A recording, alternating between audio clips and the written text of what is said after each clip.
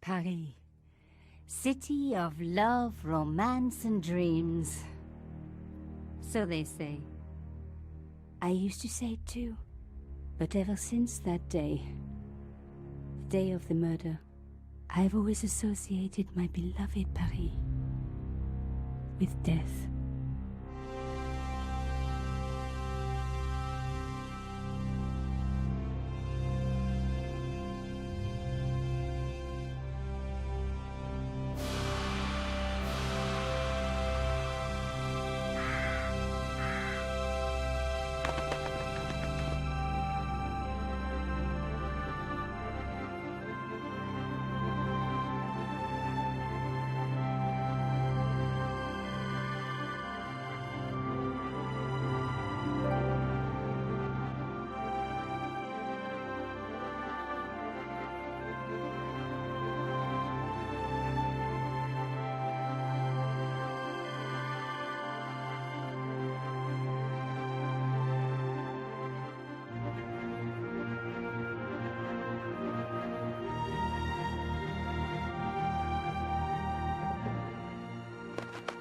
I was at home having a bath when my editor called.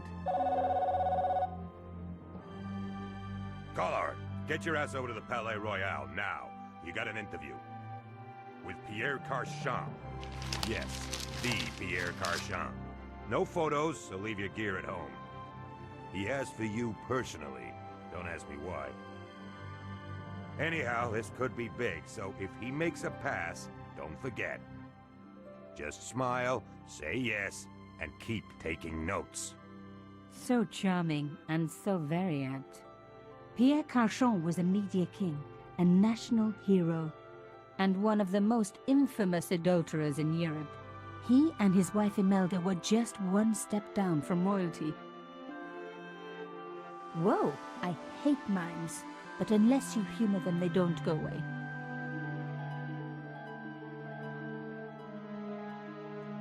Here I was, the palace of the Media King and the Ice Queen. I pressed the doorbell and set in motion a chain of events which would change my life forever. Yes? What is it? Madame, my name is Nico Collard. I'm here to see Monsieur Carchon. Come up, we're on the first floor.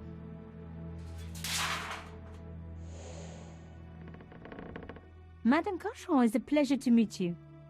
Yes, I'm sure. The Ice Queen was certainly living up to her reputation.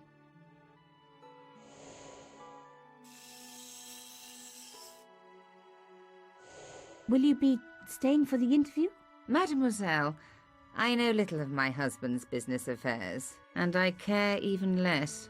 I certainly have no intention of watching him pore over yet another pretty little journalist. Pretty? You're too kind, madame.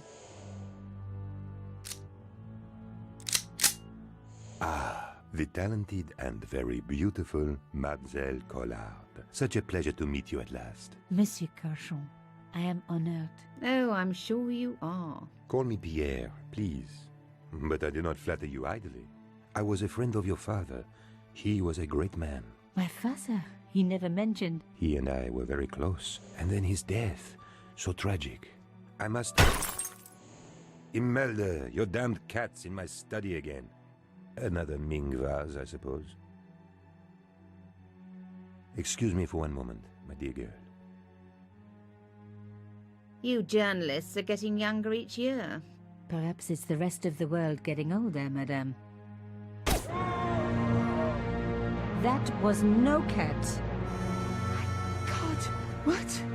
Monsieur Carchon!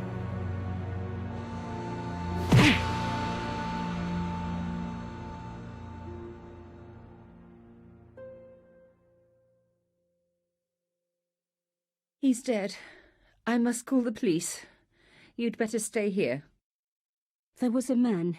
It was the mime. Do you think he... Well, I believe we can rule out suicide, don't you? No wonder they called her the Ice Queen. She would have been top of my list of suspects if I hadn't seen the attacker myself. And if I hadn't come across a couple of murders just like this already.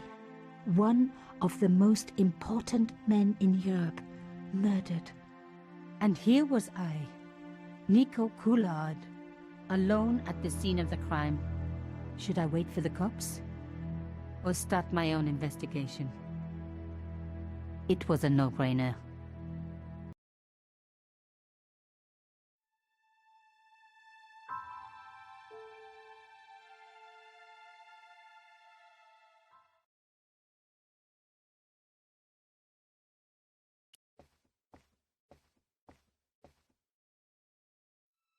Mimes and guns don't usually go together, but I had an idea that this was no ordinary mime. I'd come across this murderer before, and written about him. The costume killer, at least that's what I'd called him. I closed his eyes. It was the least I could do for the poor fellow. Some people hate searching corpses for clues. Me, I'm okay with it. Reminds me of an old boyfriend. Carchon had been shot. In his pocket, I found a ticket stamped Bateau de la Conciergerie. Taking the ticket meant I tampered with the evidence.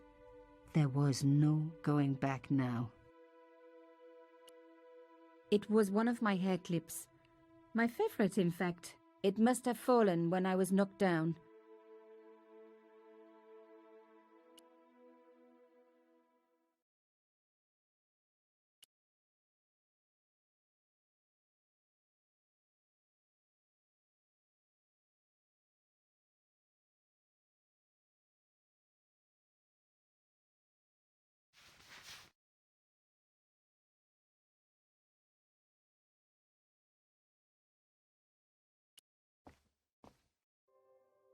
The police could turn up at any minute. Somewhere there were clues to the murder, and I needed to find them.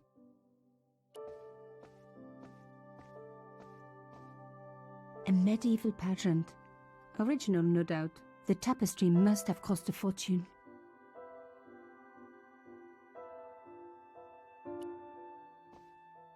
A Louis XIV table with an antique cloth. Imelda had taste. But hey, with a husband that rich, taste is easy.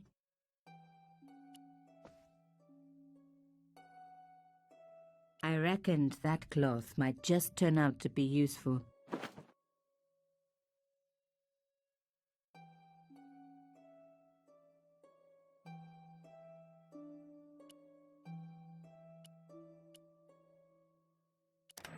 Aha! Nico. You are just so damn good at this stuff. Instead of comforting Imelda, I was ransacking her flat. Why? Because there was something going on here, and I had to get answers before the cops arrived. And hey, she'd been rude to me, so she had it coming.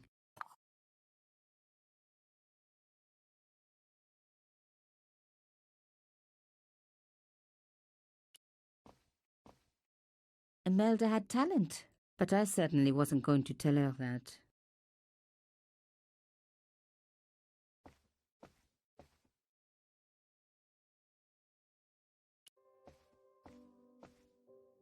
It was a tube of acrylic paint. French ultramarine. Just the color I was after for my bathroom. I'm sorry, I have to go. Someone is... Young lady, what are you doing? Oh, this paint. It's my favorite color. For God's sake, keep the damn stuff.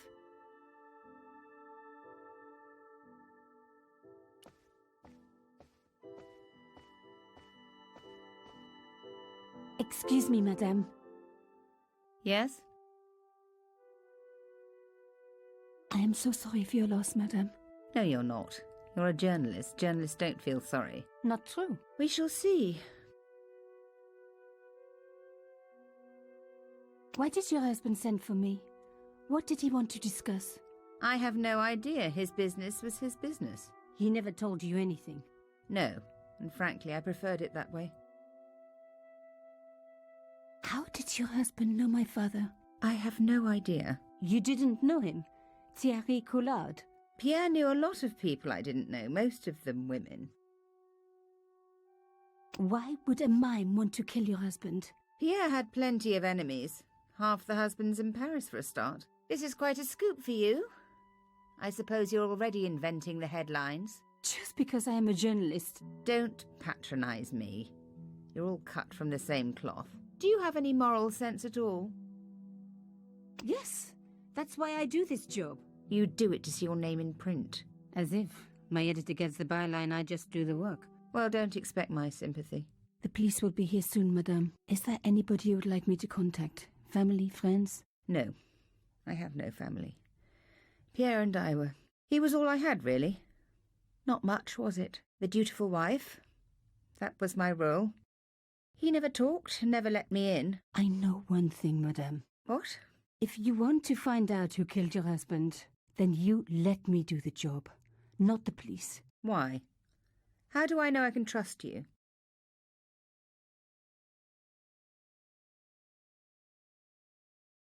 Your husband invited me here today because he needed me. I think he knew somebody wanted to kill him, and he knew I could help. I doubt it was your database he was after. You're wrong. I was onto his killers already, I am sure of it. Please, you owe it to him. I don't know. All I need is a few more minutes to look around before the police come. You really do have a moral sense, don't you? I trust so few people. And perhaps Pierre really did think that you could help. Of course it wouldn't have stopped him seducing you too. Here, take this.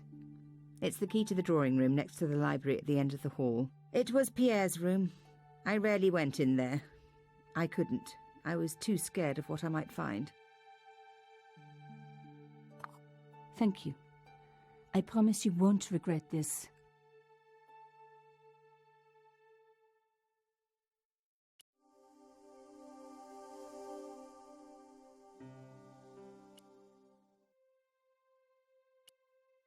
I smeared the paint all over the cloth. When I do messy, I really like to put my heart into it. I hoped this was going to help. They don't make lace like that anymore.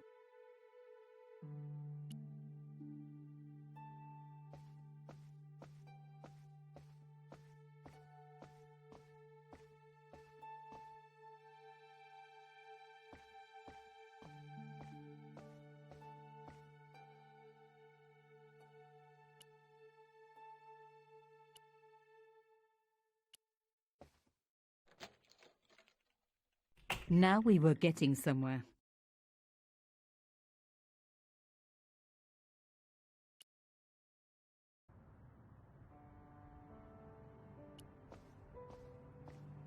The painting showed the Cachons together, in love. As the poet said, the past is a different country. Or did I read that in a fortune cookie? There was the very faintest of clicks.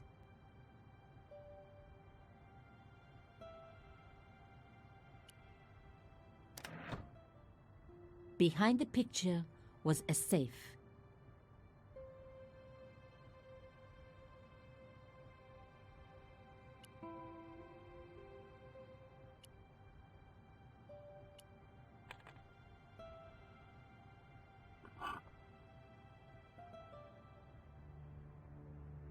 In the safe was some kind of artifact.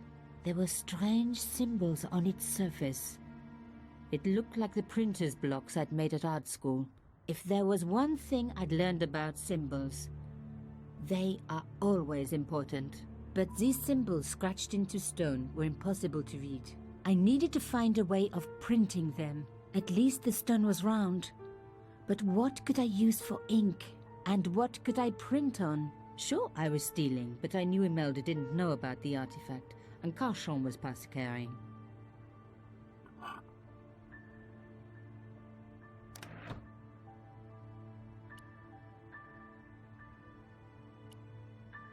I wiped the paint-covered cloth over the surface of the stone cylinder. It took me right back to art class at school.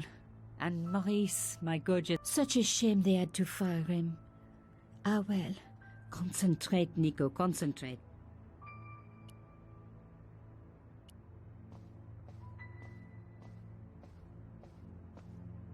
As expected, the desk was yet another priceless antique. Yawn. The blotter and in tray had clearly been placed with mathematical precision.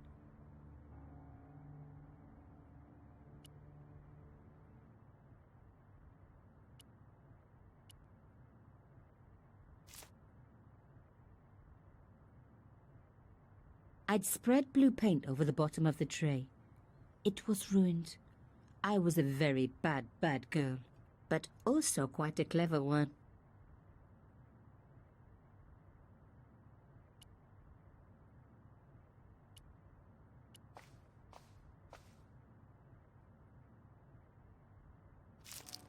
Genius! The roller and the paint worked just as I planned, but what did it say? It was some kind of coded message. It read, "Sub judice." I may not have learned a lot as a journalist, but that was a term I knew well. It means a legal case that is before the courts. Below it was a sequence of letters that made no sense. I suddenly realized there was a connection between the boat ticket and the coded message. The boat ticket was stamped Bateau de la Conciergerie. The conciergerie on the Ile de la Cité, by the river, housed the ancient law courts. So, sub judice could in this case mean literally under the law courts, below the conciergerie.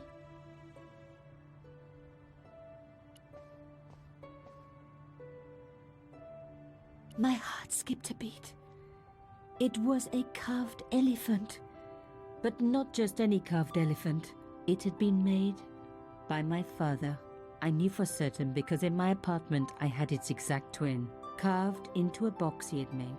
So Carchon had known my father. They really must have been friends. I decided to take the carved elephant. It clearly meant nothing to Imelda. I was pretty sure I'd found all I could here. And besides, all this opulence was making me pine for my regular life of poverty. This was a huge story. It was also one heck of a puzzle with a lot of pieces missing. But I was going to crack it. And if I could just remember the name of that fancy prize you get for being an ace journalist, I was definitely going to win it this time.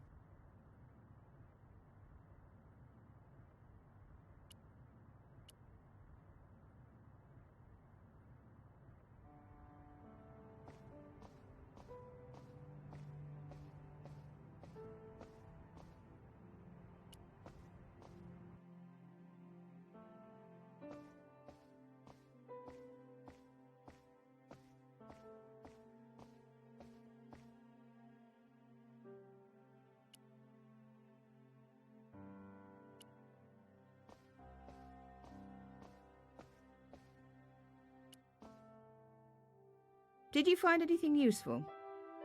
This carving, do you know anything about it? It was Pierre's.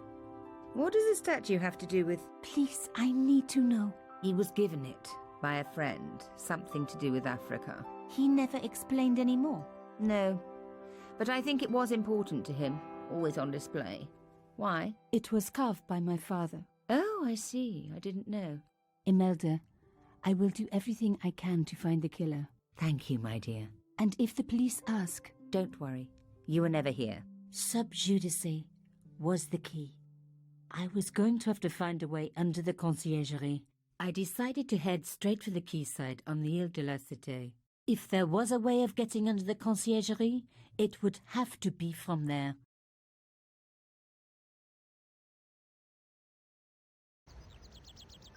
Carchon wasn't the type for messing about on the river. He was up to something down here. Something that got him killed.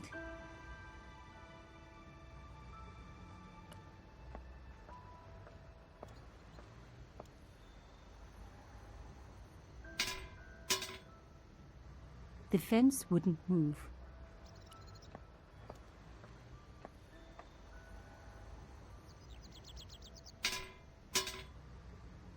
This fence wouldn't move either.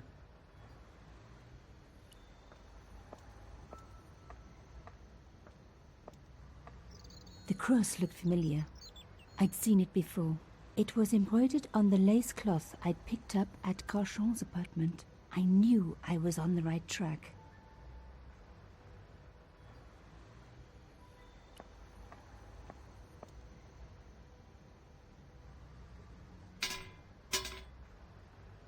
I tried pushing the fence, but it wouldn't move.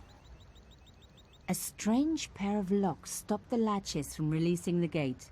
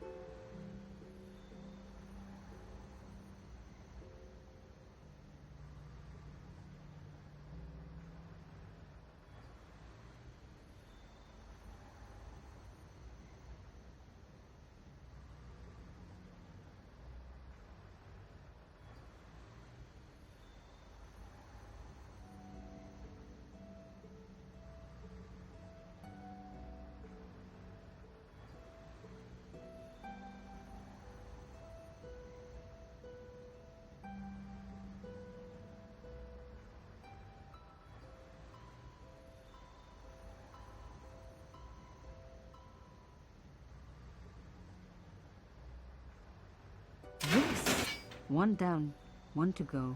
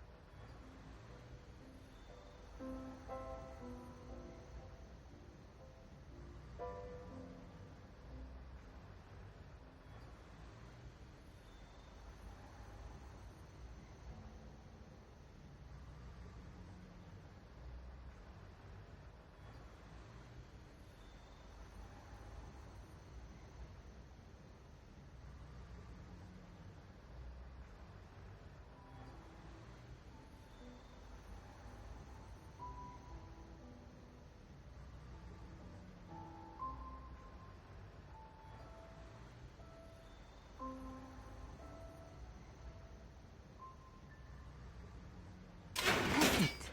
Nothing like a good convent education for honing your lockpicking skills.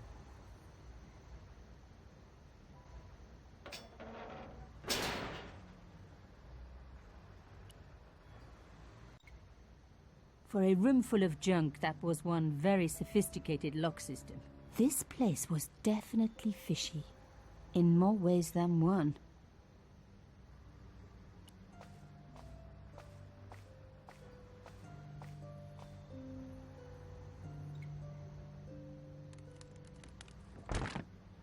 Oops.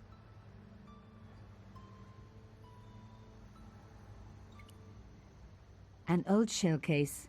I wondered what that was doing there.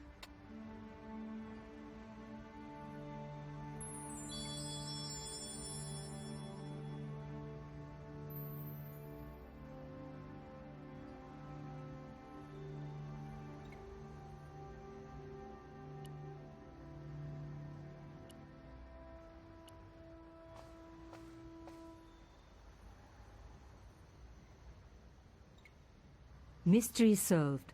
Carchon's stone cylinder slotted into the hole with a satisfying click.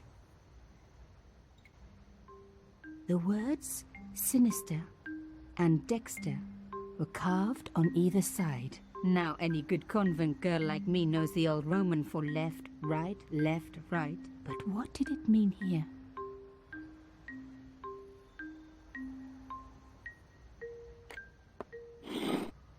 A satisfying click told me I turned it to the right position. It felt like tumblers in a safe. Another click, another step closer.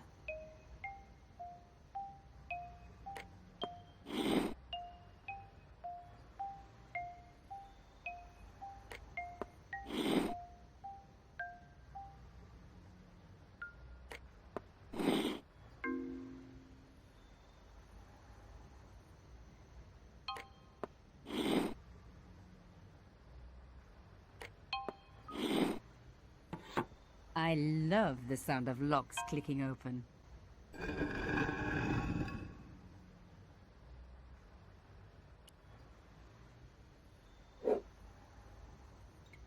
I removed the stone cylinder.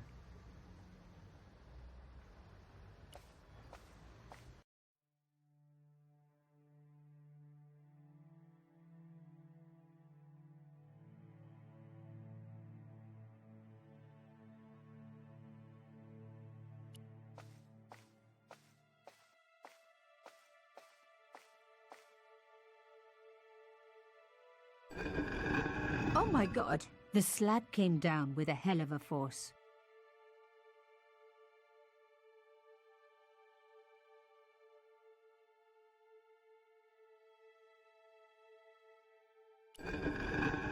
With nothing to hold it up, the cross dropped back down again.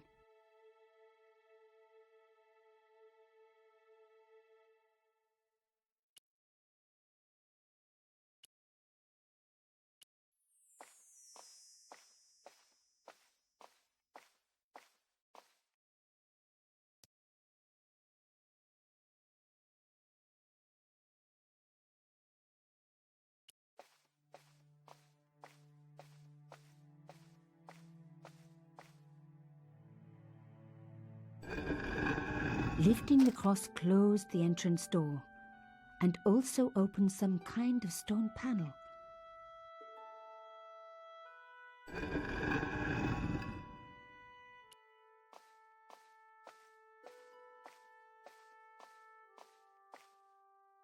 The stone slab had flattened one end of the shell case.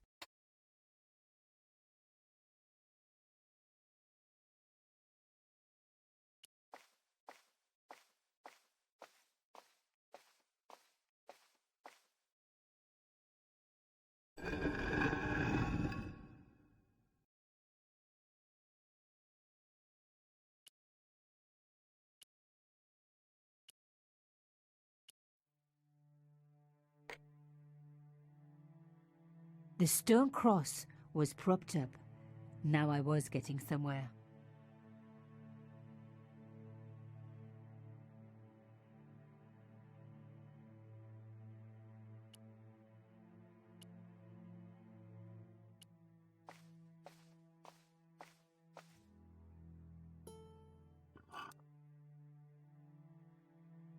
The artifact slotted into the hole perfectly. Behind the old walls, I could hear some kind of mechanism groaning into life, but whatever had been triggered had now jammed.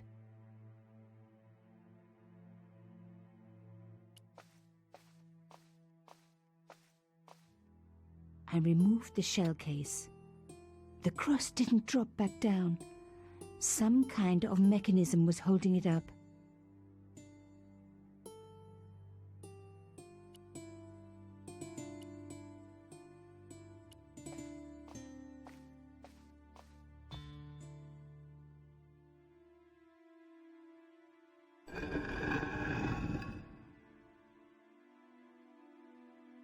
Another good use for a shell case.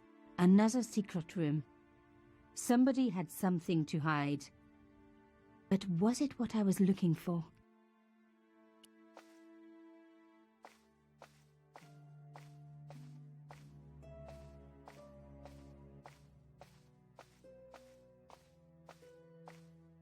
Wow! Through the darkness, I could see that this was a stateroom. But for what purpose? And how did it tie in with Carchon?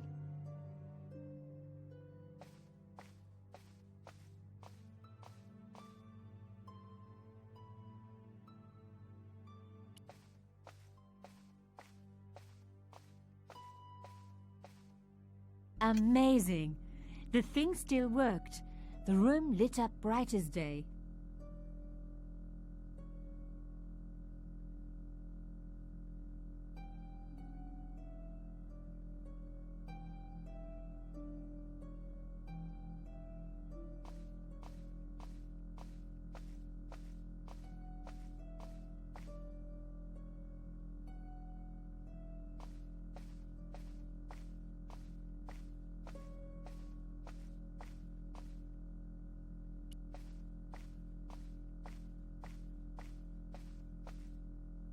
It was pretty clear from the lack of dust that someone had been working very recently at this desk. Oh my God! The sheet was a printout with my personal information. Everything from my favorite food to my waist size. They were right about chocolate. Come on, guys, I'm a size 10. There was even a picture of me, taken with a telephoto lens. Carchon wouldn't have taken these pictures himself. This was big. And organized. I was part of it, and people were getting murdered. This was the article I'd written about the costume killer. My suspicions were right. Carchon had cut it out. 2 businessmen had been killed. One in Italy, one in Japan. In each case the killer had worn a costume. A penguin and then a snowman. But that wasn't the only link between the 2 murders. Both the victims had been big media do-gooders, and I proved they were just the opposite. So, how did they fit in with Carchon?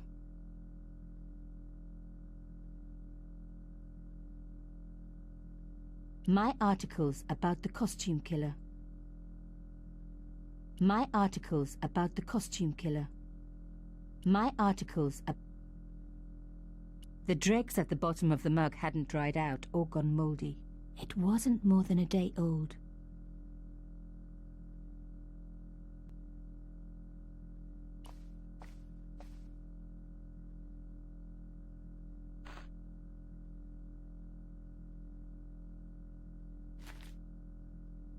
Inside the drawer, I found a note written in some kind of code.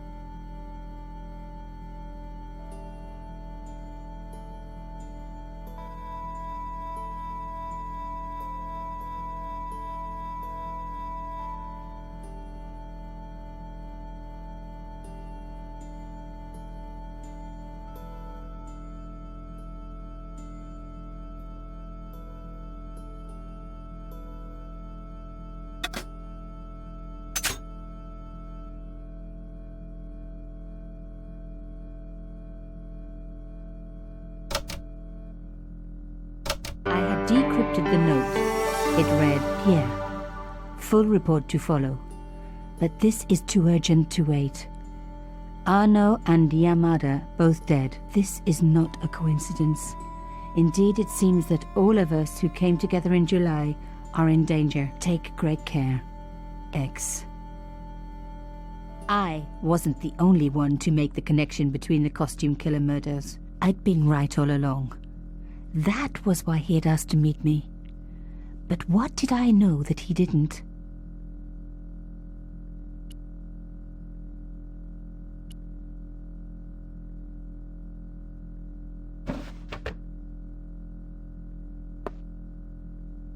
Damn, don't you just hate it when that happens?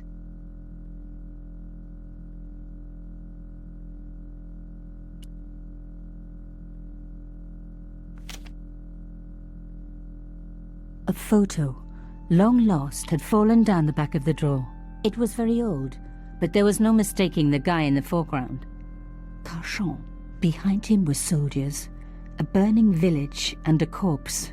The photograph was cropped on the right-hand side. Somebody else in the picture obviously didn't want to be in it anymore. I wasn't surprised. This was Africa in the 60s. An uprising was being brutally suppressed. And here was Mr. Media himself, Carchon, doing the suppressing. The photograph was not just powerful evidence. It was also my ticket to one explosive story. I had enough for a story, an amazing story that was going to make my reputation and blow Carchon's to pieces. I needed to get home fast and start typing.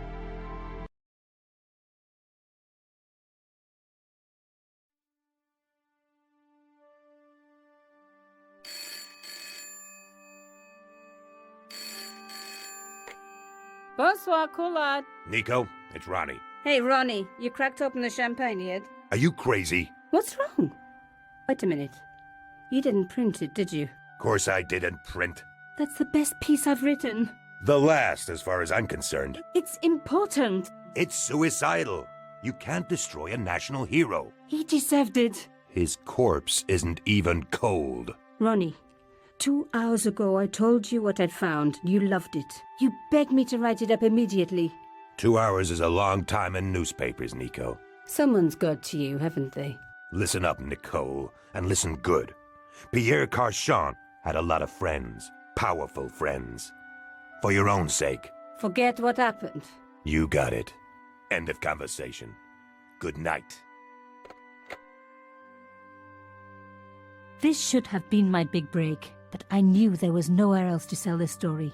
If Ronnie wouldn't print it, nobody would.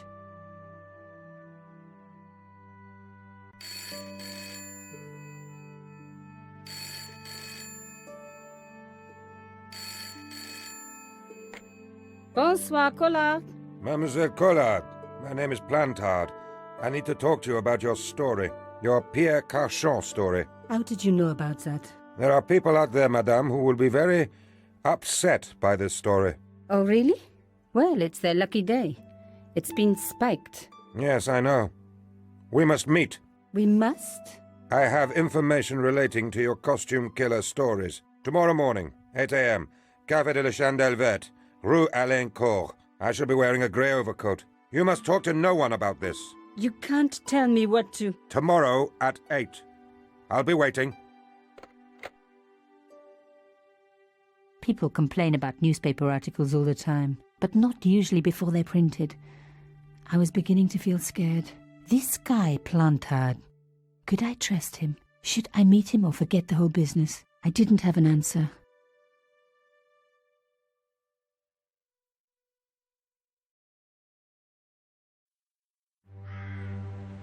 I'd only been in Paris for a week, but already I'd fallen in love with the city. My latest discovery was a little cafe, La Chandelle Verte. I was pretty sure the waitress was taking a shine to me. That old Stobart charm, I guess.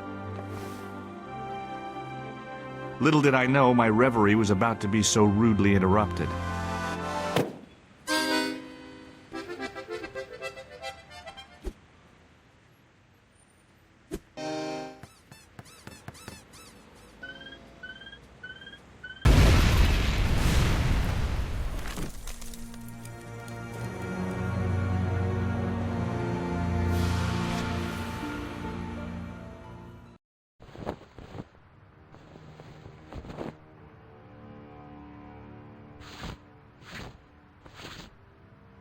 As I picked myself up, I was really angry.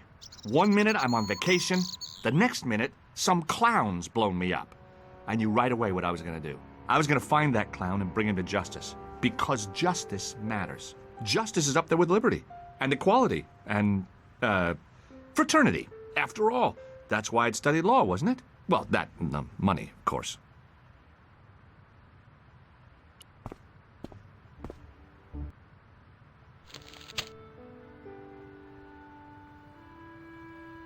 The big story was about the brutal murder of a French media magnate, shot down in cold blood. The guy oozed confidence, like a regular French statesman. The leading article referred to the visit of a Nobel Prize winner from some unpronounceable Eastern European state.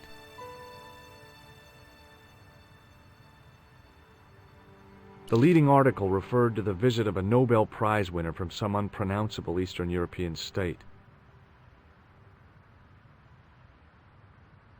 The column was devoted exclusively to rumor, gossip, and sensationalism. The column was devoted exclusively to rumor, gossip, and sensationalism. I noticed the writing at the foot of the page. It read, Salah Eddin, 1345.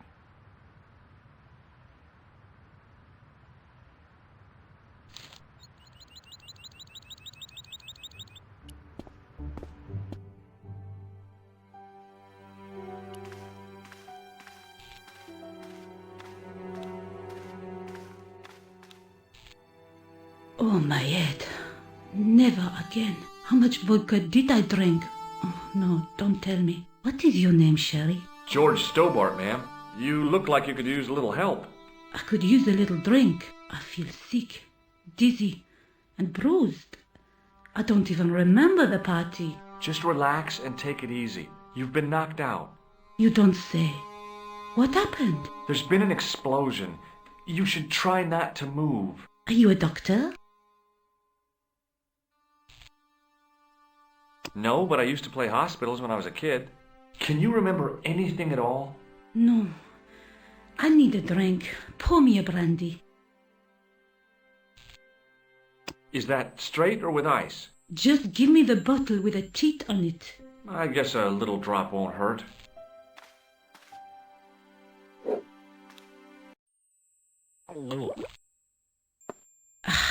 That's better. She knocked back the brandy as if it was water. I was glad I wasn't picking up the check.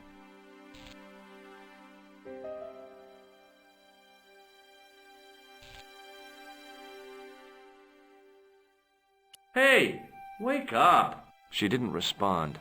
If I wanted another cappuccino, I'd have to serve myself.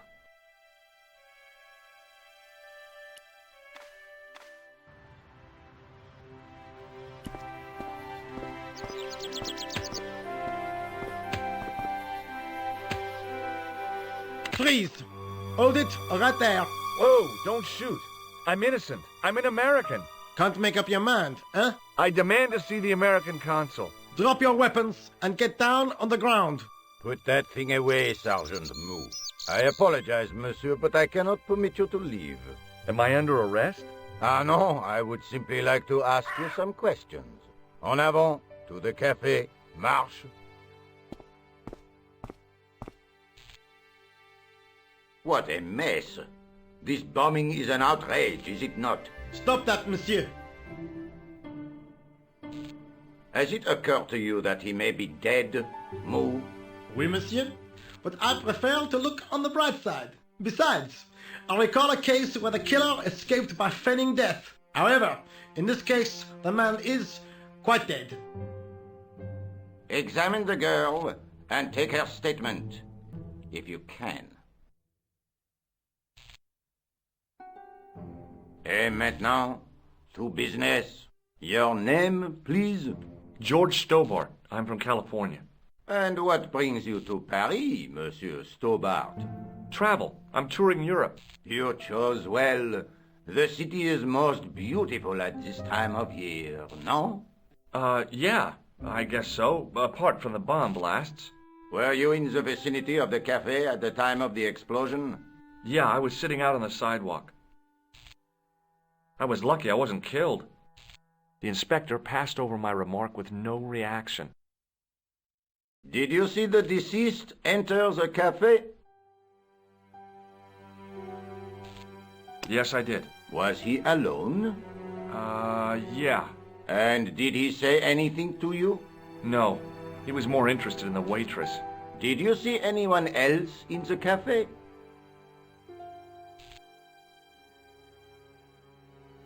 I'm sorry, Inspector, I didn't. It never ceases to amaze me how unobservant the public can be. Is the girl all right, Moo? She'll live if she survives the hangover. Eh bien, I have heard enough. What do you mean? I am satisfied that you know nothing. You may leave. I hope this little incident does not spoil the rest of your vacation. What about my personal safety? Can't you at least give me some advice? What can I say? Stay alert and look out for suspicious characters. And don't cross the road until the little man shows green. Great advice. I honestly believe you are in no danger, monsieur. Should you remember anything of importance, please contact me. My card.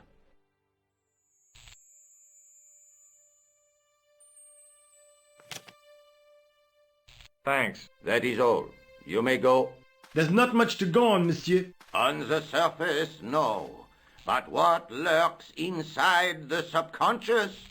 If the door can only be opened. Are you serious, monsieur? I thought your interest in psychic detection was purely academic.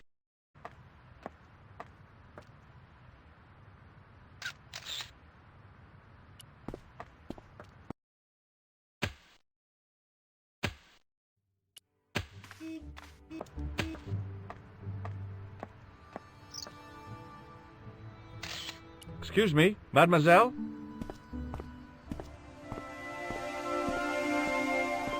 Hi. My name's George Stobart. Oh, an American by the sound of it. Yep, that's right. On vacation in Paris. Some vacation, huh? You were here when the bomb went off? Sure was. Sat right out in front of the cafe. Did you notice a middle-aged man, maybe 60, with a hat and overcoat? I couldn't believe it. She hadn't even asked how I was feeling. Yeah, he went inside just before the bomb exploded. You weren't related to him, were you? Oh, no, nothing like that. I'm Nicole Collard from La Liberté. What is that, some kind of nightclub? Oh, no, it's a newspaper. You're a reporter? I'm a freelance photojournalist. Say, you could interview me about the bombing. An eyewitness account. Minutes after the outrage that shook the whole of Paris. You know, real-life drama, human interest, that kind of stuff. I'll just stick to the facts, thank you. Did you see who planted the bomb? I know it sounds crazy, but he was dressed like a clown. A clown? It's him again. Have you met the clown before? It's a long story. I have plenty of time. I don't.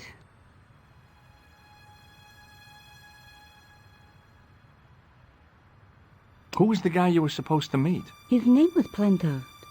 I didn't know him, but he called me last night. He said he had a story which would interest me. He asked me to meet him at the cafe. I guess I'll never know what he wanted to tell me. Well, not unless you have Rosso's gift for psychic interrogation. Do you know a police officer called Rosso? Rosso? Our paths have a knack of crossing. If I didn't know better, I'd say it was deliberate. Have you seen Rosso? Is he here? He's inside, attempting to question a witness with his psychic powers. That guy is weird. Yeah. Why won't you tell me about the clown? Why do you want to get involved? Because he almost killed me. Isn't that reason enough? I guess so. Listen, I'll give you my phone number. You help me with my story and I'll let you in on what I know. And let's get one thing straight right now. This is strictly business. Okay, it's a deal. I have to go develop these pictures. I'll be on soon, monsieur. Fine. I'll see you soon.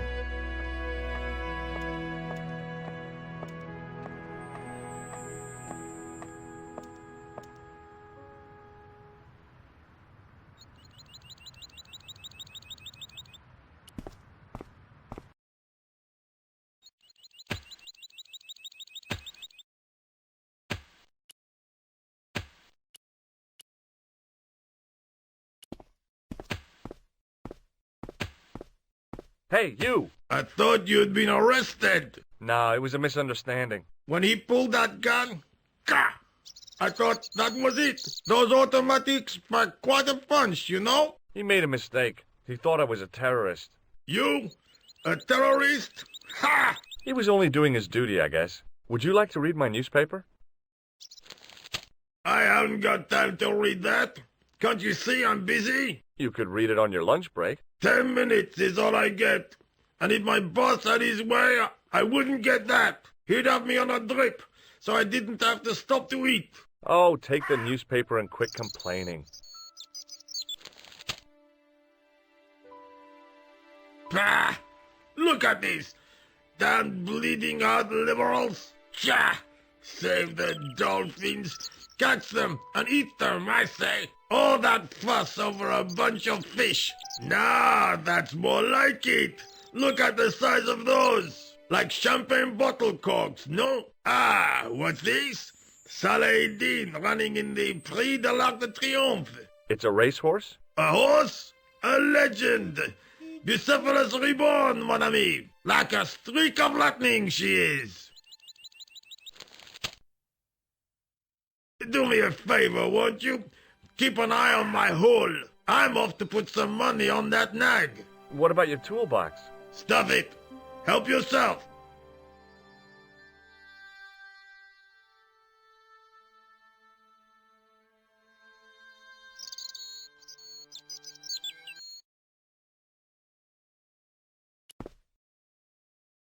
I found a T-shaped tool in the box. I didn't know what it was, but it looked useful.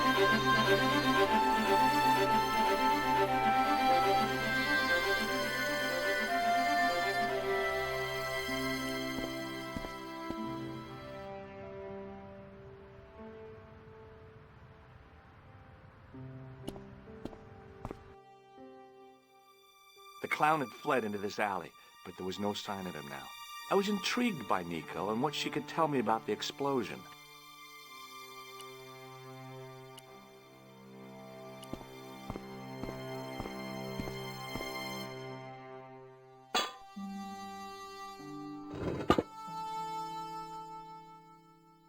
I lifted the cover to reveal what smelt like the entrance to a sewer.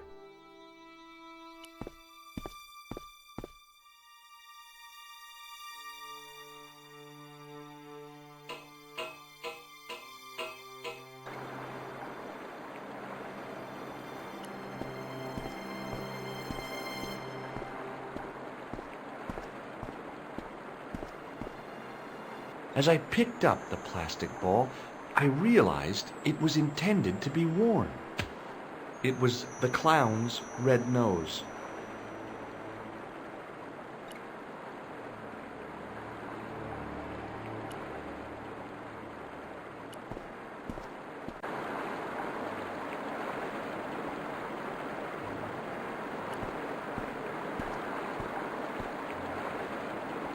I scooped up the sodden tissue. It was cold and greasy, like breakfast leftovers.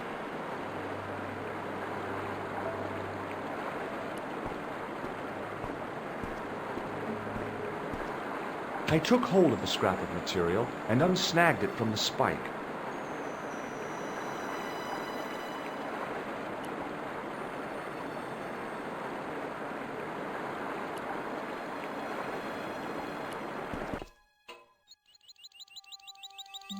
Hi there. Hold it right there, you sewer rat. I knew you'd come back, and now I've got you. What are you talking about? You're trespassing. Come out of there, immediately. That's what I'm trying to do. Give me your hand. Ha! You won't catch me with tricks like that. Keep your distance, monsieur. Okay. Now, what were you looking for?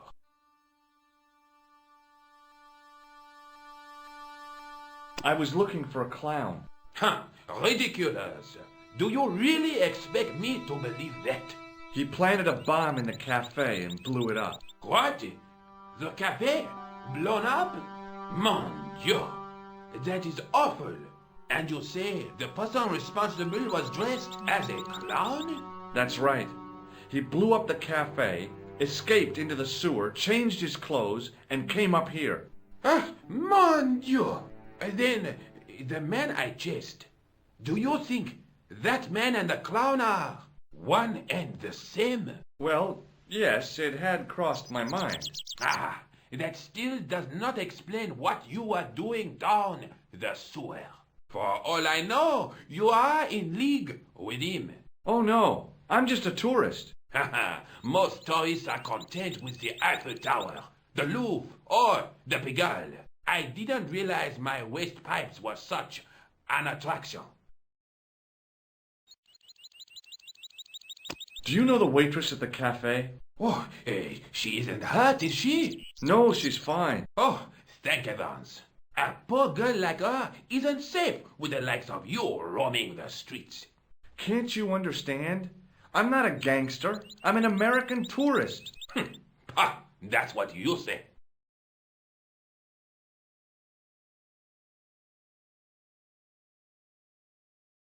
Take a look at this false nose. I've never seen it before in my life.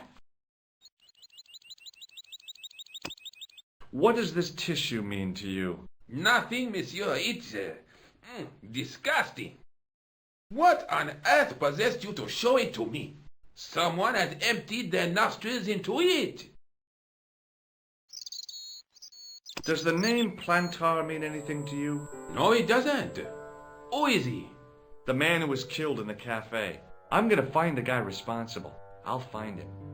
Even if it means following him down every sewer in every city in Europe. Bravo! You need some sensible boots. You won't get far in those stupid sneakers.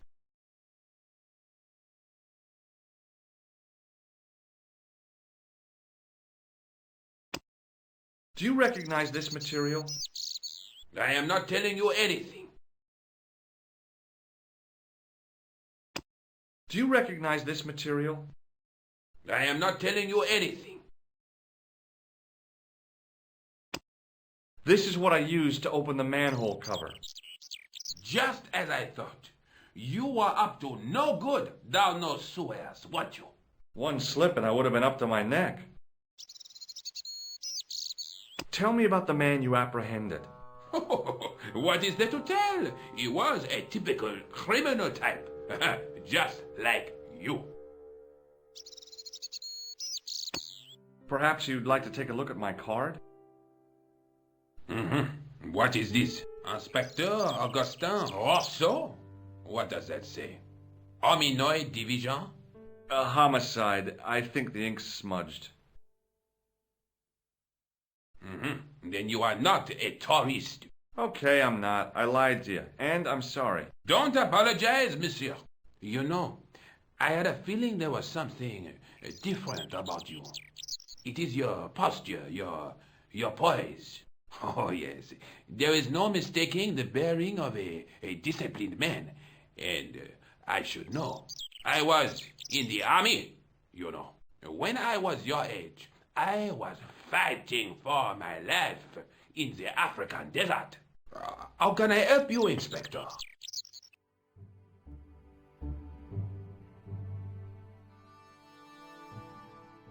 Was the guy you saw carrying a briefcase? Why, yes, he was. Clutched in his arms like a baby. That belonged to his victim. Oh, what do you think was in it? Drugs? Stolen jewels? I don't know. But the killer thought it was worth a man's life. Nothing is worth that, monsieur. Do you know the waitress at the cafe? You can't suspect her, surely. Just answer the question, please. Yes, I know her. Quite well, you could say. She came to work at the cafe 7 months ago. I look forward all week to the relief she gives me when she visits. Really? So you'd miss her if she wasn't there? Oh, mais oui. Who else would I find to cut my toenails? Tell me about the man you apprehended. He was a mean one, monsieur. He grabbed me in an armlock. his face suddenly next to mine. His grip was like iron, but he did not know what he was up against. Oh no! He made a big mistake when he took on one of the desert hyenas. Yes, I get the picture. Does the name Plantar mean anything to you? No, it doesn't.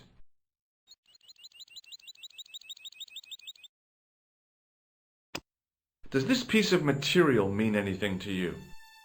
Ah, that is the same cloth as the jacket I found. I'd recognize that pattern anywhere. Now, about the jacket you found. Do you have it here? No, monsieur. One of the sleeves was badly torn, so I sent it for repair. A pity, because otherwise it was a fine piece of quality tailoring. It had the tailor's name inside on the label.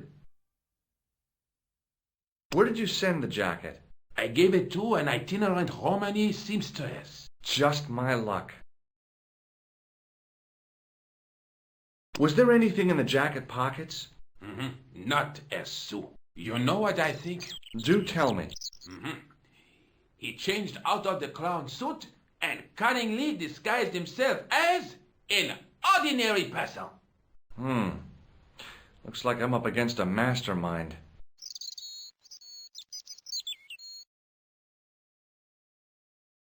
What was the name on the label?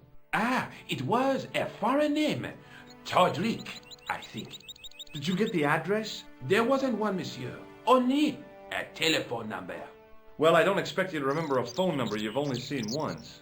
74 98 08 59. You're kidding. That's his phone number? Yes, that's it. A little trick with numbers that I learned in the desert. I was taught the technique by a Tuareg shaman. That's incredible. It comes in handy at the supermarket checkout. Do I get a reward? Honesty, monsieur, is its own reward. Then I'm glad I do not rely on honesty to pay the bills. I have to be going. Thanks to your help, the citizens of Paris can sleep a little easier tonight. Vraiment? I was only doing my duty, monsieur. Good luck, Inspector. I hope you catch that killer soon.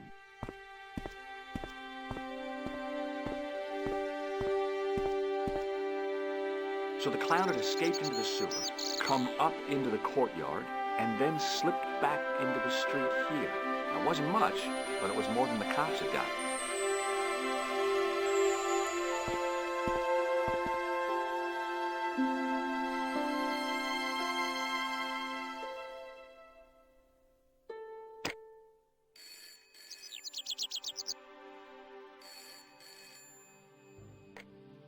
Hello? Who is this? Hi, my name's George Stobart. You don't know me. Correct, Mr. Stobart. I don't. What can I do for you? Well, I'm trying to trace one of your customers. Could I maybe come over and talk to you? No, that's not possible. Oh, okay. Forget it. Listen, all I want is a name. What are you talking about? Who are you working for? I guess you might say I'm acting in the interests of truth and justice. Thank God. I thought you were the police. There are innocent lives at stake, Mr. Todrick. Lives that you could save. You're collecting for charity, yes? No, I'm not. All I want from you is information. Go on. I'm listening. Do you know a guy called Plantar? No, I never heard of him. Shall I tell you what happened to Plantar? How he was killed in cold blood? I told you, I never heard of Plantar. What do you know about the clown who bombed the Café de la Chandelle Verte? I don't have no idea what you're talking about. You're cool, Todrick. But I think you know more than you're saying. I don't know who you be, but sure I am you don't know what you're talking about. Oh, this is ridiculous. Quit playing games with me, Todrick. I tell you, I know nothing about no clown. I expect Plantar's a family man, don't you? In their little apartment, Madame Plantar is cooking the supper, listening for the familiar sound of her husband's key in the door. Junior is waiting for his daddy to come home from work. He can't wait to show him the merit marks he earned in school today. Only tonight, Monsieur Plantar won't be coming home. You forgot the puppy. Huh? The faithful puppy dog, waiting for the sound of his master's voice. Well, maybe they don't have a dog. What do you think? I don't know, Plantar. I never heard of Plantar. None of this has anything to do with me.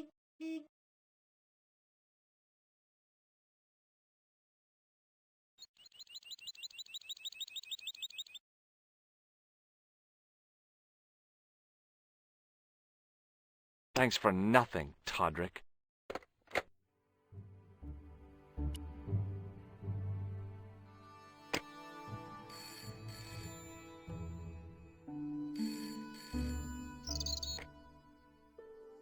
Hello, Nico Coulard. Hello?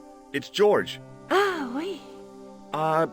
You said to call if I could help. Have you any news for me? You bet. I met a witness who spoke to the clown. And I know where the killer gets his suits. No kidding. Hey, I'm impressed. You are? Well, it wasn't easy. Look, why don't you Cartman later this afternoon? Fine. Where do you live? 361 Rue Jarry. Okay, I'll come over. I was used to working alone, but I had to admit it felt good with George on the case too. But there were some things I was going to have to do alone, and fast. I needed the answers to some questions. Who was the costume killer? And why did he murder Carchon? Why did Carchon ask for me to interview him? How did he know my father?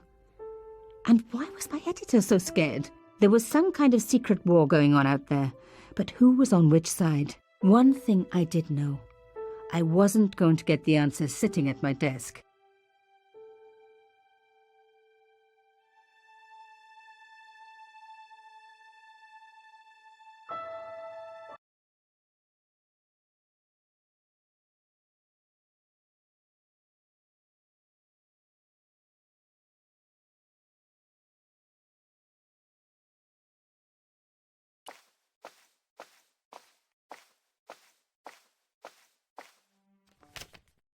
It was a photograph of my father, the first one I ever took, with the first camera he ever bought me.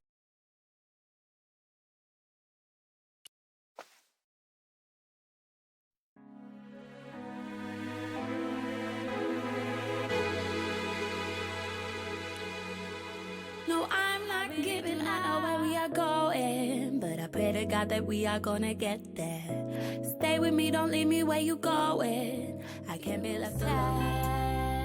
You call, but you never did. But you have no messages. You said you called, but you never did. But you never did. You said you called, but you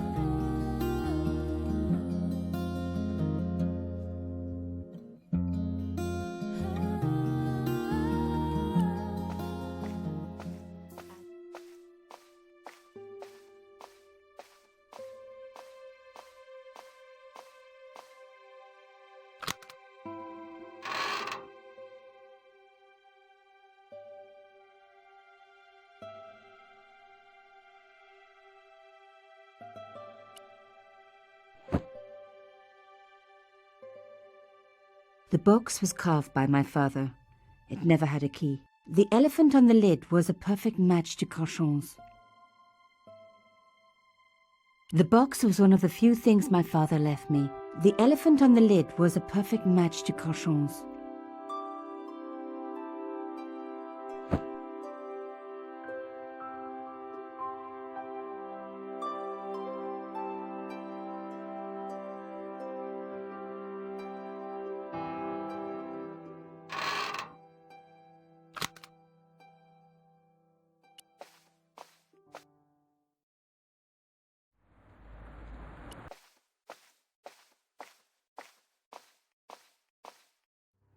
Mademoiselle Collard.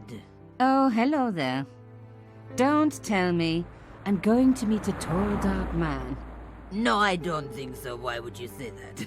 Oh, just a wild guess. Anyway, your cousin's female and very pretty. What? your cousin from Marseille. How could you forget her so soon? She was only in your apartment yesterday. Ah, really? Such a charming young girl. Isn't she? And in my apartment, you say? She let herself in, of course. She's got a key. Suddenly everything made sense. My apartment had been bugged. That was how Plantard knew all about my article. How did I know? Because the only cousin I have is a sweet little guy called Jean-Marc, who runs a patisserie in Le Touquet. These people were determined, which meant they were also very dangerous. I suppose she'd forgotten which apartment was mine. Oh, Miss Collard, you're a mind reader. That's just what she said. Oh, I bet it was. Well, I'd better be going. See what my sweet cousin's been getting up to. Au revoir, mademoiselle.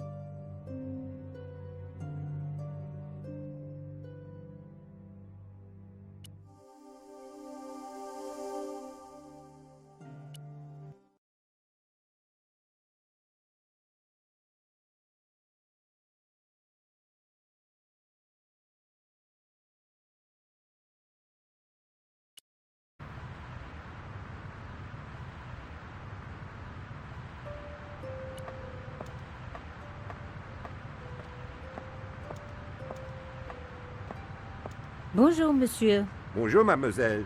Can I ask what you're doing? I am guarding the scene of a terrible and heinous crime. Yeah, this statue. Tell me about it. Au contraire, mademoiselle. This statue is a pure and visionary statement, a comment upon man's self-imposed isolation within a debased societal framework. Not a crime, then? The only crime you will find here is the murder of the great Monsieur Carchon. No. How dramatic. I know. Here in this very building, no less. It is top secret, but according to Carchon's wife, the killer was dressed as a man. Police believe there was an accomplice, a young female journalist. Even as we speak, she is being hotly pursued up and down the land. No stone is being left unturned. Good place to look for a journalist, officer. We police are no fools. Evidently. Why would a mime kill Monsieur Carchon? He was a hired killer, I expect. Everybody knows mimes don't leave prints. No. What do you think of my elephant? A poor piece, to be honest. Derivative, crude. Forget about it. Oh, really? I was just wondering where I should stick it. Somewhere that doesn't get much light? That's just what I was thinking. Ever seen one of these? Not since I was a boy. My father taught me how to whittle using a metal cylinder like that. I bet that kept you quiet. Indeed it did. I never talked to him again. He died before I finished. I'd be crazy to show him the paper with the code. Ever see symbols like these? Only at the bottom of a bottle, mademoiselle. Ha! You see what I did there? I always find a little humor breaks the ice at a crime scene. Don't you agree?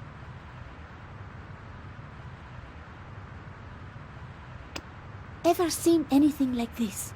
Oh, that's good. That's very good. You have talent, my dear. This is clearly your medium.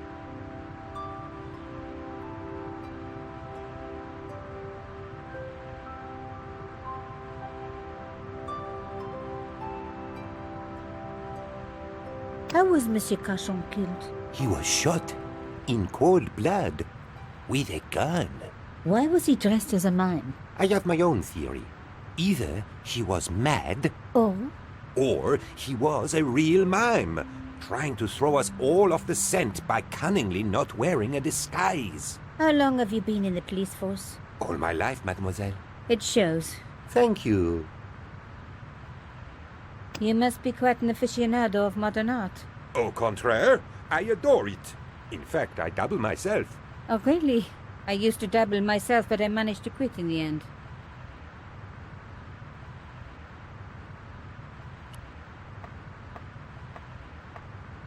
Please do not finger the wires. They are high-tension, titanium-coated wires, especially imported from Birmingham, in England. This guy was either into art or wire, or both. If they were to become freed, this superb piece of kinetic engineering would topple and fall. At the same time, the force of the recoil would take your eye out.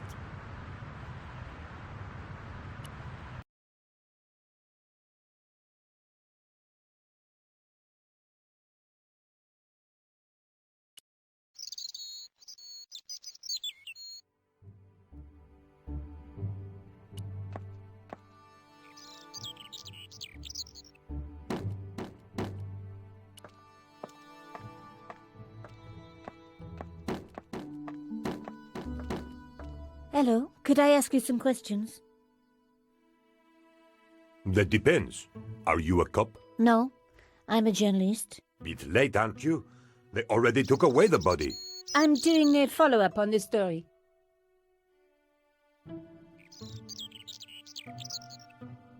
Tell me, are you related to the workman I saw digging the hole? Don't talk to me about flobage. Pah! Okay. He just won a fortune on the horses and he won't give me a cent. Well, it's his money.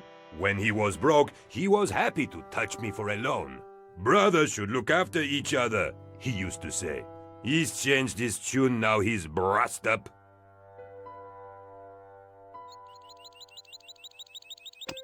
Do you know this man? He looks like a nasty piece of work. I had an uncle who was with the fascists, but we never talk about him. What happened to him? How should I know? We never talk about him.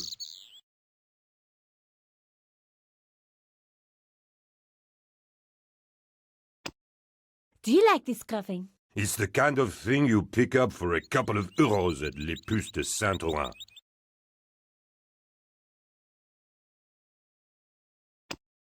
Look at this secret message. Very nice. But it's not secret now, is it? It's just a message.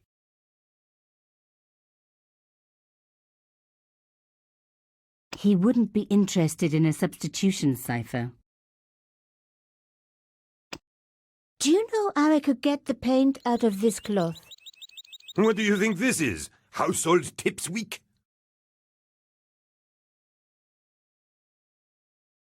You're doing a fine job.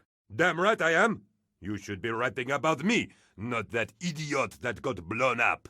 The heroes who pick up the pieces when disaster strikes. Exactly. Well, give me your best smile and maybe I'll put your picture in the article. Oh, right. Just give me a minute to do my hair.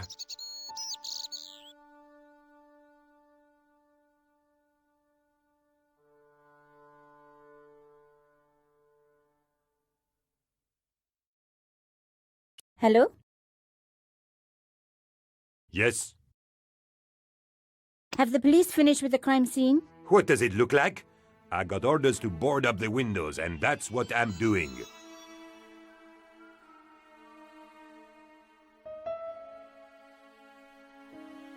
I need to take some more pictures. Of course. My pleasure. Just give me a moment.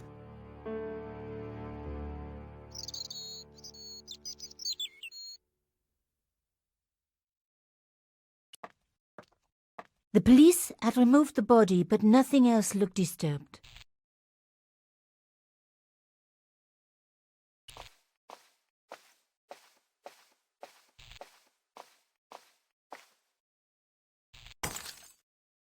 Oops, stupid thing.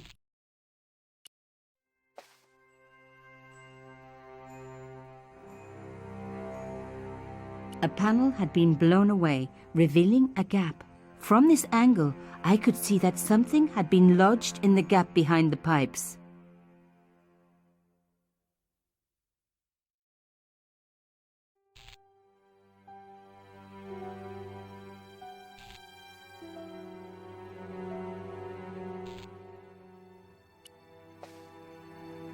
Behind the table were some damaged pipes. Voila! The police and forensic teams had missed a vital piece of evidence. Some kind of pouch. On the pouch was the cross symbol of Cochon's organization. I was on the right track.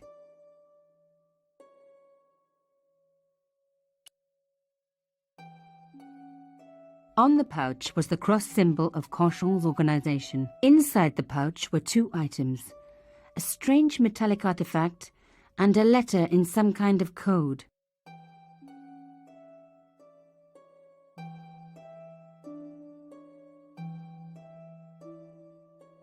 Another coded message using the same cipher system. So, Plantard was involved with Cauchon.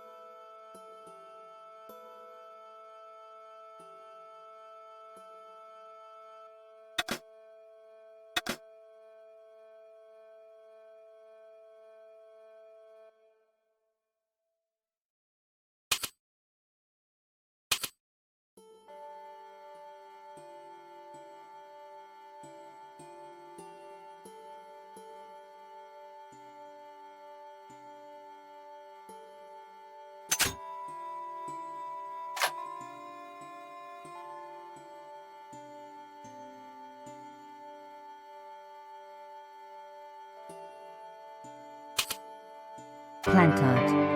Pierre killed. Murderer must have followed trail from Arnaud and Yamada. He will come for us now. We must be vigilant. Thierry's girl broke into Pierre's safe. She worries me, Imelda. So much for Imelda's innocence.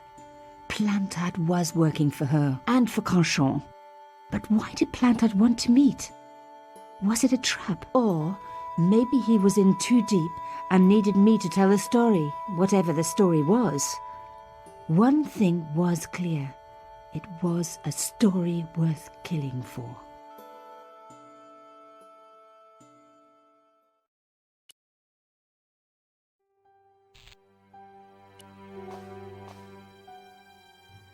Hey, what about my photos?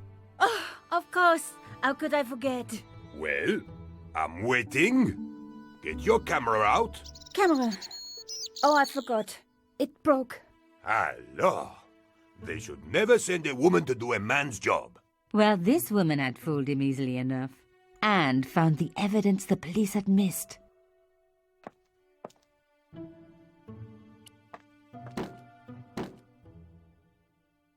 I needed to take a closer look at the objects I'd found in Plantard's pouch.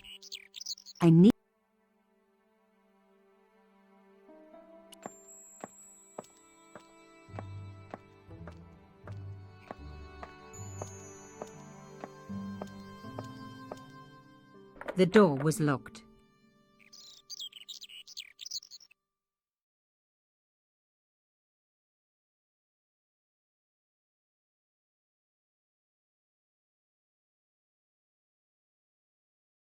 I needed to take a closer look at the objects I'd found in Plantard's pouch.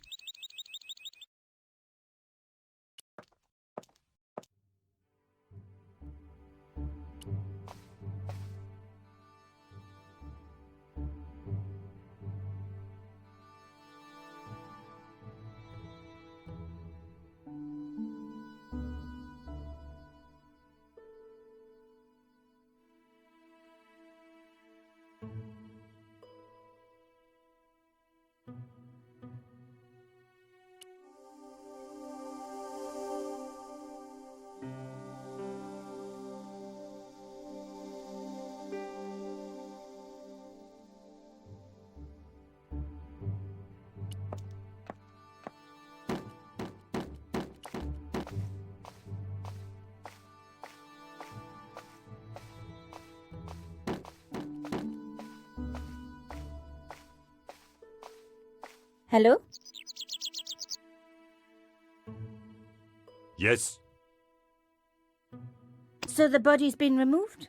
I certainly hope so, or it'll stink to high heaven when they take down these boards. Shouldn't you check? Are you kidding? They don't pay me enough to put up boards, let alone check for dead bodies.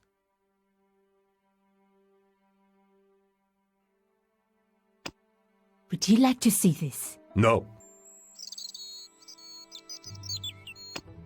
Do you recognize this? It looks like a kid's puzzle piece.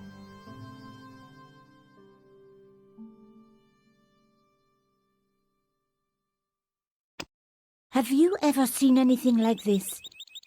What do you think I am? A plumber?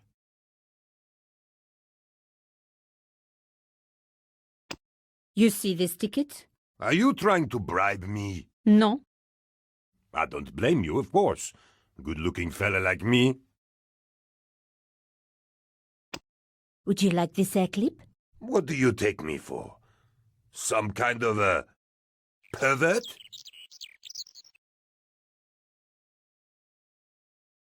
He wouldn't be interested. Would you recognize this? That is the key to a safe. A Warren special, if I'm not mistaken. What do you think of my shell case? Are you in the scrap business?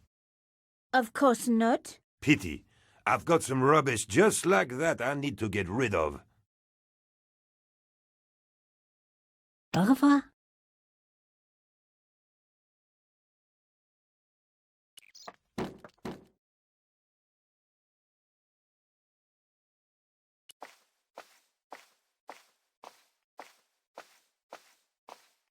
I didn't need to call anyone. I needed to take a closer look at the objects I'd found.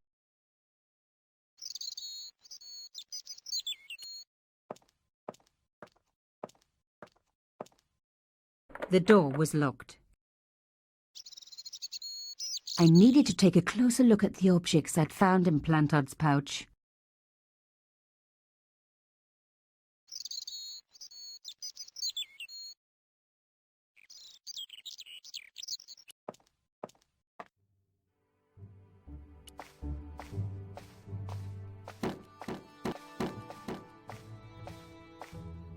Hello? Yes? Au revoir.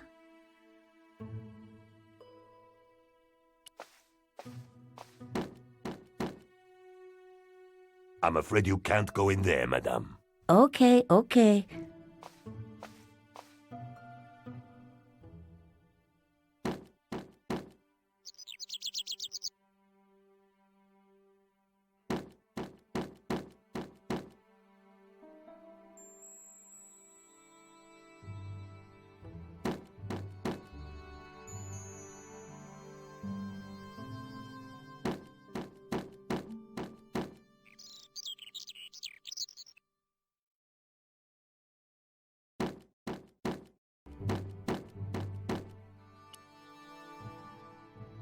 The photograph showed Carchon smiling happily to camera, with a background of burning huts and death.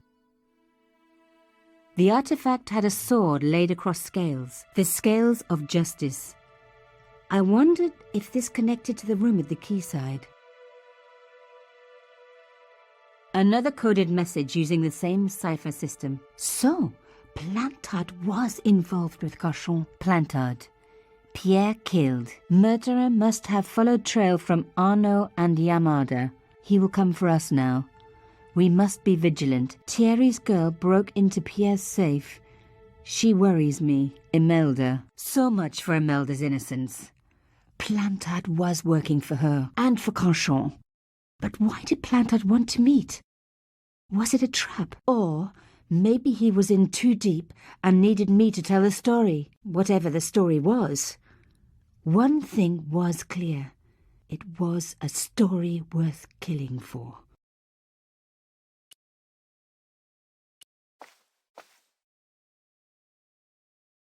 This had pointed back to the quayside.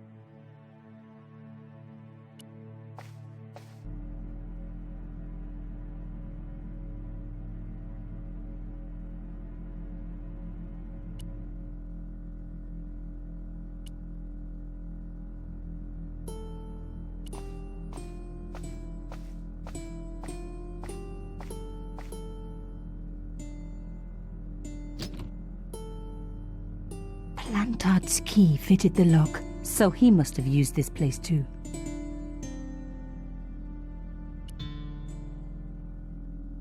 A photograph had been torn up.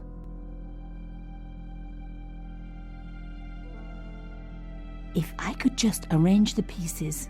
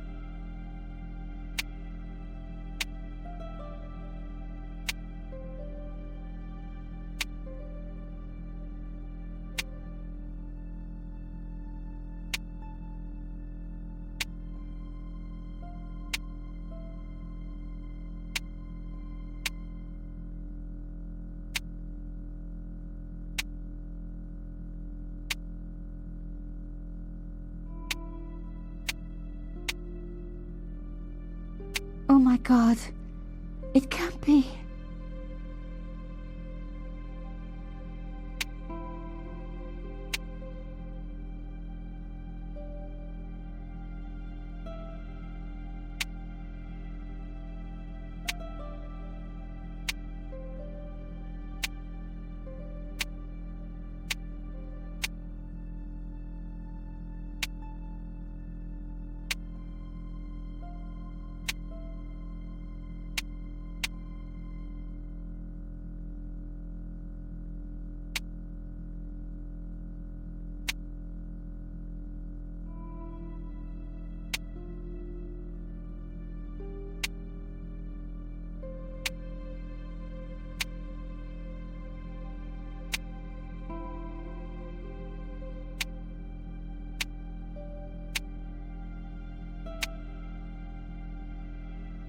There was no doubt about it. It was a picture of my father. Papa, oh God. After what I'd gone through, I thought I could face anything, but not this. My father, the one person in the whole world who I truly admired, standing with Crachon while those murderers carried on with their evil work. My father, grinning at the camera. I couldn't believe it. I realized that I desperately needed to get to the bottom of this story, and that I really needed George.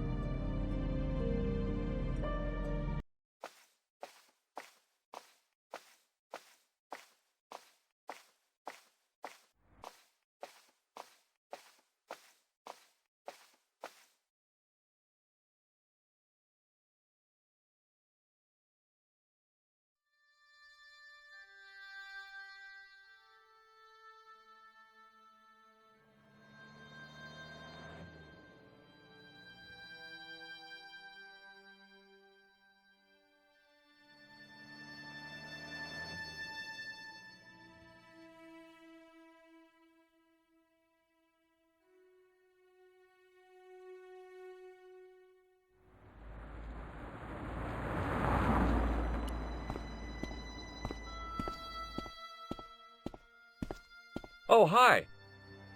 Bonjour, monsieur. Would you like me to foretell your future? No thanks. I'm very good. It only takes a minute. Thanks all the same, but I'm not superstitious. Besides, if it only takes a minute, that's not much of a future to look forward to. Do you recognize this nose? No, monsieur.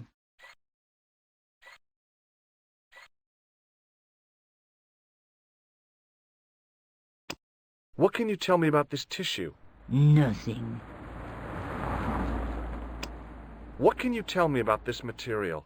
It's a very expensive piece of cloth, monsieur.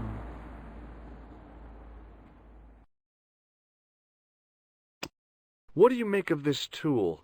Is it something a dentist would use? No, it's for raising manhole covers. Formidable. Do you know a young woman called Nicole Collard? Yes, I do. She lives upstairs from me in the apartment block across the street. The door isn't locked, but you'll need to give it a gentle nudge. It sticks, you see, because of the damp. The landlord said he'd fix it before winter sets in. He's been saying that for 3 years. Are the flowers for sale? Oui, monsieur. Okay. I'll take a bunch of those white ones. I wouldn't do that if I was you. No? They are lilies, monsieur. Some people associate them with death. Yikes. Well, thanks for telling me. What other flowers do you have? Dahlias? What do they signify? Insecurity? I don't want to give her the wrong idea about me. What about the tall yellow ones? Those are iris, the flame of passion. And the little yellow ones? Sensuality. Well, they're no use to me. I want to make an impression, not jump down her throat. How long has Mademoiselle Collard lived here? A few months. She's in for a shock when the cold weather comes. Drafty windows, insufficient heating. It's a struggle to keep warm. The only reason I stay is because the rent is cheap. Your young lady, she deserves better. I've changed my mind. Will you tell my fortune? You're going on a long journey. My, oh my. What a surprise. Can you tell me anything I don't already know? I thought Mademoiselle Collard was a successful photographer. Not as successful as she makes out for all her fine clothes. Oh, I've heard her crying herself to sleep at night. That's awful. Now don't you let on that I've told you. She's proud, that one. Too proud, if you ask me. Have you seen anyone out here watching Mademoiselle Collard's apartment? Yes, I have. A strange man. Tall and thin as a broomstick. He kept his face hidden, but I saw his eyes peering from evil little slits. How was he dressed? A long brown raincoat with an hat. Or like Humphrey Bogart? Yes, but he didn't have Bogart's charisma. Besides, this guy looked like he needed a toilet. You never saw Bogart clenching his buttocks like that. How does this fortune-telling routine work? If I knew that, I wouldn't be selling flowers for a living. Haven't you ever wondered why you were blessed with the gift? Well, it's a bit like satellite television, I suppose. Some of us are born with a built-in receiver dish. I just happen to be one of the lucky ones. Can you really foretell the future? Only time will tell, monsieur. The strange thing is, I can't seem to see myself in the future.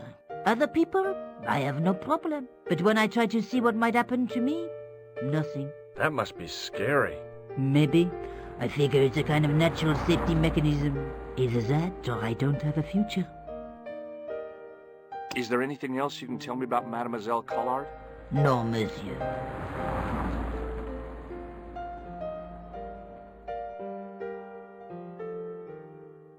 See you later. That's right, monsieur, you will.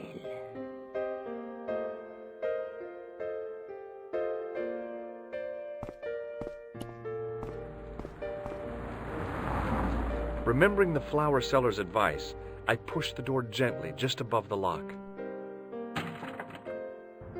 Hi. Bonjour. I'm glad you could make it, monsieur. Please, call me George. Fine. I'm Nicole. Take a seat, George.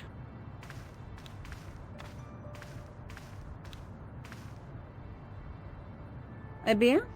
And what have you been up to? I've been exploring the sewers underneath the cafe. I thought I could smell something bad. The clown used the sewer to escape and to change out of his costume. I guess he was in a hurry. He left his jacket behind. And? I got his tailor's phone number. You had better luck than I did. Luck, she said. Luck. Hard work, I'd call it. What happened? My editor told me to drop this story. Can you believe it? But you're not going to do that. Oh, no. I'm going to find out what's behind these killings. It just doesn't add up. It almost feels like some sort of conspiracy. The police in 3 different countries have kept very quiet about the murders. The press don't connect them at all. They blame them on political, religious, or militant minority extremists. Well, that covers just about everyone.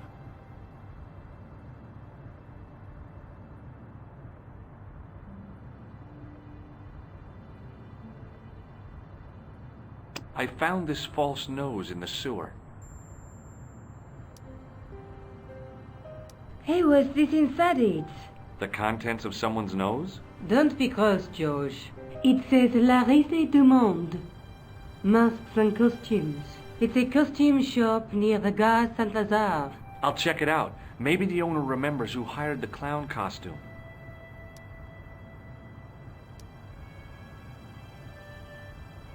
I found a piece of material near the cafe. When I showed it to the concierge, he recognized it right away. It's very distinctive, all right. Just wait until you see this. I developed the film I shot at the cafe. Here, George, it's an enlargement I made. Look what that guy's wearing. Checkered pants.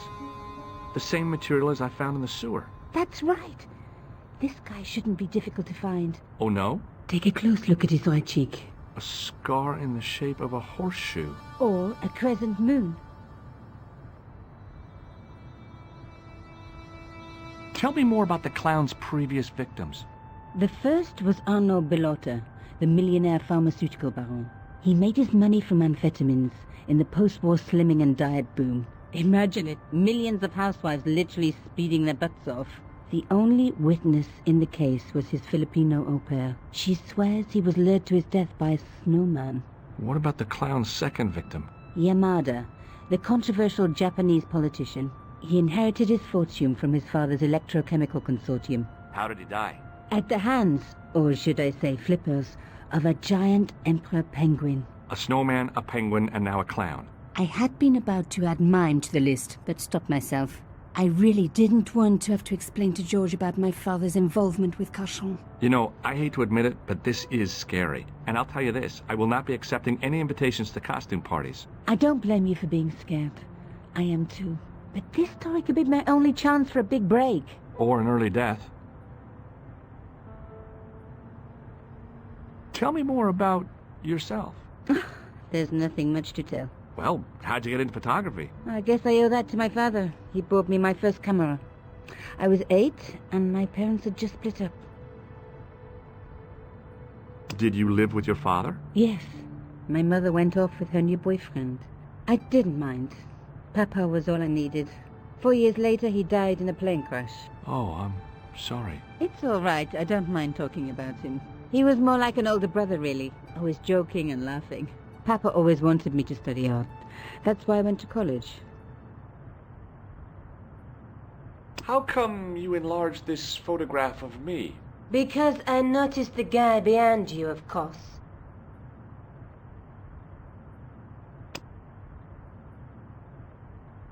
This is the tool I used to get into the sewers. Fascinating, George. You're not interested, are you? Oh, of course I am. I think it was very brave of you to go down those sewers. Yeah?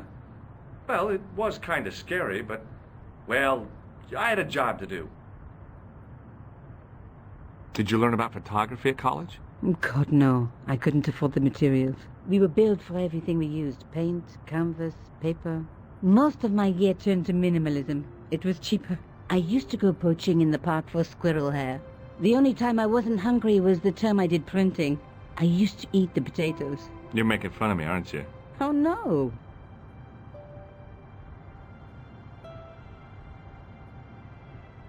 I have to go. Okay, I'll see you later.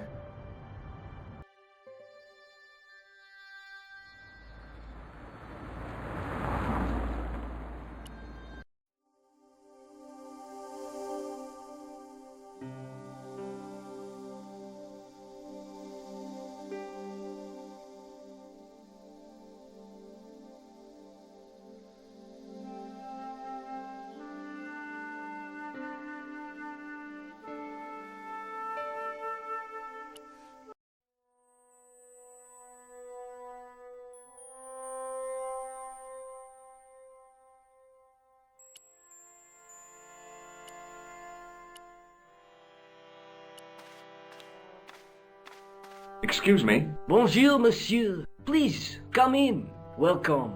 Leave the mundane world behind, for in these four walls, fantasy is king.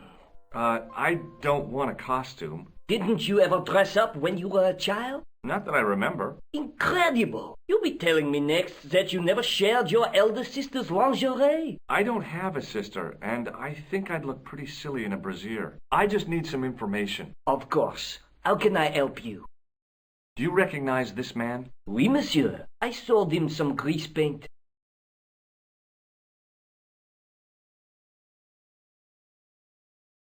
I'm looking for a man who hired a clown costume from you. Oui, monsieur. I do not see how I can help. Don't you keep a record of costumes that you've rented out? Of course, monsieur, but... Well, then, I'd like to check your records. Give me the names of everyone who's rented a clown suit. Impossible. There are too many.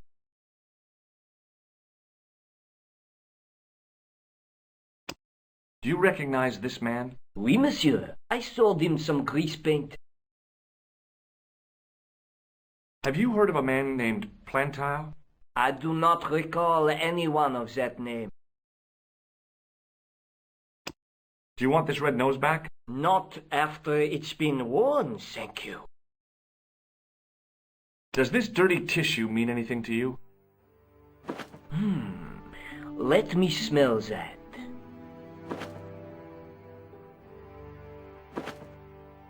Bestheimer's number 7 white pancake. Theatrical grease paint, right? Oui, monsieur. La crème de la crème of Thespian accoutrement. Have you sold any of it recently? Yes, 2 cans. Do you recognize this man? Ah oui, he was here this morning. That is the man to whom I sold the grease paint. I remember the scar on his face. He chose 2 costumes. Bozo the clown and Seamus the pixie. A pixie? Very smart. Green silk with a taffeta lining. He gave me his name as Monsieur Khan.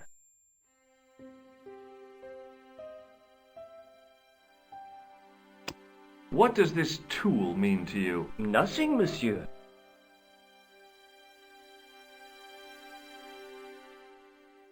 Thanks for your help, buddy. My pleasure, monsieur. Allow me to shake you by the hand. Huh? Well, okay.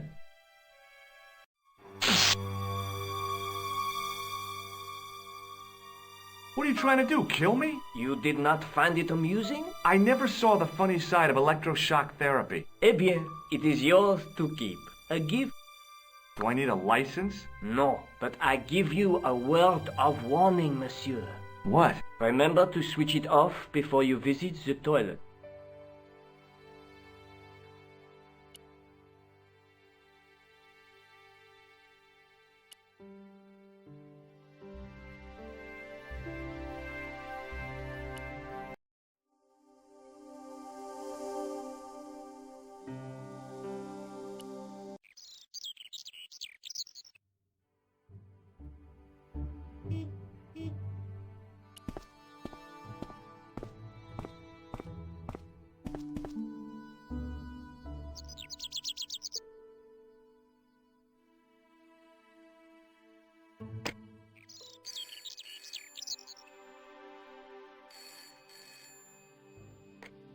Hello? Who is this? Mr. Todrick? Oh, it's you again. What now?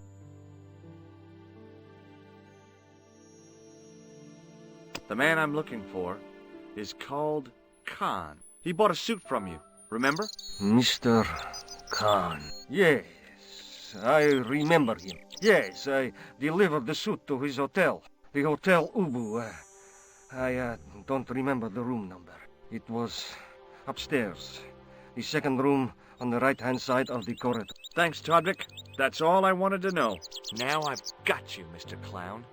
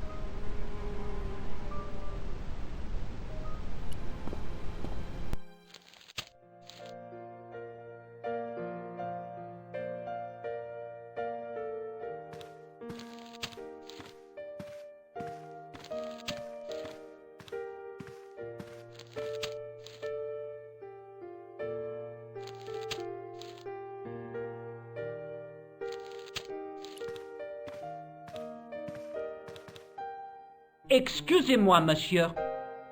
What? You were trying to steal that key, no? No way.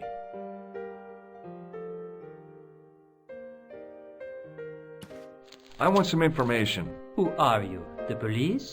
I'm conducting a private investigation. Ah, I know only too well what you mean. That is one of the drawbacks of the catering business. When people book into an hotel, they leave their morals at home, no? I'm looking for a man who dresses like a clown.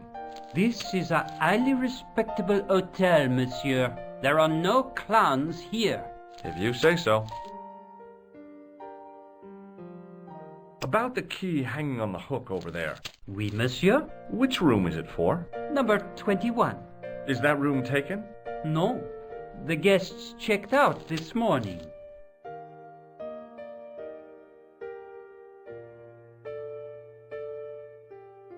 Do you have a guest by the name of Khan? No, monsieur. Perhaps you would care to check the register. The man who calls himself Khan has a scar on his right cheek. Vraiment? I tell you, I do not know a man named Khan. Maybe not, but I noticed a change in his expression when I mentioned the scar. Do you know a man named Plantar? No, monsieur.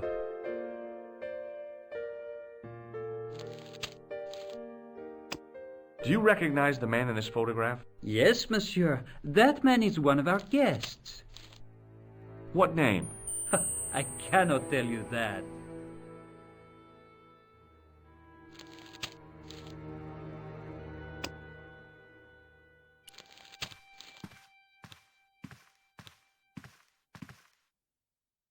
Excuse me, didn't I see your picture in the news? You're that Nobel Prize winner from some unpronounceable Eastern European state. Yes, that is me, in person. I don't want to worry you, but have you had any threats on your life? You know, mysterious phone calls, letters made up of headlines cut from the newspaper. I don't know what you're talking about. Do you know a guy called Plantar? I don't know anybody in Paris. Oh, well, this guy's dead anyhow. Why do you ask me about dead men? I have seen enough of death to last me a lifetime. I'm, sure you have. Have you seen a clown? I beg your pardon? The clown. A guy in funny pants. Have you seen him? My pants are from England. Marks and Spencer. They are a pleasure and a comfort to wear, with much support. I'm real glad to hear that. You know, it's good to know you Nobel Prize winners are human too. In my country, the people make do with string and egg cartoons. For pants? For everything. Oppression is the mother of ingenuity. Do you recognize this man? He calls himself Khan.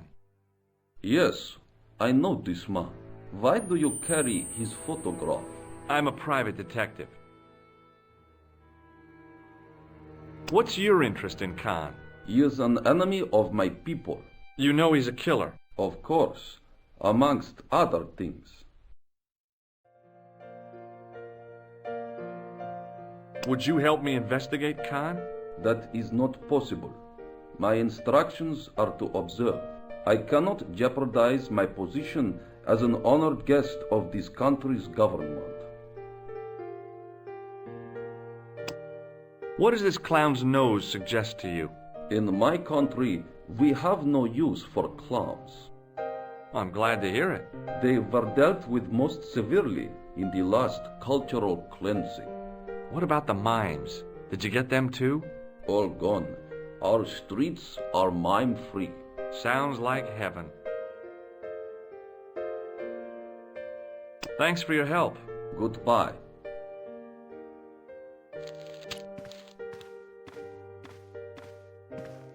Hi there, ma'am.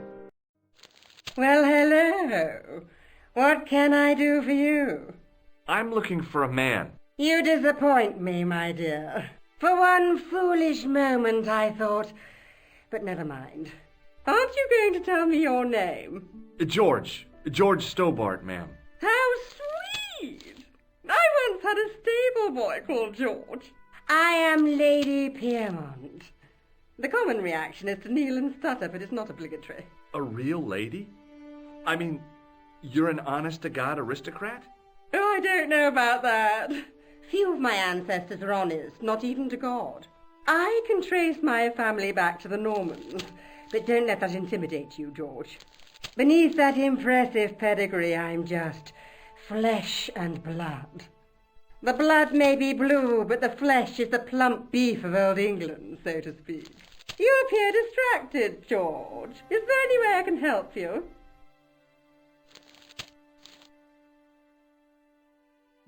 Did you know there's a gangster out front? What makes you think he's a gangster? The Italian suit and the bulge in his pocket? I know plenty of men with Italian suits and bulges in their pockets. That doesn't necessarily make them gangsters. I'm looking for a murderer. Good heavens! You're a private detective. That's correct, ma'am. What's the term you Americans use? It's on the tip of my tongue. I believe what you're thinking of is Dick. Precisely.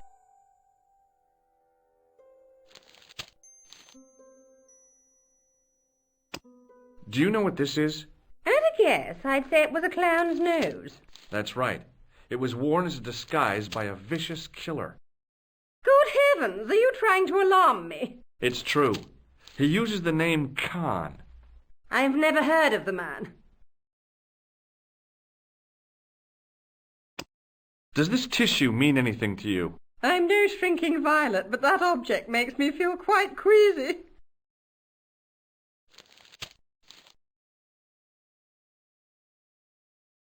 Have you come across a man who calls himself Khan? I am familiar with only one person named Khan.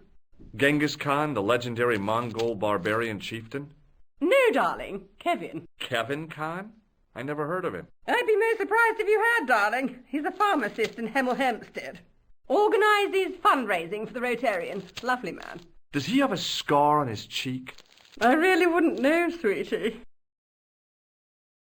Are you here in Paris on vacation? No, darling, I'm on holiday. I needed to get away after Algy's funeral. I didn't realize you were mourning the loss of a loved one. I'm not. He was my husband. I'm sorry to hear about your husband's death. You wouldn't be if you knew him, my dear. It gave me the opportunity to take a well-deserved holiday. Daphne suggested a change of scenery. Paris, she said. A wild romance is just what you need to take your mind off the inquest. Well, the closest I came to romance was being wooed by a drunken Breton chef. I must say I was disappointed with his coq au vin. Not at all what I was expecting. I was thinking of cutting my holiday short, packing my bags and heading back to Hemel Hempstead. That was until last night.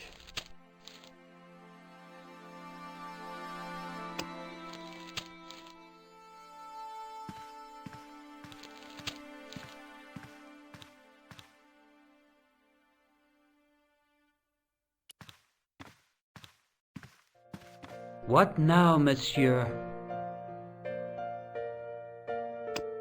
Do you recognize this red nose? Non, monsieur.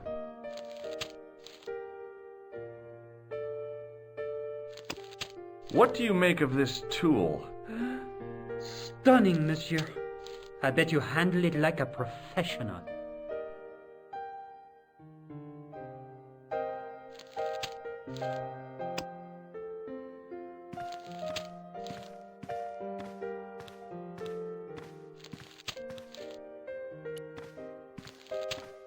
Hi, ma'am. Hello, George. What can I do for you now? Do you recognize the man in this photograph? My God, it's him. That's Merlin. She represented everything I loved about the English. The lady was totally deranged. Merlin? You mean King Arthur's wizard? Good heavens, no. Monsieur Merlin is a fellow guest. The man you know as Merlin is a fake. What do you mean, sweetie? He's a murderer. He also uses the name Khan. I am shocked, Mr. Stobart. Shaken. I took him to be a gentleman, a man of honour. Do you know, I'd rather like to assist you in stitching him up. When did you last see Merlin? It was no more than an hour ago. He came downstairs and spoke to that clerk chappie. Something passed hands. I couldn't see what exactly. A briefcase? No, smaller than that. A bundle of papers, perhaps. The clerk put it in the hotel safe and Merlin went out. What happened to you last night? I was stricken, Mr. Stobart. Cupid's arrow has cleft my bosom. They couldn't really miss. It was just as I'd always imagined it should be. The intimacy of candlelight, romantic music tinkling across the room, and then a stranger's glance. Those brooding eyes, that suave manner, those tight trousers. He was the man I'd been waiting for all my life. I'm glad he finally turned up after all these years. Ah, but it wasn't to be. He was merely toying with my affections. And if I ever catch up with him, he's dead. Are you sure you saw Merlin putting documents in the safe? Yes, darling, positive. I wonder what they were. Obviously something of great importance. Yeah. I'd sure like to get my hands on whatever it is. I'll bet they had something to do with Plantow's briefcase. Has Merlin returned to the hotel? No, he hasn't. Are you going to search his room? If I could get in there, I would. Who was the guy who led you on? His name is Merlin. Can you think of any use for this tool, ma'am? I can think of someone I'd like to use it on. I just couldn't bring myself to use the buzzer on this dear lady.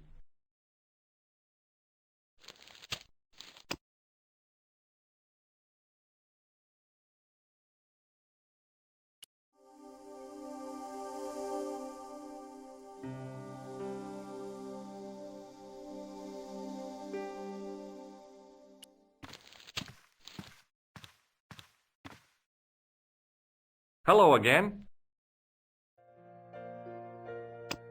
This is a photo of Khan, right? That is just one of the names by which he is known. Does this goo-smeared tissue mean anything to you? No, it doesn't. May I shake you by the hand? I do not shake the hands of imperialist dogs. Now that's a real bad attitude problem you've got there. Have you any idea what this tool might be used for? I cannot guess. Would it mean anything if I told you it was for lifting drain covers? Such technology fills me with wonder. Thanks for your help. Goodbye.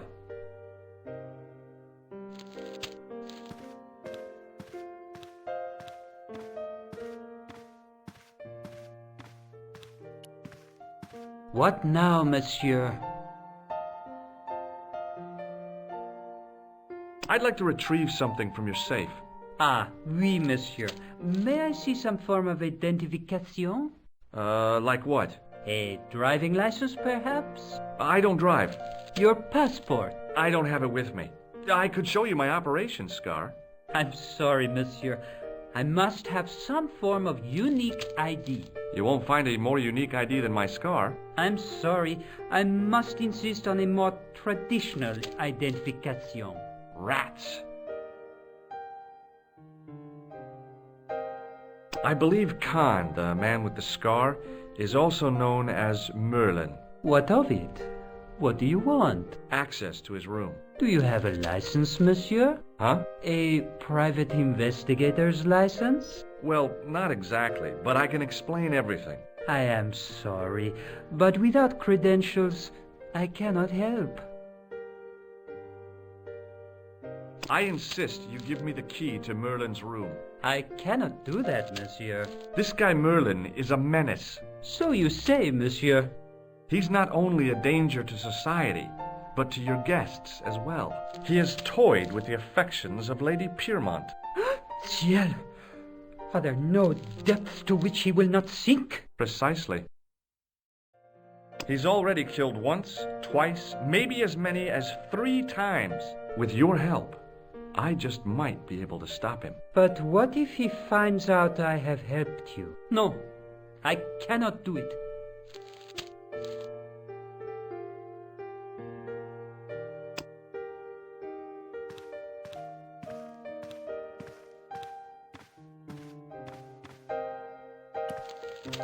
Hi, ma'am.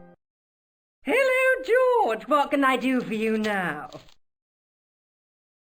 Did I show you this photograph? Yes, darling.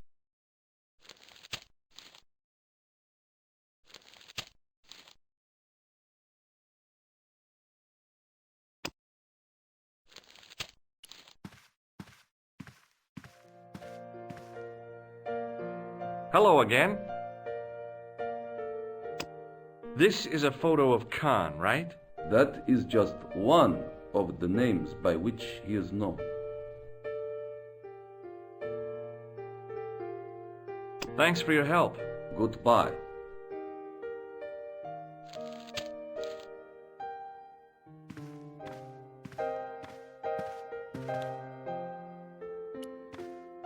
There was no one registered under the name of Khan, but the name in the book for room 22 was Merlin. Hey, ne touche pas!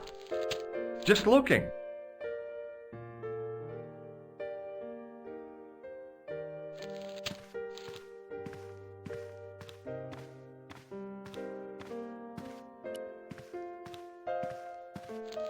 Hi, ma'am. Hello, George. What can I do for you now? Would you distract the clerk while I borrow a key? Are you asking me to aid you in a criminal act, darling? Oh, no. It's the key to an empty room. And why, may I ask, do you wish to gain access to an empty room? Do you plan to squat? No, ma'am. Scouts honor? I was never in the Boy Scouts, ma'am. Oh, you should have been. What were your parents thinking of? It's a fine way for a boy to get licked into shape. Now tell me, why do you want to get into that room? It's next to the room the killer is using. Ah, so you plan to eavesdrop on Merlin? I was hoping there might be a connecting door. Well, how can I refuse? I shouldn't think my feminine charms would be much use in this case, but a good dose of English arrogance might do the trick.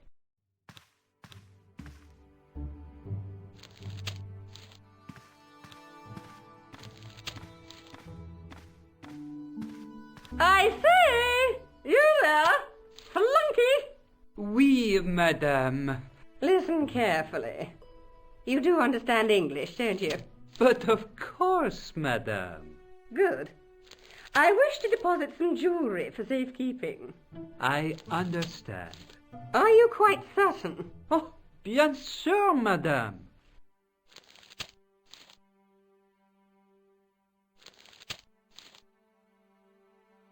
Over to you, my dear.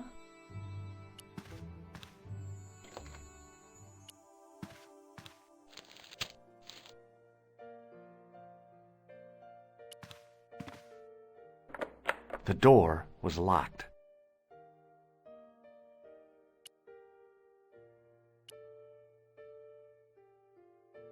Maybe it wasn't the right room, but this was the right key.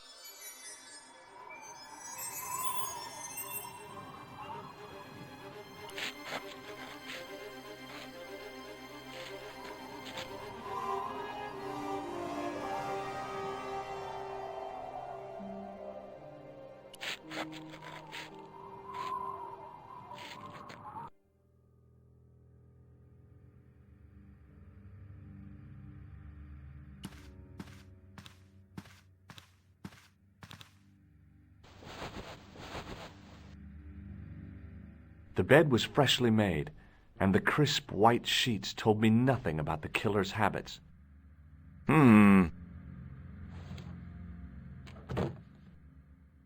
It was the battered leather briefcase I'd seen Plantar carrying just before he died. I searched the interior of the briefcase, but, as I'd half expected, it was empty.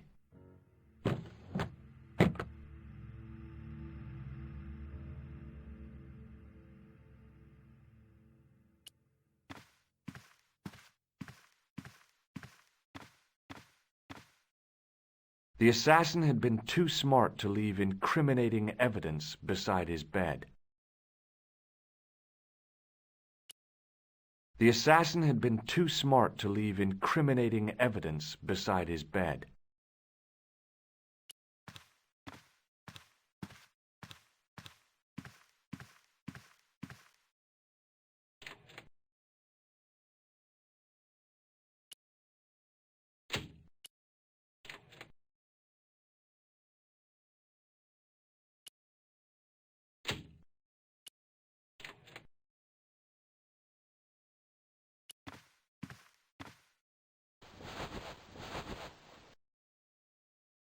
The bed was freshly made, and the crisp white sheets told me nothing about the killer's habits.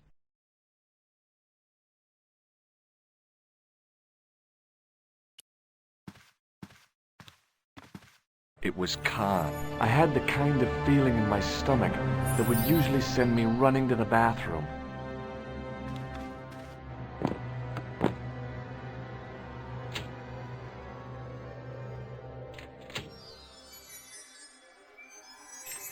As Khan opened the wardrobe, I was sure I was dead.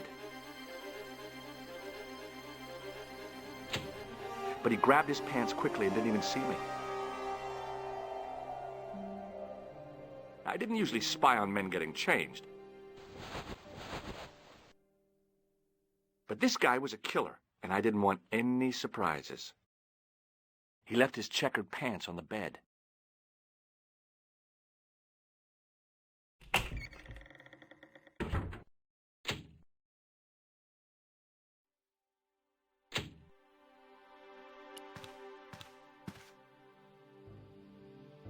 I had that kind of feeling you only get from searching still warm pants. There was nothing in the pocket. The pocket was empty.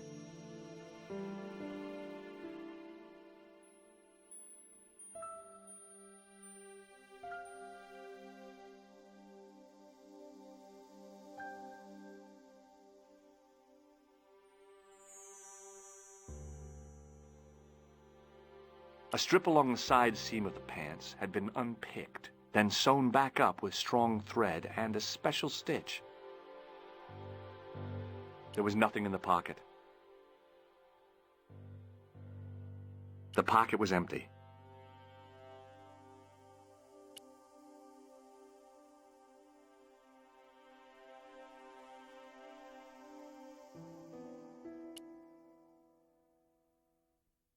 There was nothing in the pocket.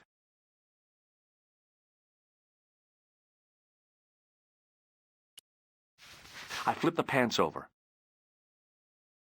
I found nothing in the pocket. I found an ordinary matchbook. No matches, no clues. But as I pulled it from the pocket, a strong thread came with it. A thread with a metal tag on the end. I found nothing in the pocket.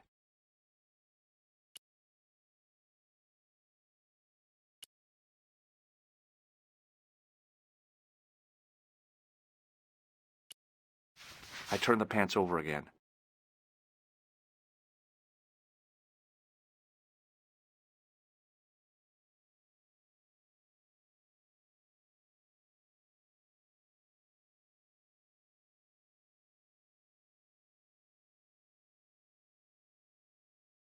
The pocket was empty.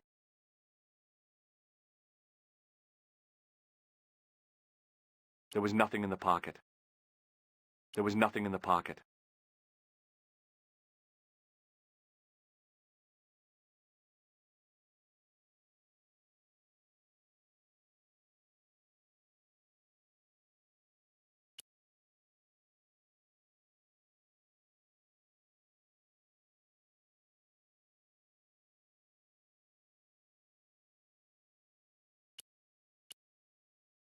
I couldn't do that.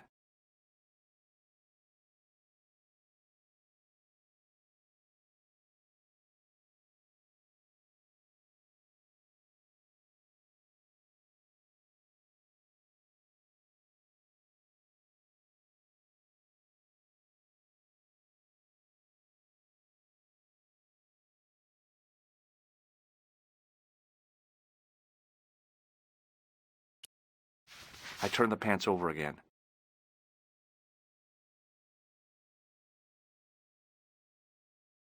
I found nothing in the pocket.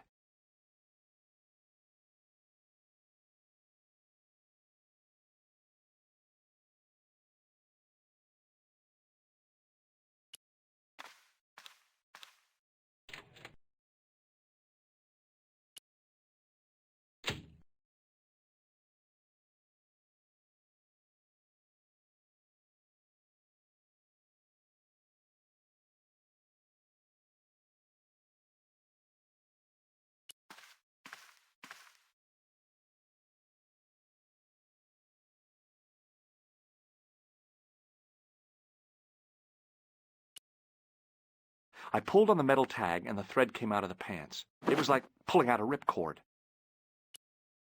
I turned the pants over again. I searched the pocket gingerly and found a pass card. It read, Thomas Merlin, Gruber Electronics Corporation.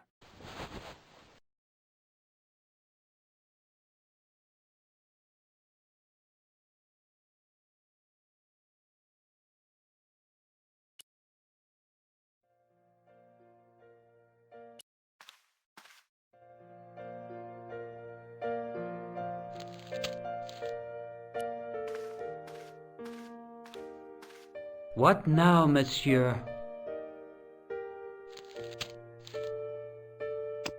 Does this pass mean anything to you? That is Monsieur Merlin's property. That's right. Merlin the murderer. I want to see what he's left in your safe. Impossible. I cannot betray his confidence, no matter what you say he's done. You're making a big mistake. Maybe. I can live with that. A murderer? Are you sure? Positive.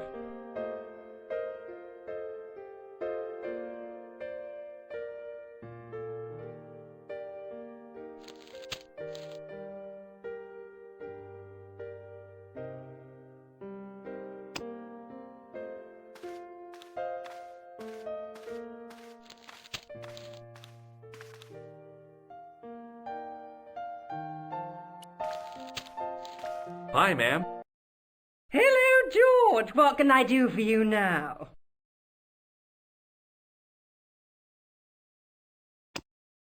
I found this pass in Merlin's room. So, that deceitful little man is passing himself off as an electrician, is he? Uh-huh. This guy probably has 1,000,000 faces.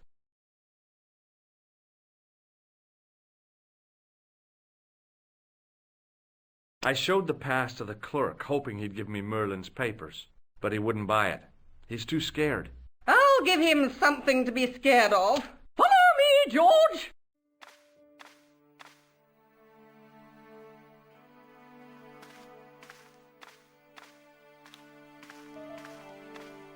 Did you place a package from Merlin in the hotel safe? I did, madame. And did my friend here show you Merlin's identification? Indeed he did, but... What's the problem? He isn't Merlin. A mere academic detail. Give him the package. But that is against the law. I happen to be a justice of the peace, you silly man. I am the law. If he tries anything, shoot him, George. My pleasure, Lady Piermont. One moment, please.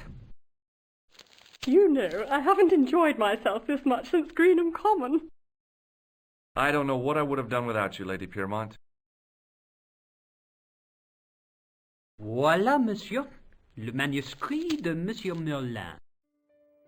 Thanks. How satisfying. An Anglo-American alliance that actually worked. The clerk had given me a tightly rolled sheet of parchment. I decided not to unroll it until I was safely back in Nico's apartment.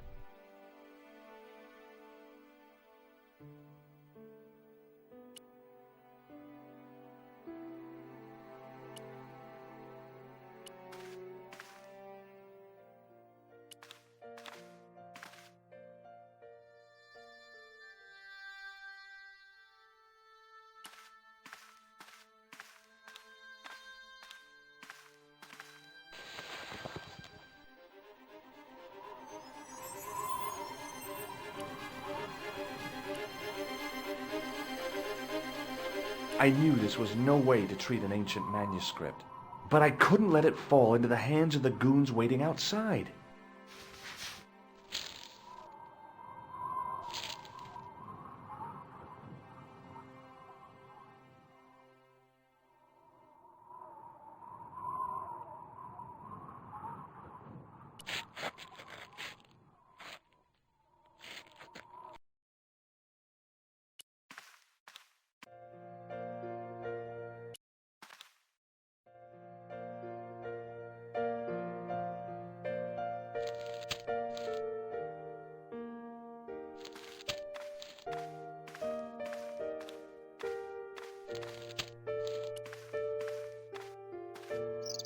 Just a minute, monsieur.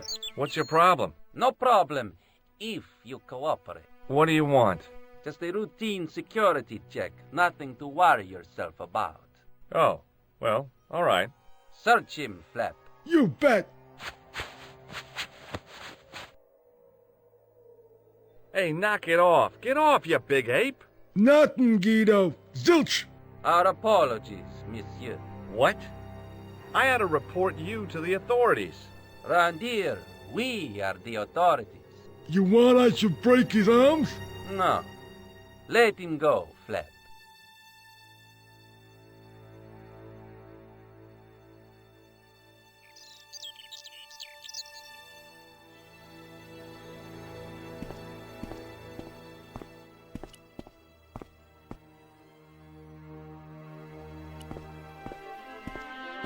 If the manuscript was what Flap and Guido were after, they were going to be disappointed.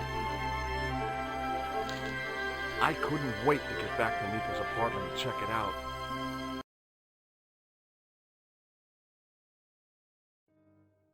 Hi, how are you? Oh, hi. Come in, Josh.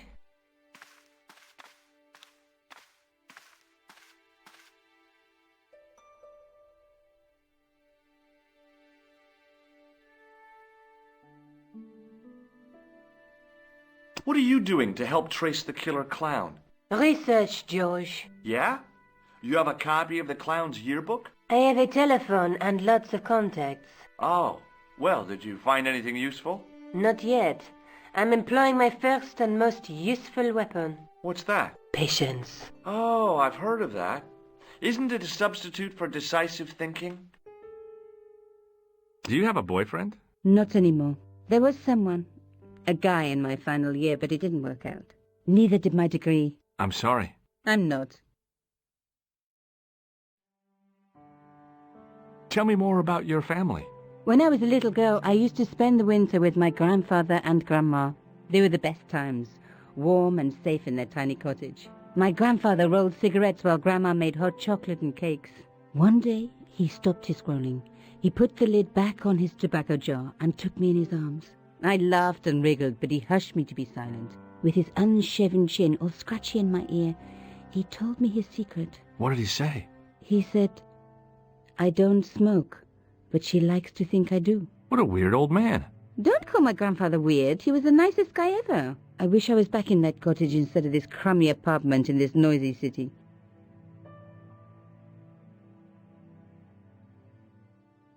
You're just not going to believe what I've found. It's not another part of the clown's costume, is it?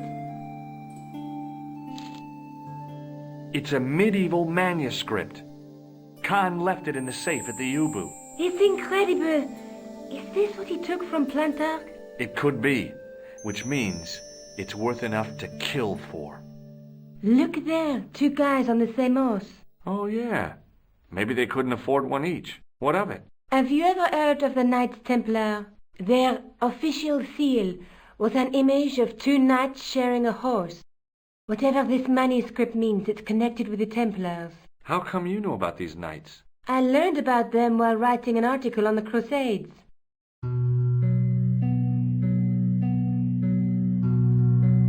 This guy, named Hughes de Payen, arrived one day at the court of King of Jerusalem. He offered to protect the Christian pilgrims from the displaced Muslim armies. The king would be able to guarantee safe transit to Christians in the Holy Land. Safer journeys meant more pilgrims, and pilgrims meant trade and wealth. The Templars proved invaluable to the king as a mercenary army. It was said that they never asked how many the enemy numbered, just where they were. And as the years went by, the Templars grew in wealth and numbers. They were so rich, even kings came to them for loans. But at the height of their power, they fell foul of the King of France. He rounded them up and turned them over to the Inquisition. Thousands of Templars were subject to torture and confessed to heresy. Of course, at the hands of the Inquisition, there wasn't much they wouldn't confess to. The last Grand Master Jacques de Molay was burned alive. Jeez. So the treasure is hidden, waiting to be discovered? If there ever was a treasure, it's been lost for 600 years. Anyway, we're supposed to be investigating a serial killer, not a medieval treasure trove. But maybe that's what the clown and his accomplices are after. Maybe this manuscript is the key. You'd better leave it here for safekeeping. Let's take another look at the manuscript.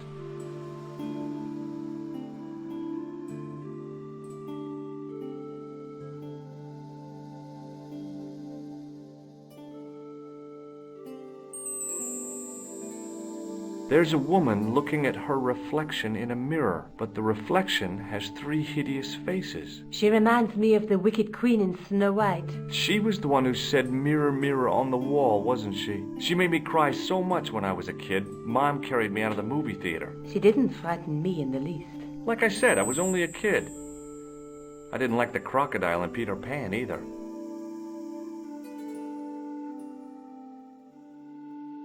A knight with a crystal ball. Now, there's something written on the scroll beside the knight. Yes, but it's written in Latin. Per disciplinam mea lux videbis. By my teachings, you will see the light. You speak Latin? Where did you learn a trick like that? A trick? I studied law, okay? I can read Latin. My, you're touchy. Tell me that again.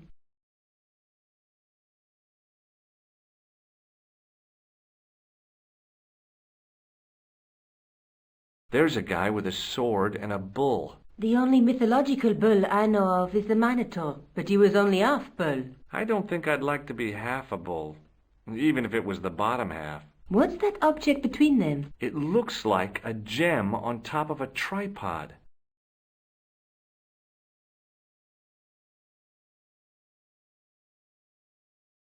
There's a guy working on a loom. He's weaving a carpet or a tapestry. Or a duvet cover. It's a clue to a place, I reckon. Somewhere famed for weaving and ships. Where folk live in barrels? It beats copper boxes.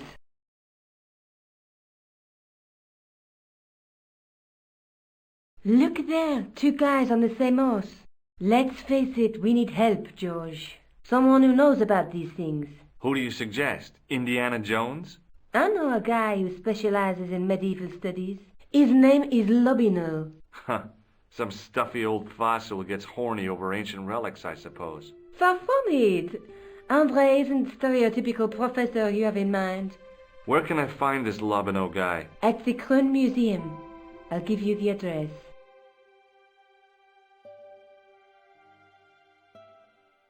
Let's take another look at the manuscript.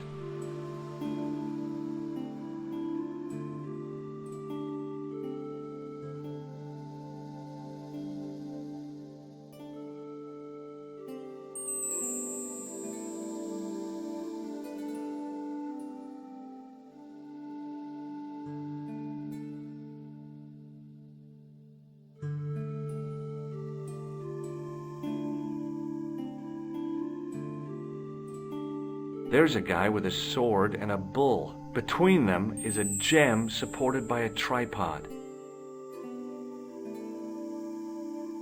There's a guy working on a loom. Look there, 2 guys on the same horse. A knight with a crystal ball. The knight scroll bears a phrase in Latin. Through my teachings, you will be enlightened. There's a woman looking at her reflection in a mirror, but the reflection has 3 hideous faces. I have to go. Okay. Don't forget to look for Lobino at the Krun Museum.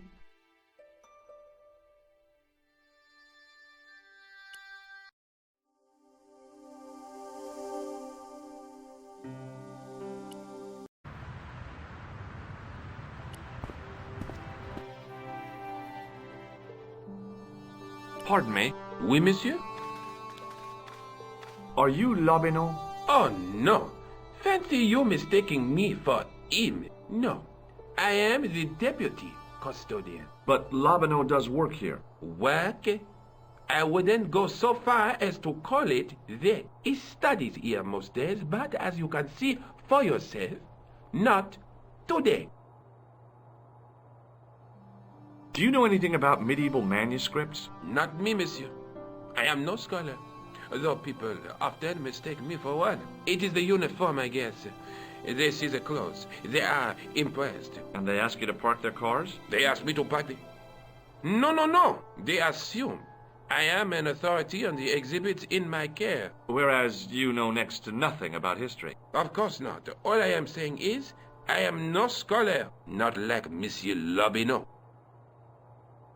Do you know anything about the Knights of the Temple? No, sir. Not a sausage.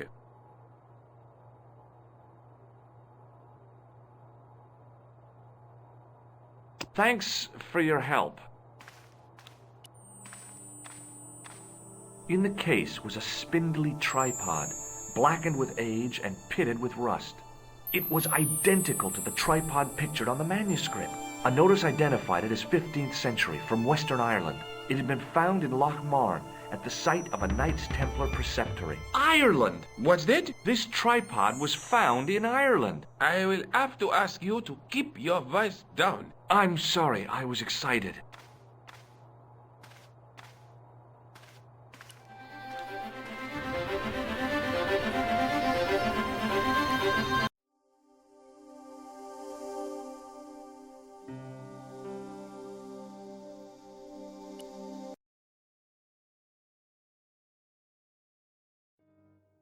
Hi, I've been to the Kroon Museum. Did you speak to Lobino? No, he wasn't there.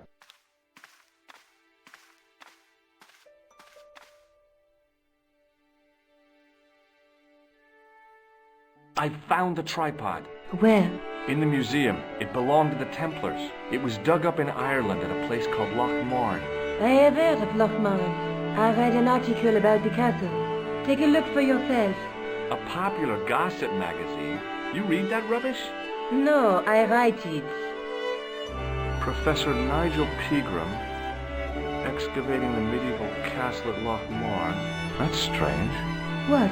He resigned his chair at Durham University in order to devote his time to the excavation. Not only that, but he canceled the filming of a 4th series of his popular television program. This site at Lochmarn must be awful important to him. He's a professor of history. They're all cuckoo. All the same, I'd like to talk to this Professor Pegram. How do you feel about a trip to Ireland? Disappointed. Huh? That I won't be going. I want to follow up the Belota case. If you really think Pegram's gem is important, why don't you visit Lochmarn? On my own? I'm not so sure about that. Where is Ireland exactly?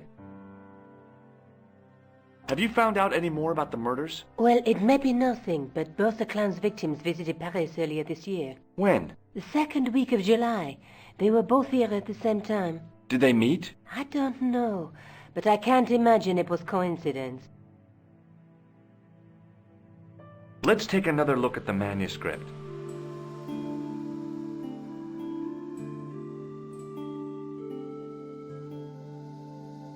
Look there, 2 guys on the same horse. There's a guy with a sword and a bull. Between them is a gem supported by a tripod. There's a guy working on a loom. A knight with a crystal ball. The knight's scroll bears a phrase in Latin. Through my teachings, you will be enlightened. There's a woman looking at her reflection in a mirror, but the reflection has 3 hideous faces.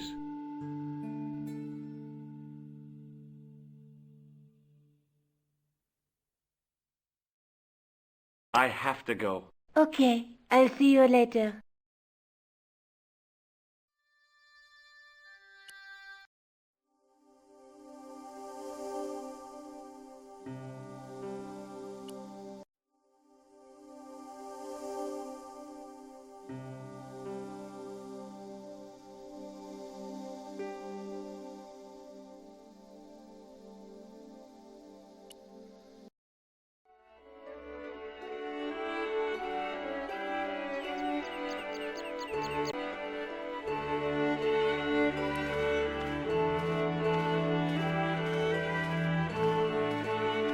Hi there.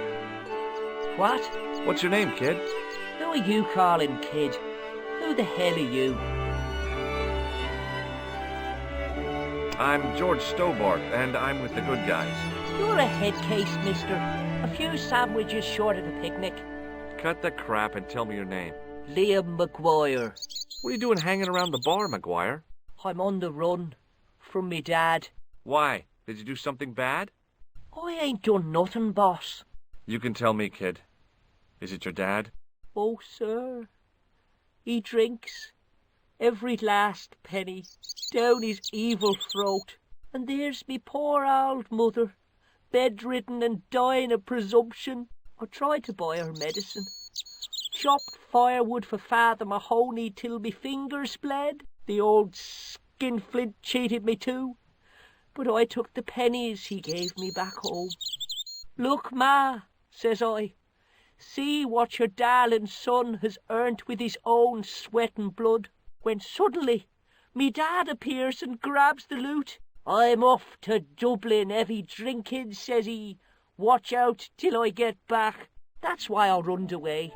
Something in the grin on his face told me he wasn't being strictly truthful. Compared to him, Huckleberry Finn was a candidate for Altar Boy of the Year. What can you tell me about the castle, McGuire? What do you want to know? Well, can I get inside? No, it's locked up. Does anyone live there? No. Only, what do you want to know? Oh, nothing. You know something about the castle you're not telling me, don't you? No. What is it you're covering up? Is it something you're scared of? I ain't scared of nothing. Have you seen a guy dressed as a clown? Here in Lochmarn, they all dress like clowns. The man I'm looking for is a dangerous psychotic. Jesus. It's just like that film I saw. There's this clown, see? And he's after this kid who saw him kill a guy. He tries to warn the sheriff, only no one believes him. Then, while he's in the tub, the clown cuts him up with a chainsaw. My God. That doesn't sound suitable for a kid like you. Who are you calling a kid? I'm 25. Yeah, right. You're not a day over 14. Oh, no, it's 25 that I am. Married with a car and 3 kids. 10 kids if you count the wives.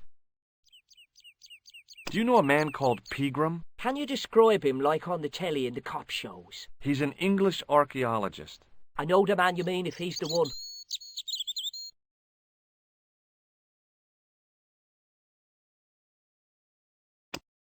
Have you ever seen this man before? What a slimy character. No, I never seed him. Have you ever seen anyone wearing one of these? Sure. Rudolph the Red-Nosed Reindeer. That belongs to the killer clown you're looking for. That's right. Can I have it? Sorry. I'm keeping this as evidence. You should have told the cops. I did. They weren't interested. You should run tests on that, mister. You could identify the murderer with a sample of his snot. Yuck. I don't think so. Can you tell me where I'd find Pegram? No, I can't, 'cause he's not here now, but if I sees him, I'll ask him. I'll give you one last chance to tell me about the castle. Oh, yeah? And what if I don't? Then I'm taking you back to school. Oh, there's a ghost. It's called the Phantom of Lochmarn. Do you know what Pegram was doing in the castle? Digging for buried treasure. Jewels and gold and skeletons, like in the films.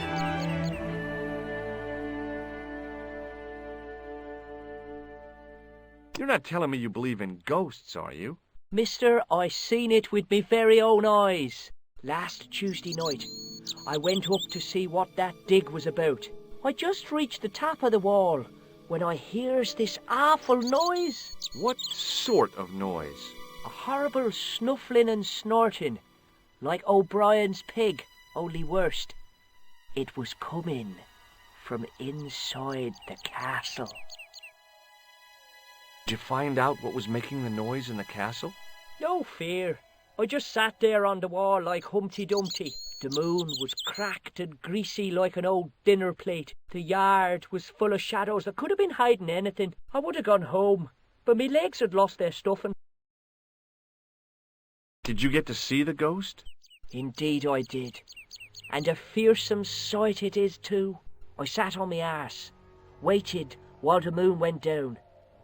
Then out it comes from the shadows, all grey and tattered and hunched over like an old bent willow. Then I hears this spluttering and splashing and horrible laughter in the dark. I was so scared. Why, I fell off the bloody wall. I'm sure there's a rational explanation for what you saw at the castle. There is. The bloody place is haunted. See you later, kid. Okay, mister.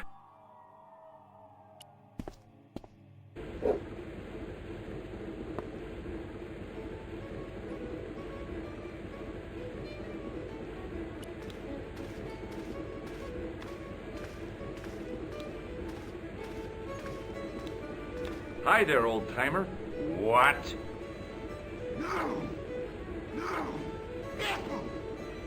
Nasty cold you've got there. As soon as the words left my lips, I regretted them. Is there such a thing as a cold which isn't nasty? I put the question to Father Mahoney. Father, says I, why were we born to suffer snot?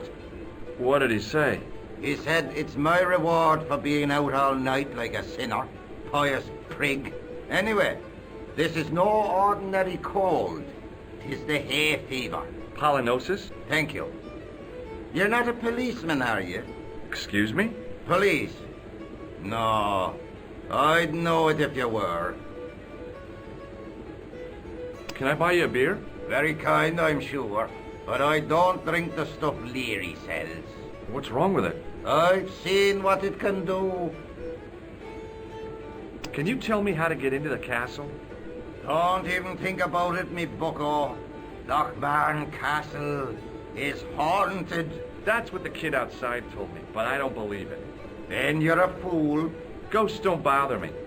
I still want to visit that castle. You can't. It's not open to the public. There's no one around to stop me, is there? That's right. Nothing human, anyhow. Have you ever seen the ghost?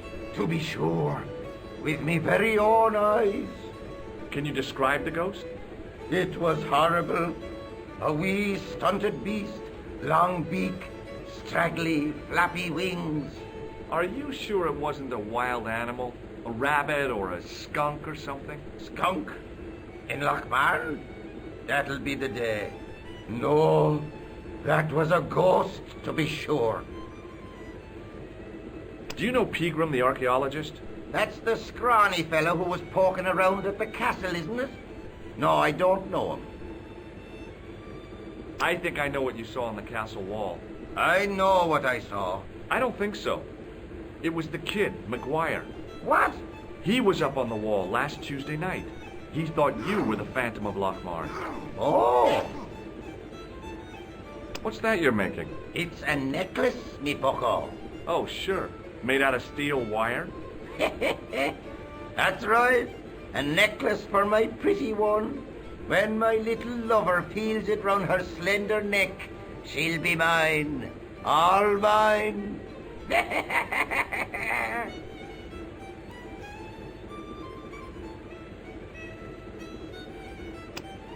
You could make use of this tissue. Never use them. Those things are unhygienic. What does this red nose mean to you? Nothing. Do you recognize the man in this photograph? I can't tell without me glasses. Can you identify this tool? No. What does this matchbook mean to you? Nothing. Go away and stop bothering me. Take a look at this ID card. I don't know anything about it. Hey, would you like to shake my... no, on second thought, forget it. I'll see you later.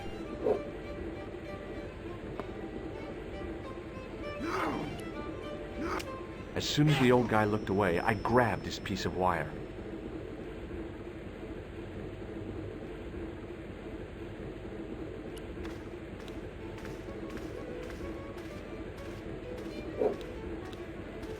Hi, my name's Stobart, George Stobart. Hello there, mister. What can I do for you? Do you know Professor Pegram? Do I know him? Do I know the good professor himself? No, I don't. I mean, I know who he is, but I don't know him to talk to. Do you know anything about Pegram's excavation? Only that he didn't have the right tools for the job. What he needed was shovels and a JCB. Pegram was digging for historical remains, not coal. Is that a fact? What the hell for? It's the science of archaeology, Pat. Understanding how people used to live by what they've left behind. One day archaeologists might be digging up our remains. Imagine that, Mr. O'Brien. I wonder what they'll find. Well, it won't be arrowheads and beakers. Fast food cartons and flavored condoms, more likely. Can you tell me anything about the castle on the hill? Oh, I don't know much about anything. You should ask Mr. O'Brien here. He just joined up writing. Would you be one of them history fellows yourself? That's right. Professor Stobart, Miskatonic University. You're an archaeologist, and you're asking us about the castle. Excuse me, Mr. O'Brien. The gentleman was talking to me. How come you didn't leave with the others? I didn't know they'd gone. Oh, yes. Packed their spades and shovels and away they went. Seems I missed all the excitement. What excitement? Did anyone from the village work at Pegram's dig? I tried it myself, but that high and mighty history man called me incontinent. What a nerve. Hadn't I dug more holes than the rest of them put together?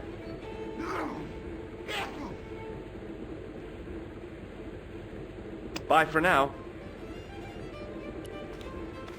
Top of the morning to you. I beg your pardon. Well, that's what you Irish say, isn't it? Do you want something? Or are you just flaunting your xenophobia? Well, I was trying to be sociable. Is it a room you're after? That's not a bad idea. Do you have a vacancy? I could, if you don't mind waiting until the last guest checks out. No problem. When will that be? When the undertaker comes to collect him. Have you served any, clowns recently? No. You're the first today. Do you know a man called Pegram? Indeed I do. Are you a friend of his, by any chance? Oh, no. I'm just trying to track him down. Me too. That son of a bitch should be locked away. Did Pegram stay here? Yes, he did. 6 nights plus breakfast. I'll try a glass of beer, please. Is this your first pint of real ale? Well, I guess so. What's real ale, anyhow? Beer that's brewed from natural ingredients to traditional methods. It shouldn't be kept under pressure or refrigerated. And finally, it should have a good body and distinctive character. In other words, it's flat and worn with bits in, and it makes you fall over.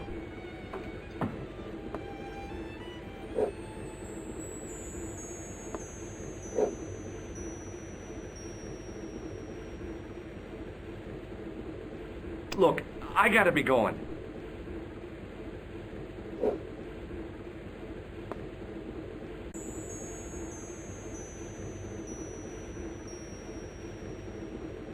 Excuse me. Yes, sir? May I have another beer, please? Certainly, sir. Same again? Yeah, please. How is this stuff made? That's the secret of the master brewer, sir. Each barrel is lovingly manhandled in time-honored fashion, suspended on skillfully tied ropes of the finest hemp. lowered into the cellar utilizing the forces of original gravity, like manna from heaven.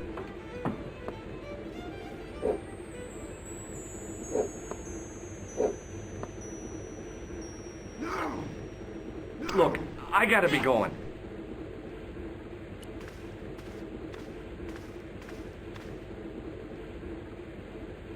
It was a beer-stained piece of toweling.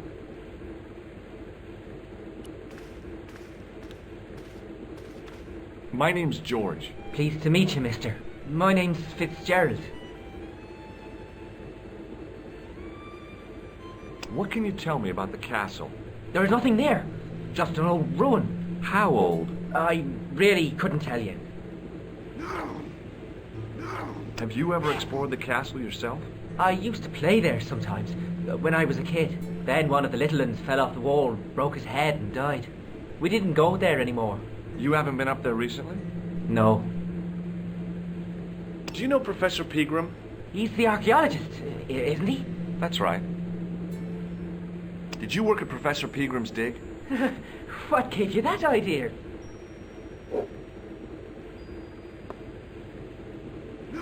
Can I get you another drink? Oh, no, thank you. I shouldn't be drinking at all. I'm on tablets for my nerves. More than a pint and I'll pass out. Ever seen this towel before? Doesn't it belong on the bar? Very observant, Fitzgerald. See you later.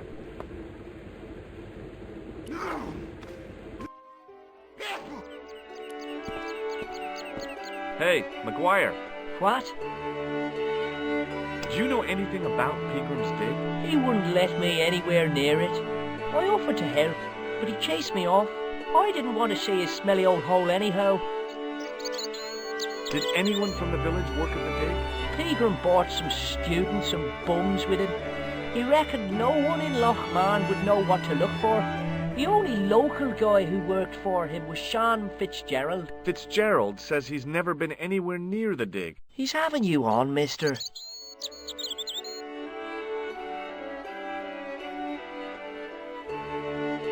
See you later, kid. Okay, mister.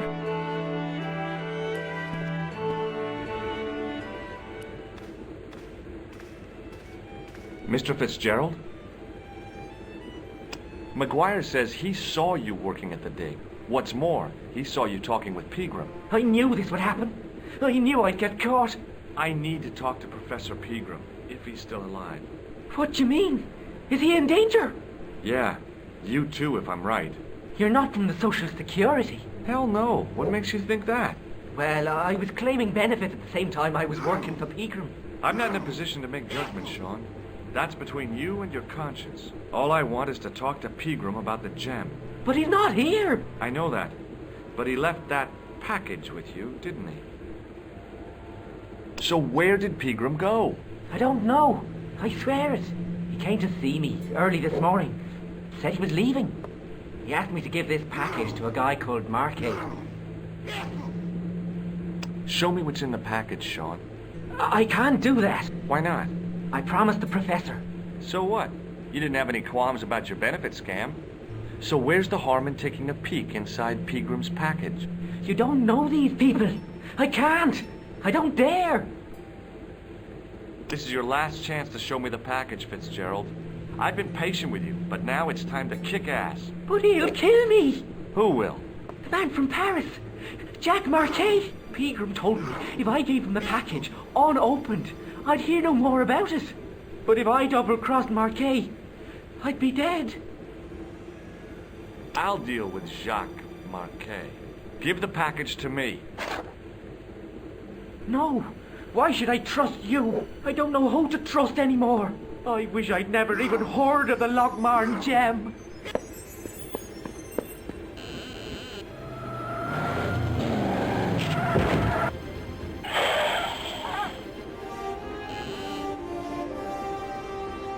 Hey! I just seen a big red... Get out of here, McGuire. Come back when you're old enough. What's the lad howling about? A big red sports car. Sean Fitzgerald's been runned over. Get out! Noisy little tyke. Maybe you should send out some medicinal brandy makers. Oh, yes. And who's going to pay for it? Not me. Me too, neither.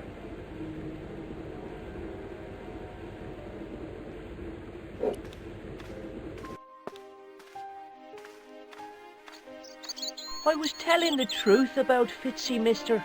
Okay, calm down. Now tell me what happened. I was standing here, minding me own business, when I saw this beautiful red sports car coming up over the hill. Would you look at that, says I, and I going over to take a closer look. Next thing, Fitzy comes tearing out of the pub and nearly knocks me on my ass, but the car just flies at him. It was too fast for poor old Fitzy, and hit him an awful wallop. He goes flying up on top. Jesus, says I thought he was a goner. Next thing, the driver hops out, and I couldn't believe my eyes.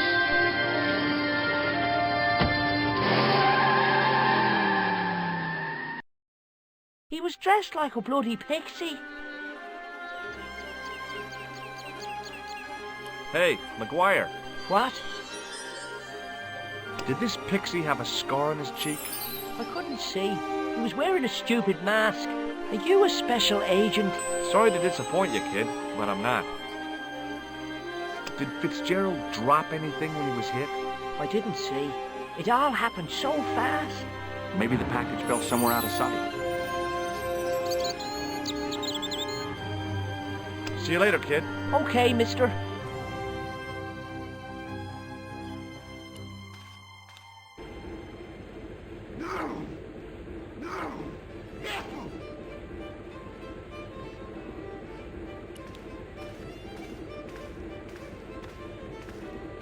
Excuse me.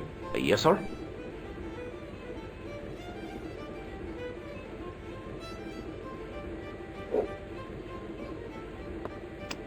May I borrow this towel? Sure you can, on one condition. What's that? You keep it away from old Ron. Who's Ron? That's him in the corner, with the hygiene problem.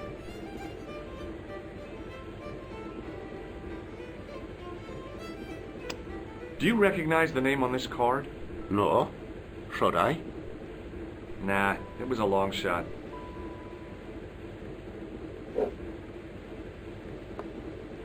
Look, I gotta be going.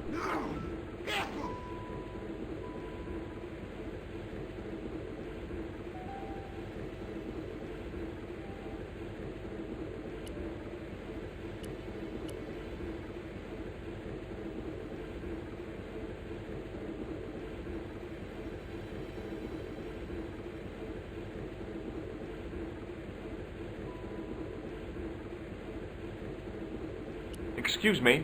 Yes, sir?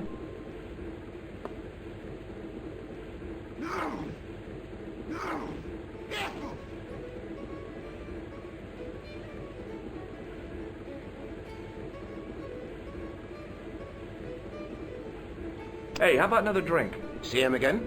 Do you serve cocktails? I'll serve anyone with manners. And money. No, I'm serious. Have you considered turning McDevitt's into a cocktail bar? Cocktails are chic, cool, and popular with younger drinkers. What? Kids in the bar? Can you imagine it? Pinball, pimples, and puke. Right, I get the picture.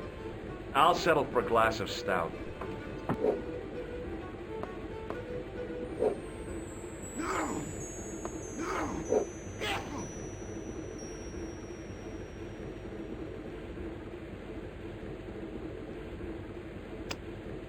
Do you recognize this matchbook?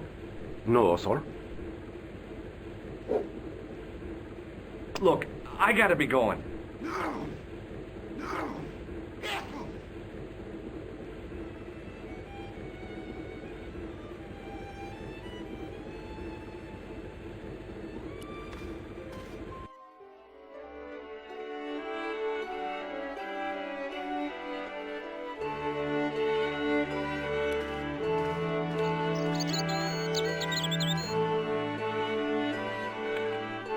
I tugged at the trapdoor, but it was locked from the inside.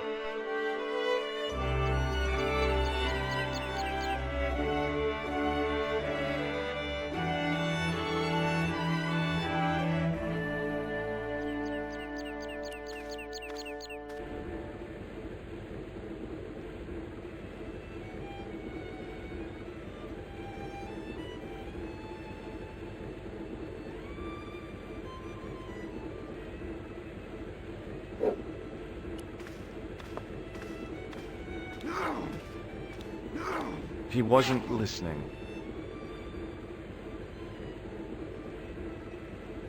Hello there. My name's George Stobart. Pleased to meet you, I'm sure. I'm O'Brien. Can I help you? I have a suspicion that Fitzgerald might have been given something by Pegram. I thought he acted strangely. I'm talking about the gem. It was something he said. Were you not speaking to him when he ran out of the bar? Yeah, sure. Just talking, that's all. Have you ever heard of the Knights Templar? I most certainly have. A remarkable institution. Did you know? They were the originators of our system of credit. Their financial empire stretched from the Atlantic to the Caspian Sea. With bases in so many countries, they had to establish new methods of fiscal transfer. So, the Knights Templar were nothing but a bunch of bankers. I don't get it. Are you saying these Templar guys invented bank charges? In a manner of speaking, I suppose they did. What a dirty trick. Didn't anyone try to stop them? Oh, yes. They were arrested, and many were burnt at the stake. Good. They bloody well deserved it if they were anything like my bank manager. What can you tell me about the castle, Mr. O'Brien? It's a fine sight now, isn't it? Dates back to the 10th century, you know. Most of the existing building was added much later, of course. Are the ruins open to the public? Oh, no, it's much too dangerous. Anyway, there's nothing of interest remaining. Can you tell me about the tripod which was found at the castle? Now, there's a bone of contention and controversy. It was dug up by an Englishman of the archaeological persuasion. Who was this Englishman? Professor Pegram, the same man who dug up the gem. How can I get into the castle? Well, those walls were built specifically to stop people getting in, Mr. Stobart. But I dare say you'll find a way, if you've the will. Have you heard of the Phantom? More than that. I've seen it, and let me tell you, it's a dreadful spectacle. So it's not just a local legend. There really is a Phantom of Lochmarn. Oh, no. I was talking about the Phantom of the Opera. Do you know where I can find Pegram? You're too late to meet that fella. Is he dead? Not that. But he's gone from the village. A sore point with our esteemed host, I might add. Why has Pegram's departure upset the landlord? He's lost a paying guest, that's why. More than that, there's the question of an unsettled bill. Poor Michael's seen red over the business, and I don't blame him. Do you know where Pegram has gone? I'm sorry, but I don't. He upped anchor in the dark and shipped out before the dawn. Why did he do that? Who knows? A guilty conscience or a secret assignation. Whatever the reason, he'll not be missed in Lochmarn. Maybe now the fuss about the gem has died down, we can get back to normal. What can you tell me about the gem which Pegram found? Now there's a gem which should never have been taken. A man would have to be full of greed to covet that stone. What's your interest in the jewel? You're not a reporter, are you? Yes, that's right. And not a bloody news hound. Well, you're wasting your time here, boy. You'll find the people of Lochmarn are a tight-lipped and cautious lot. Why? Have you got something to hide? It's just that we don't like to wash our dirty laundry in public. Why has Pegram's departure upset the landlord? Well, why don't you ask him yourself, Mr. Ace Reporter?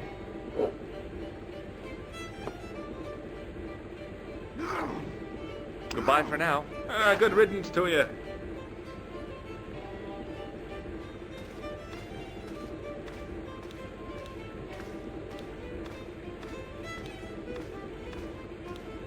Hey, where do you think you're going? Excuse me? No customers behind the bar. Ever.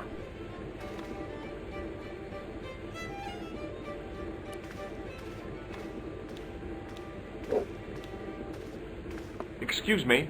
Yes, sir? Does this tissue mean anything to you?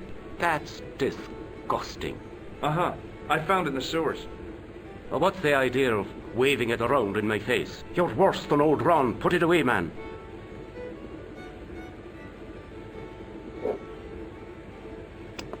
Does this piece of wire mean anything to you? No, it doesn't. Does this false nose mean anything to you? No, it doesn't. Do you recognize this man? No, I don't. What do you want with him? I've got a score to settle. I don't want any trouble in the bar, mister. If it's a fight you're looking for, see Father Mahoney. A priest? A man of the cloth? Sure. And he teaches the boys how to box at the youth club. According to Mahoney, it develops character. Isn't that right, Pat? Didn't he teach you the art of pugilism? Doyle. Sorry, Michael. I was miles away. What did you say? Never mind. Here's something which might interest you. It doesn't. Hey, bartender? Landlord, if you don't mind. Sorry. Shake my hand, why don't you? Now, why should I do that? What have you got up your sleeve? Nothing. Come on, just shake my hand. Not just now, mister. I have to be careful on account of the health restrictions. Oh, jeez. Look, I gotta be going.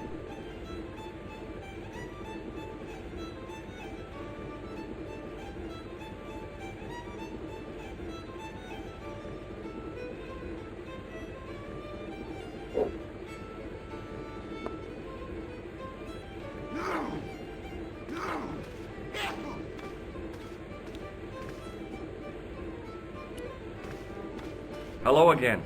What? I'm looking for Sean Fitzgerald. Have you seen him? Never heard of him. Don't you come from around here? None of your business. I didn't ask where you come from, did I? I'm from California. That's your problem. Did you ever see Fitzgerald at Peagram's Dig? I never heard of either of them.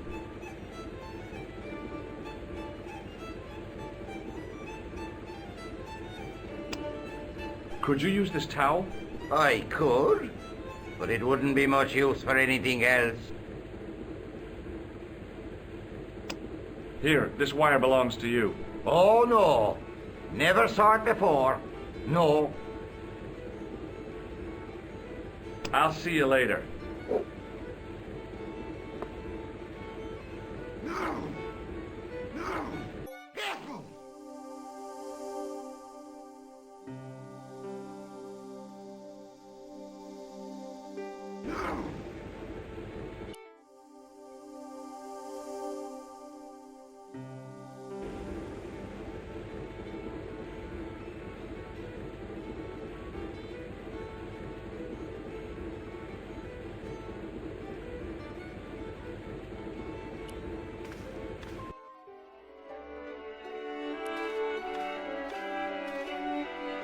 I pushed the switch down, but in doing so it snapped off in my hand.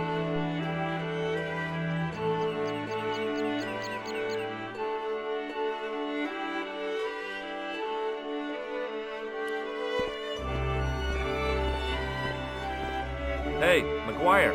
What? What do you make of this, kid? Hey, that's one of Leary's towels. He'll skin you alive. That old windbag doesn't scare me. Anyhow, I'm only borrowing it. You're pretty cool, mister. For an old guy. Ever heard of Thomas Merlin or the Gruber Electronics Corporation? No.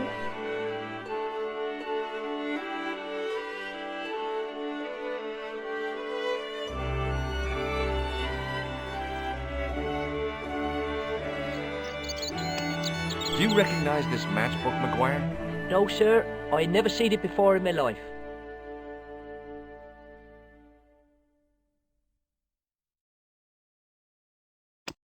What do you think this wire could be used for? Stealing cars. There's only one problem. The local policeman? No. Nobody in Lochmarn has got a car.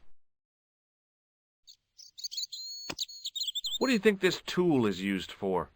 Lifting drains. Dead right. How did you know that? Work experience course at school. That gives me a choice of going down the drains or up the chimney. You're kidding.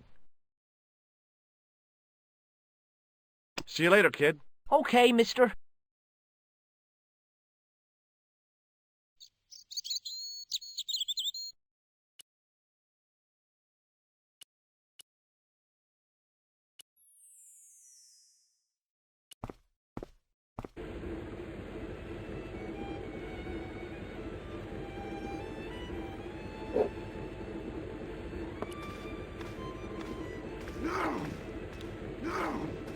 Excuse me? Yes, sir? Check out my card. I've seen it, for heaven's sake.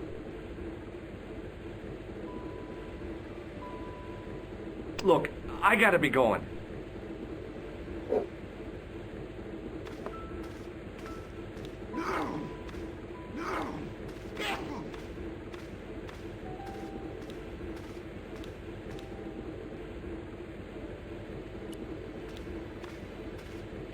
Excuse me? Yes, sir? Check out my card. I've seen it, for heaven's sake. Give me another beer, dude. Give everyone another beer. Let's party, guys. I think you've had enough, don't you? Hey, listen. Is it supposed to taste the way it does? Goatpeline stout is brewed from the finest chemicals in the world. I'm sorry, but the pump appears to be broken. I could fix it for you. I don't think so. This is a job for a professional electrician. Oh, well, at least the glass washer is still working. It's not my dear, is it? It just so happens I'm an electrician. Check out my credentials. Well, now, isn't that marvellous? Here's a house bedeviled with faulty wiring of a wayward nature. Here's you, an electric man, with a little plastic card to prove it. I still want to see what you can do before I let you touch me beer pumps. You can make a start on the glass washer. When you've finished that, will you take a look at the pumps?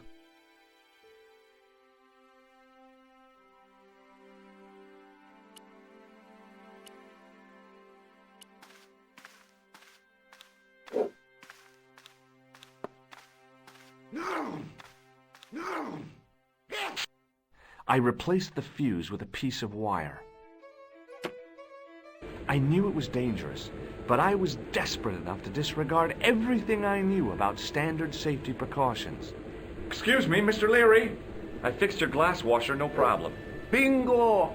And a blessing to all the saints. A free half-pint to that man, on the house. Now, could you take a look at the beer pumps? Well, I guess so, but I'm not making any promises. If you can't fix them, I'll have a riot on me hands. The pumps are in the cellar, right? That's right. You'll find a flashlight down there somewhere.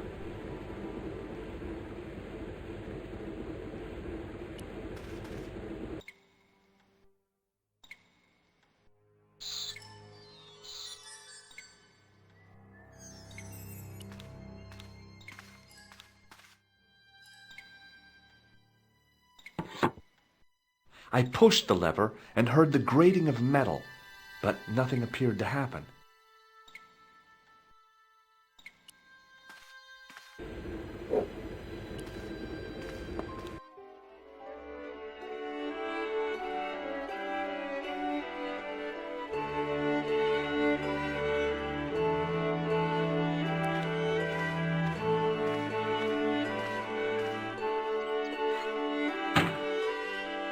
I lifted the trap door, and an overpowering smell of stale beer rose from the cellar below.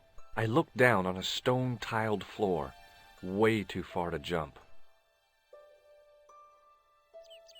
Excuse me. There was a nasty feeling in my guts I usually associated with light opera. It was Khan.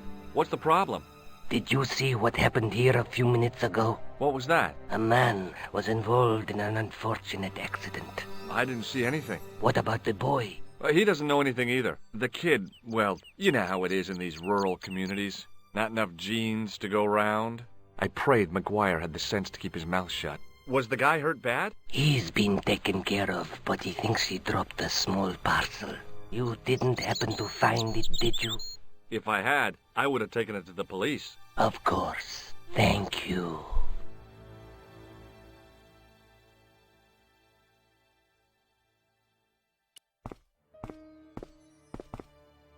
It was impossible to return the switch to its original position.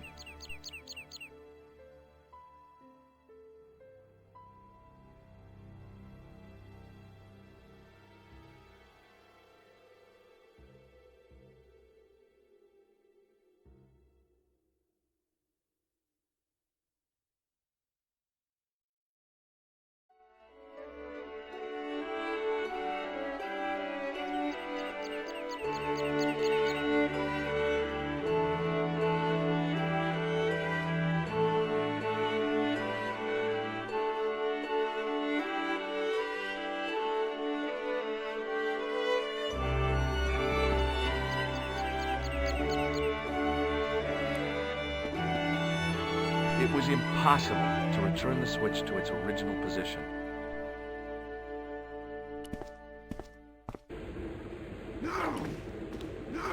Now I could see. I spotted Mr. Leary's flashlight easily.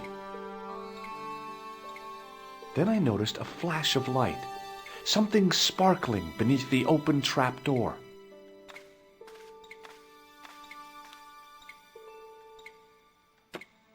It was Peagrim's gem, all right. A large, uncut blue stone. I guess I was already under its spell. Did you find it? What? Whatever you was looking for. Yeah. Listen, McGuire, I want you to keep this to yourself. No problemo. Just chuck us up a crate of lager. No way, you're not old enough. We can sell it and make some cash. Forget it, kid. I couldn't betray Mr. Leary's trust. I could, for sure. That old misery guts deserves it. If you want to do me a favor, keep a lookout for that guy in the suit. Okay. But it'll cost you a packet of chips. Oh, and shout if you see that Ferrari.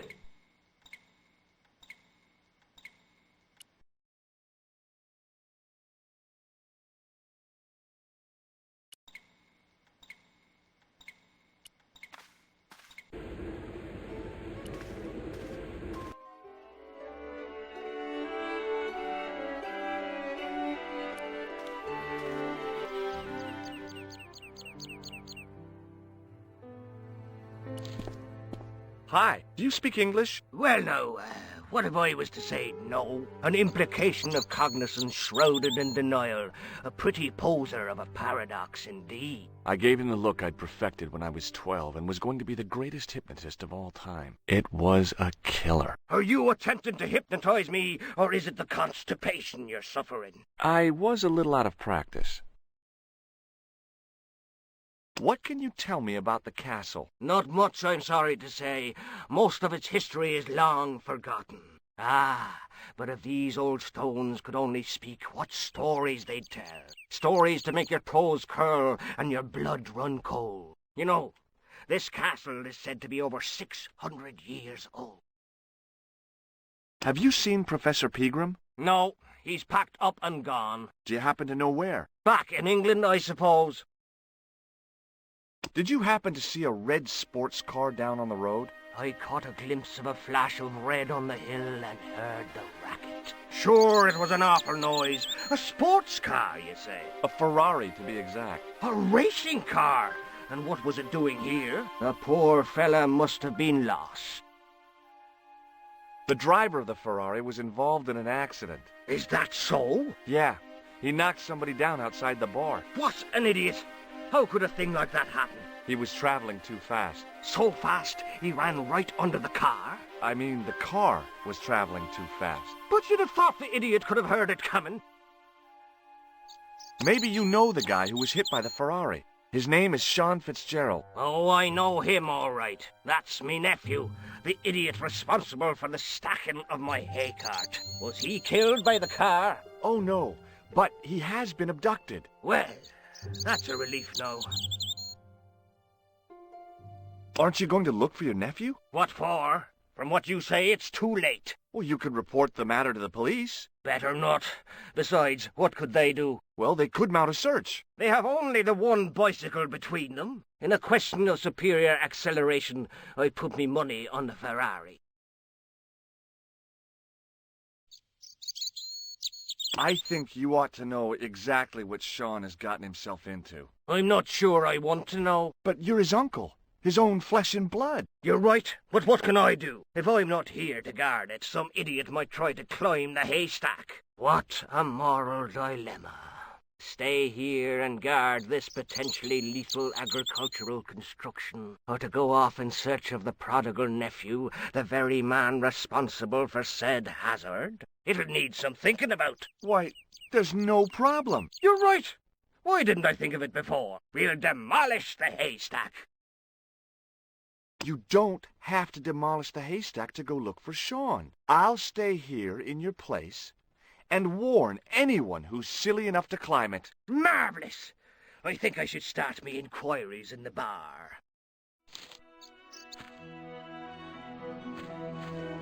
He strode off in the direction of McDevitt's bar, leaving me to contemplate the stack of hay.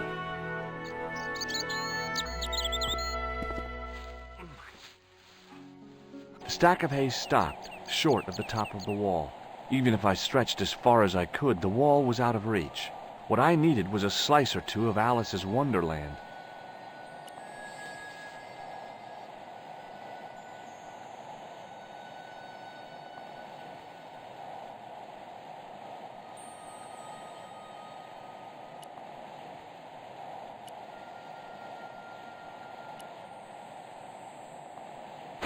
I inserted the end of the lifting key in the mortarless crack and gave it a firm shove.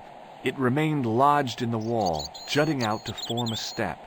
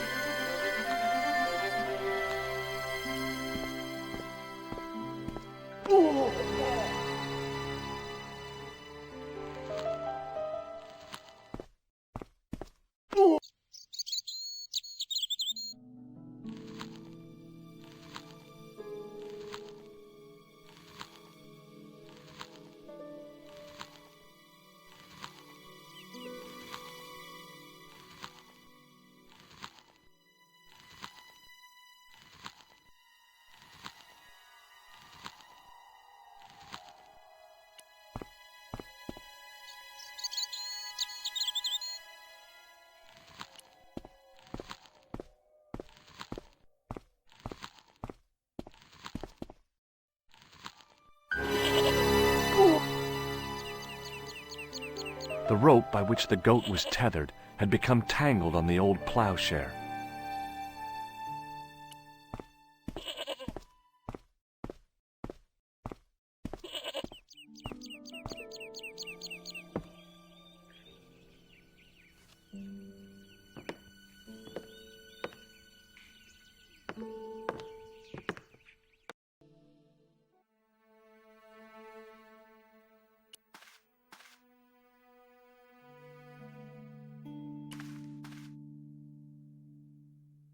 The statue was too heavy to lift.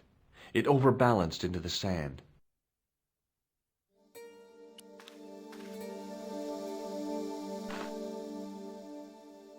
As I swung the stone upright, I noticed it had left a pattern of holes in the sand. I placed my fingers in the 5 impressions left by the fallen stone. It was weird. They fit perfectly.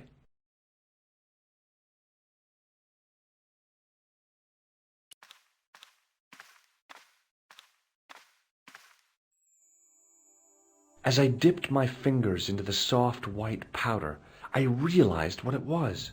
Plaster of Paris. I'd used it in kindergarten to make casts of animal paw prints.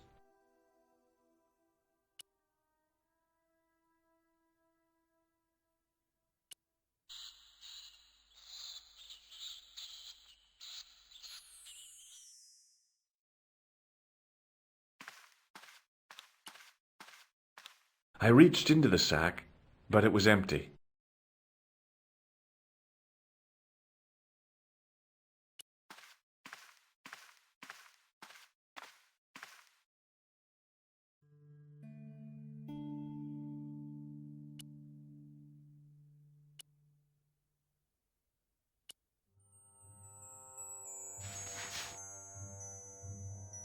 I sprinkled the plaster on the sand until the holes were filled.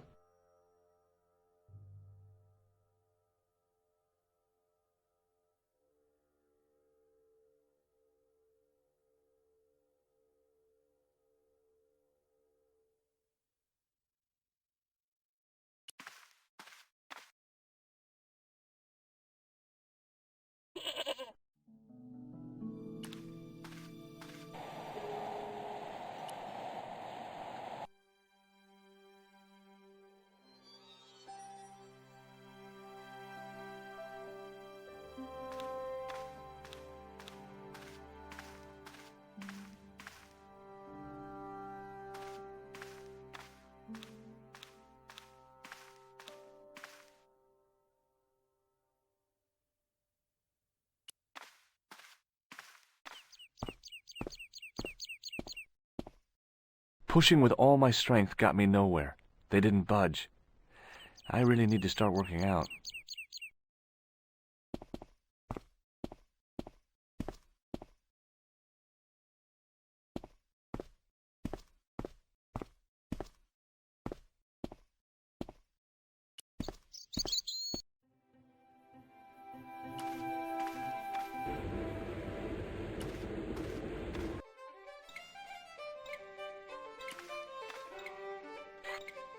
The faucet creaked, coughed, and spewed out a stream of rusty-colored water.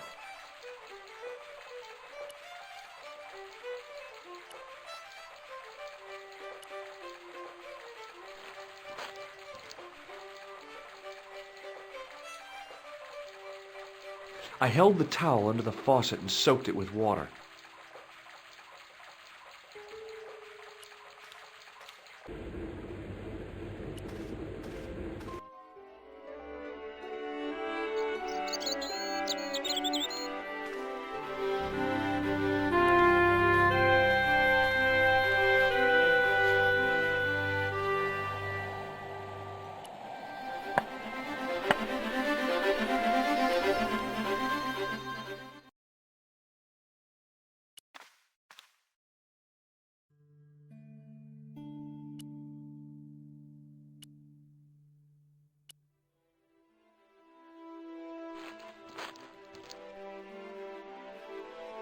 The trickle of water was quickly absorbed by the plaster. I eased the solid piece of plaster from the sand. Underneath, it had formed a perfect copy of the statue.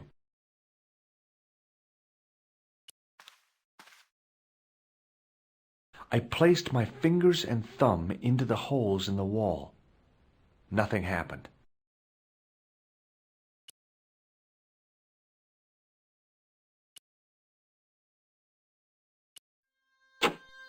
The hardened plaster cast fitted snugly into the 5 matching sockets. There was a soft thud, then silence.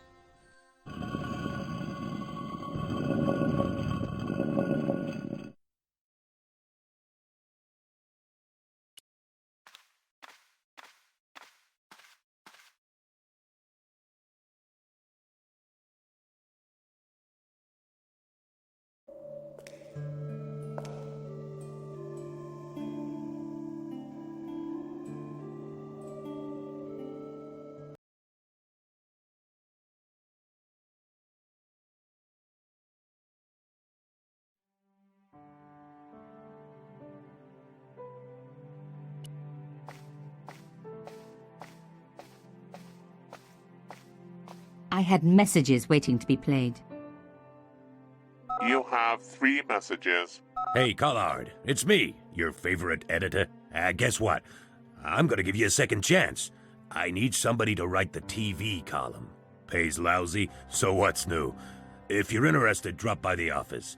In fact, drop by the office anyway. We have to talk, Nico. That story of yours I spiked.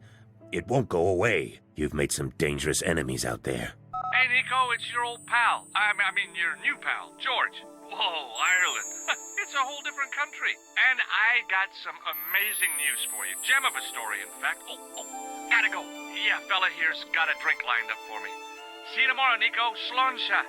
Yep, only here for a day and I'm speaking the lingo like a local. Mademoiselle Coulard, this is Imelda Carchon. I wanted to thank you for being so understanding when... Come to lunch, why don't you? Tomorrow. I might have more news. There's a Monsieur Merlon coming to see me this evening. He says he knows why Pierre was murdered. In fact, he'll be here shortly. I shall let you know what he says. Goodbye, dear girl. Till tomorrow. Merlin? Oh my God. Merlin's the killer. I better get over there and warn her now. When it came to being two-faced, Imelda was up there with the best. I owed her nothing, but I couldn't just let her die. I arrived to find the Palais Royal courtyard deserted. I only hoped that I'd beaten the assassin here. I had to warn Imelda before it was too late.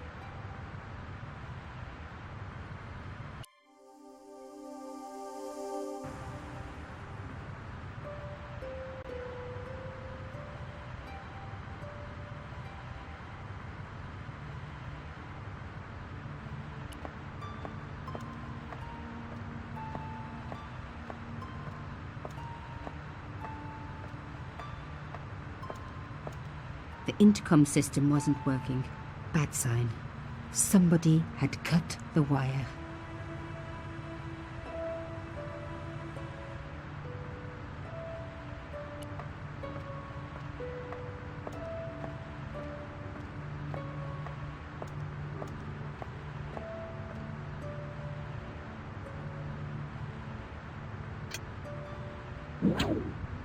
I unhooked the first wire.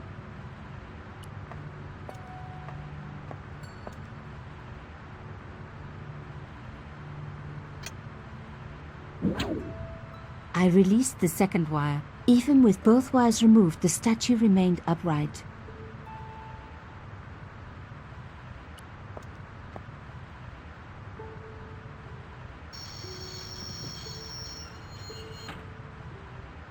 If I could deconstruct this, I could deconstruct anything. That broken window looked like the best way in.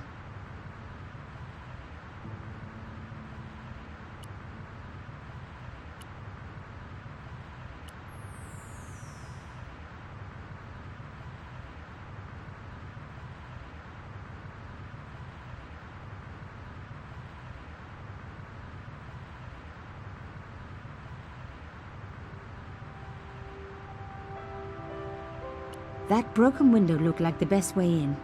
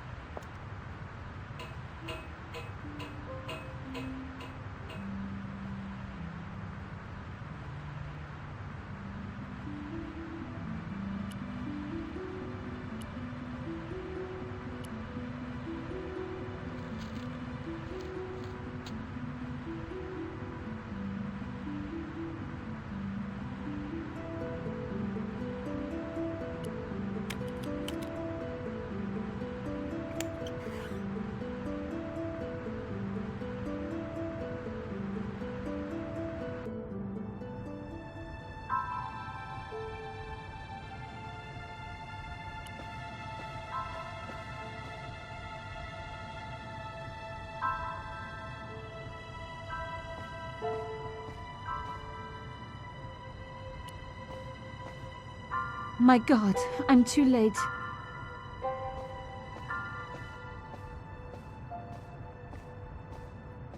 Imelda. Oh no. Nico? Don't worry, you're going to be all right. You know that isn't true. It was Merlin, wasn't it? Dressed as a cavalier. How absurd. You came to warn me, didn't you? I must be crazy. Let me see you, Nico. All this time you were just using me. Which one is the real Imelda? You are an extraordinary girl. Thierry would have been so proud of you. You didn't know my father. So like him. Something about the eyes. I wish we'd had time to get to know each other. She was gone. She cheated me, lied to me, used me. But why? Even in death, Imelda looked the same. Beautiful, inscrutable. The Ice Queen alone in her ice palace. I opened it. Inside was a tiny gold key. I took the key. I had to leave. I knew I could never return.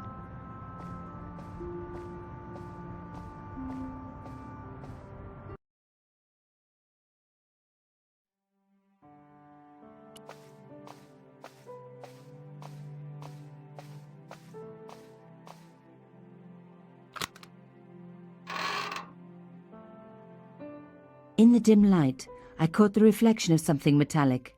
A small, sinister-looking metal disc had been tucked under my father's box. It was a bug. Oh, chère cousine, you left me a little present. You shouldn't have.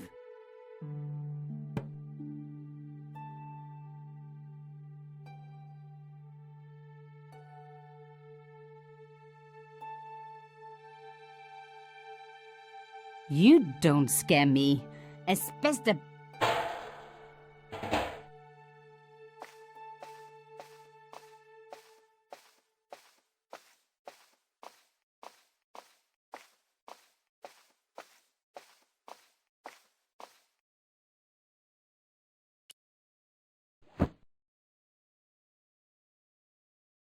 The box was carved by my father. It never had a key. The elephant on the lid was a perfect match to Carchon's.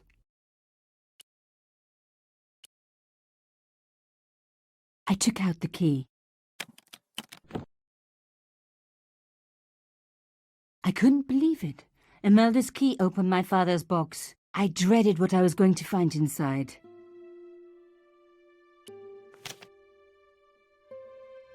It was a photograph of Imelda, but why here, in my father's box?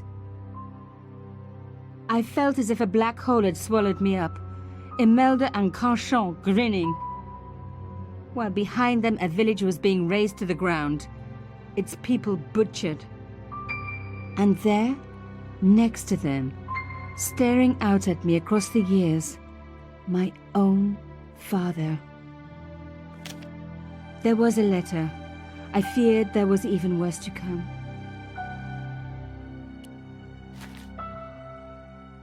Hotel Saint-Georges, Algiers, Friday. My darling Thierry, by the time you read this, you'll be safely out of Africa. You need not fear. Pierre and the organization do not know who you're really working for, or about us. Did you think I would betray you? I could not. You wanted me to leave him, but I don't have your courage. I know too much of what has been going on here. They would find me and they would kill us both. Enjoy your life in Paris, Thierry. Your life of honor, of patriotic duty. Do they give medals to spies? No, they'll just give you a phony job in an embassy somewhere. I could never share that with you.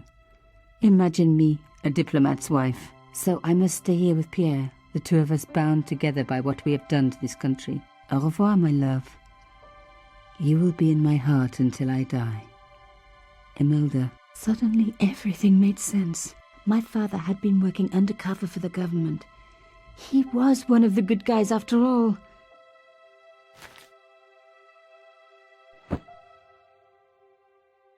He and Imelda must have fallen in love. She'd found out who he really was, so he had to leave. It had broken her heart, but she had never revealed it to anyone. I knew I couldn't either.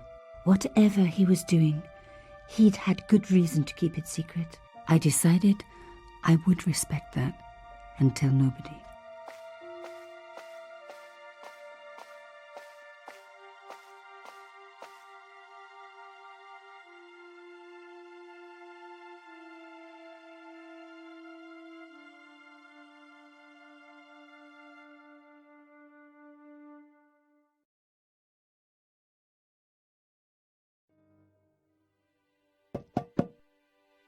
I knew it was George. For a moment I was tempted to pretend that I was out, or ask him to go away and come back later.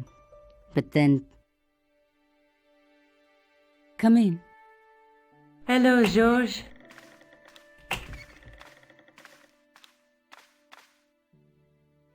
So, where did you stay last night? At McDevitt's.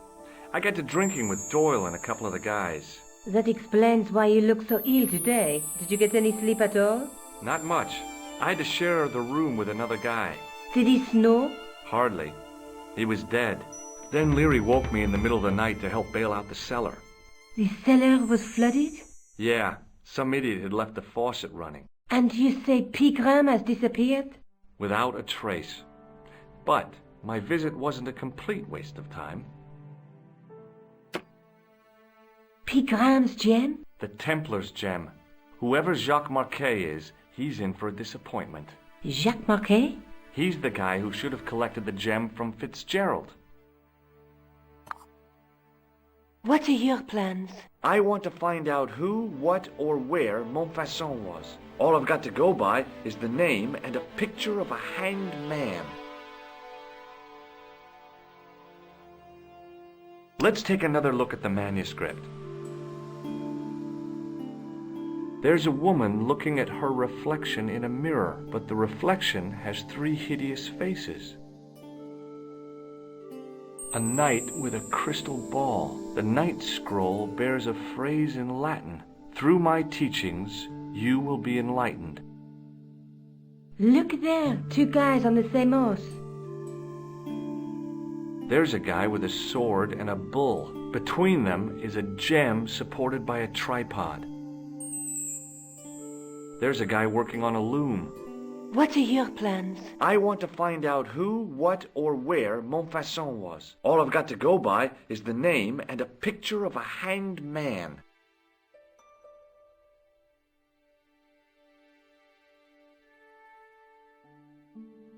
I can't sit here all day, much as I'd like to. Okay. Don't forget to look for Lobinot at the Kron Museum. And why don't you see if Rosso has heard anything? Okay. Anything else I can do for you while I'm out? Shopping, a trip to the laundromat? Just take care of yourself.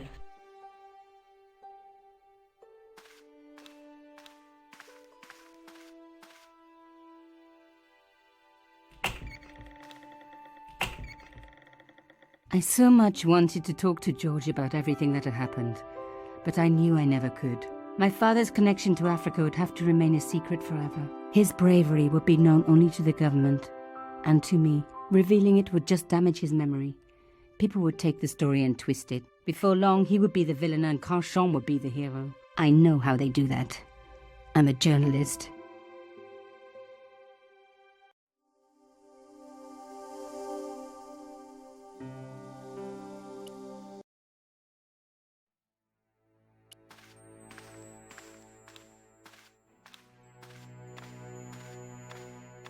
Sergeant Moo? Yes? I was one of the last people to see the victim alive, Sergeant. Does that worry you? Yes, it does. I feel I owe it to him to find his killer. That is best left to the authorities, monsieur. Did he speak to you? Tell you anything? No, he just grinned and nodded. Don't let it trouble you, monsieur. Go home and try to forget. Do you know a man named Khan? He's a shifty-looking guy with a scar on his left cheek. No, monsieur. He also calls himself Thomas Merlin. I'm sorry, Monsieur Stobart. I don't know him. Has this man any connection with the bombing of the cafe? Yes. I believe Khan was the name he used when he hired the clown costume. Have you heard of a man called Marquet? Yes. He used to be known as the Mole of Montmartre. I heard he's been hospitalized, probably by one of his rivals. Which hospital was Marquet taken to? The Hagenmeyer Clinic, in the Avenue des Hérissons. Why was Marquet known as the Mole of Montmartre? Because he lived in Montmartre, I suppose. Yeah, but why the mole? I don't know. Maybe he ruined people's lawns. I'd like to report an assault. Yes, monsieur? Where is the victim? I'm the victim. I've been harassed by a pair of thugs. I see. And where did this alleged assault take place? Outside the Hotel Ubu. They stopped me as I was leaving and went through my pockets. Could you describe the suspects, monsieur? One looked like a gorilla, and the other looked like a weasel. Their names are Flap and Guido. Bon. I'll get them this time. I have a confession to make, Sergeant. I really did see the clown. He ran into the alley across the street. Why did you not tell this to Inspector Rousseau? I didn't want to sound foolish. And you did not want to come involved, no? Do not worry. It is of no consequence. I know the identity of the dead guy. His name was Plantar. Is that so? You knew him, did you? No, but... We'll know everything there is to know about him soon enough. I'm trying to be helpful here. The best way you can help us is to go home, monsieur. See you later, Sergeant.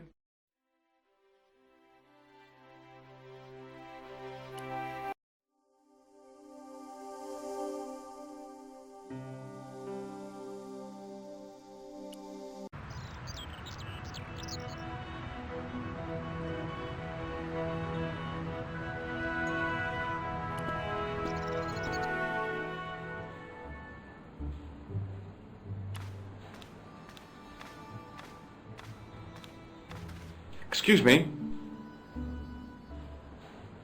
Yes, sir? Is this the Hagenmeyer Clinic? That's correct. I thought I was in a garden center. Oh, the plants. They were my idea. A little greenery to evoke the spirit of nature. How may I help you?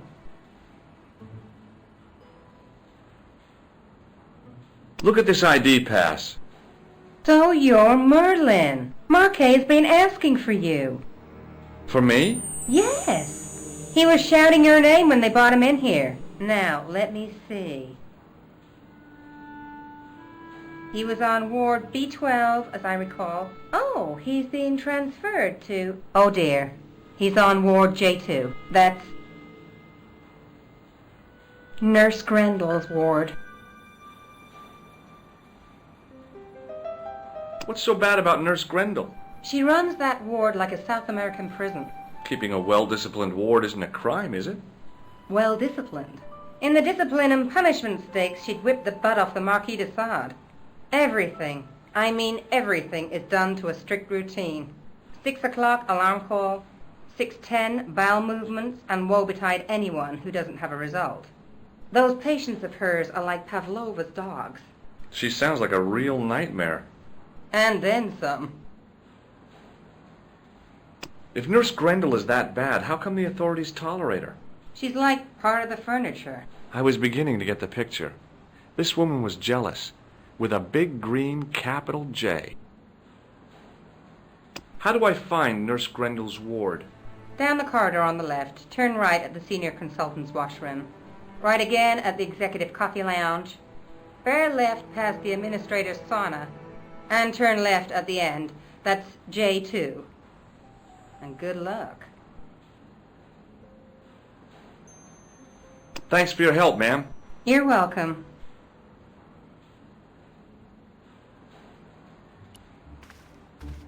As I turned the corner, I saw the source of the hellish noise which echoed through the corridors. It was an industrial polishing machine with an odd-looking guy in tow. Hello. What's that? I said hello. Oh, hiya. I'd like to talk to you for a minute. That's what I thought you said. Don't look so down in the mouth. No matter how bad things seem, I never let life get on top of me. Oh, yeah? What's your secret? Why, it's easy. All you have to do is smile and whistle this little tune. You know what? If you start whistling, I'll bust you in the teeth. It's a deal.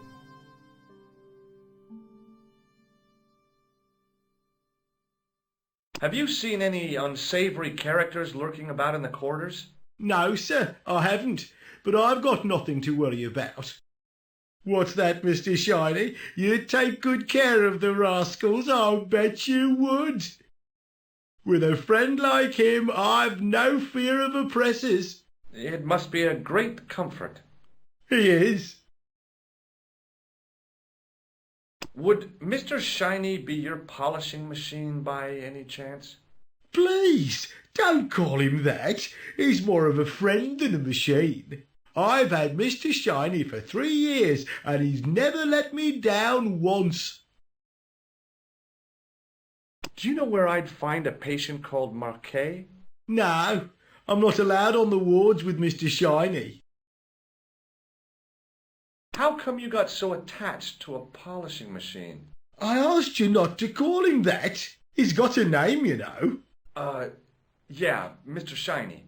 It's just that... You think it's odd, don't you? I don't mind. The rest of the staff think I'm twisted. I heard them snorking behind me back when I gave Mr. Shiny his weekly pull-through. See you later. Yeah, take care now.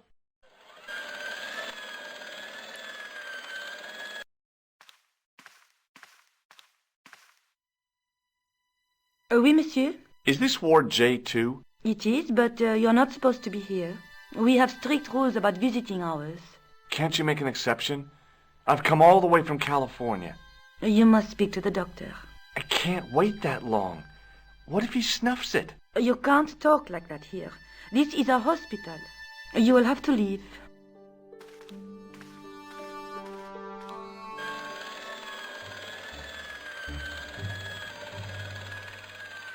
The connector in the socket supplied electricity to the polishing machine.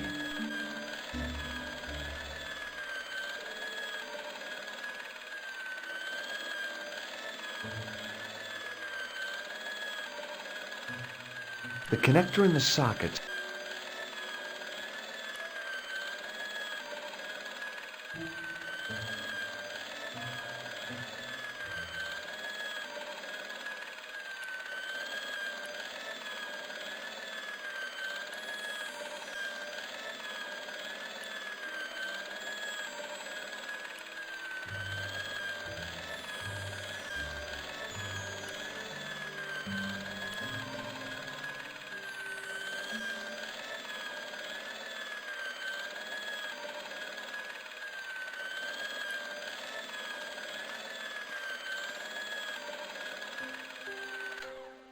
Hey now, you can't go in there. How come? I'm responsible for the contents of that cupboard.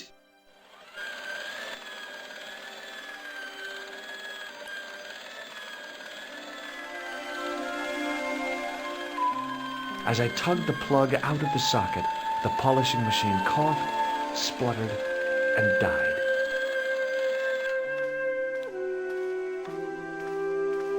Mr. Shiny, what's wrong, pal?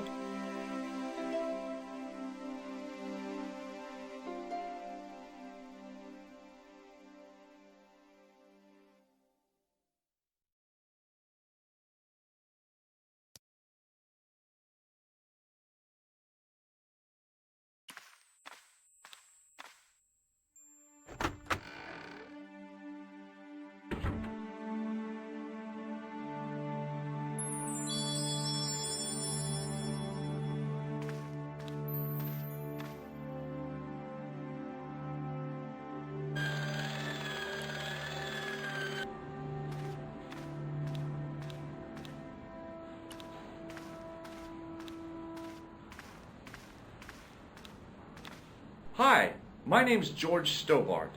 Aha! Just the man. You must be the new boy. Yeah, I must be. Well, stop wandering about and make yourself useful. Bunny, come here, boy. This is Benoit, my nephew. Can I trust you to look after him? He is fresh out of medical school. It will open his eyes to see a real doctor on the job. I'll bet.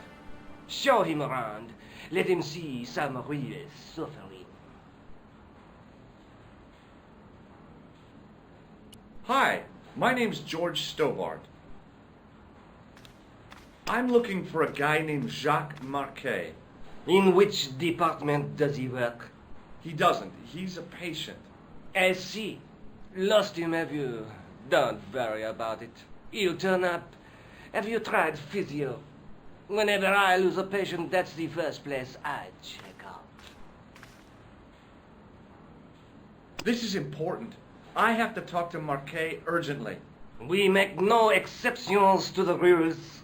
It's a matter of life and death. The well-oiled running of this hospital is a matter of life and death. That's why we have rules. I think I ought to warn you that Marquet is not what he seems. Explain yourself. He's in league with a bunch of guys who want to take over the world. Nonsense. Besides, Marquet's employers have paid in advance for one of our most exclusive private rooms. Could you tell me who Marquet's employers are? Certainly not. Thanks for your help.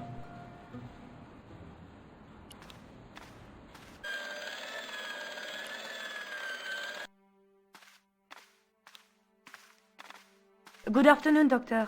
The patients are ready for your inspection, Doctor. Thank you, nurse. You'll need this, Doctor.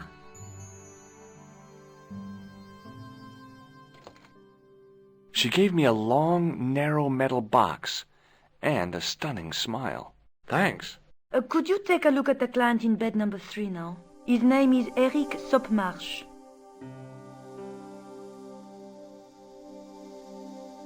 Do you have any clowns on the ward? Why, yes, we do. A professional clown. I'll bet he lightens the place up. Hardly. Monsieur Boissy has been in a coma for the last 3 months. What's wrong with Boissy? He was involved in a very nasty accident. A silly stunt involving a unicycle. His current condition is due to post-traumatic shock. It's unlikely he'll ever perform as a clown again. It's an ill wind that blows nobody any good. Do you have a patient named Marquet on this ward? Oui, monsieur. He is in the private room at the end of the ward. He has been placed in strict isolation. Why is Marquet in quarantine? If you wish to know more, you'll have to speak to Herr Hagenmeier. All I know is that Marquet's room is strictly out of bounds. Do you know who paid for Marquet's room? No, of course I don't. Preferential treatment like that must cost an arm and a leg. That's not my concern, monsieur. Thank you, nurse. Au revoir, monsieur.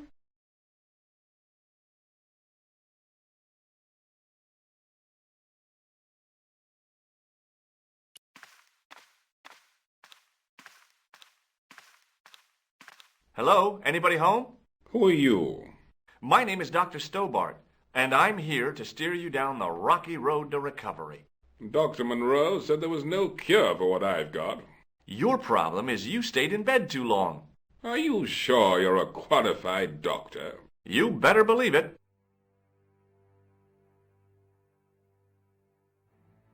I'm going to take your blood pressure. Why? I'm a doctor. It's my job.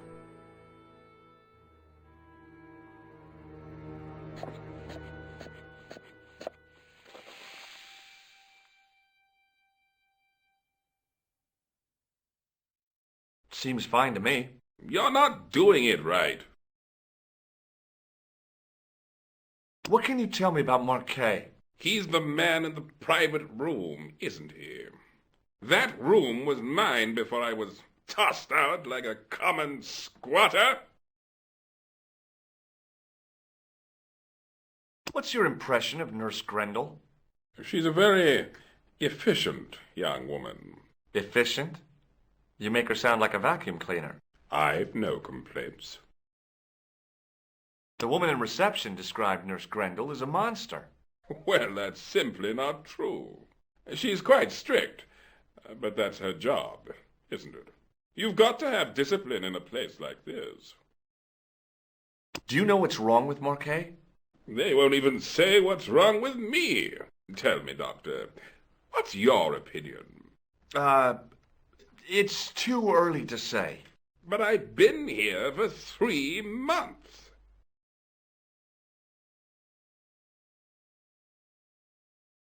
I'll come back later.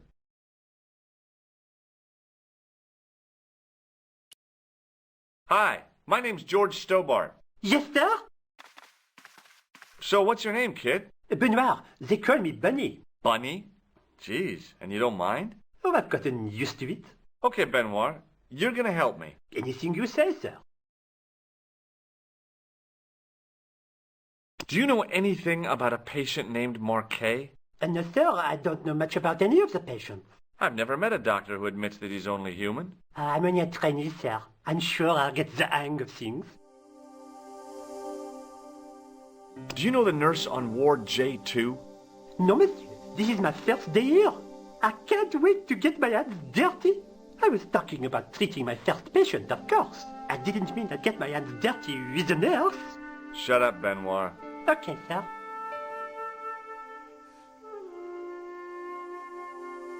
Here, take this pressure gauge. Thank you, sir. What do you want me to do with it? Well, keep it safe until I think of something. Follow me, Benoit. I'm right behind you, sir.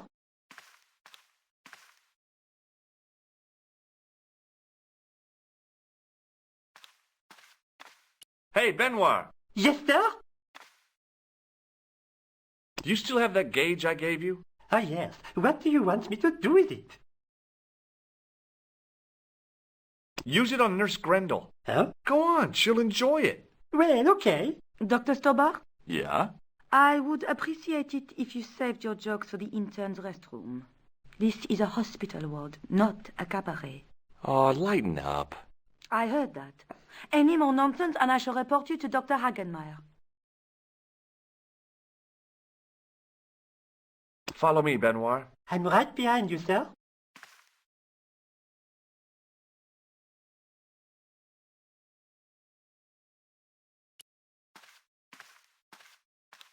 Hi, it's me again.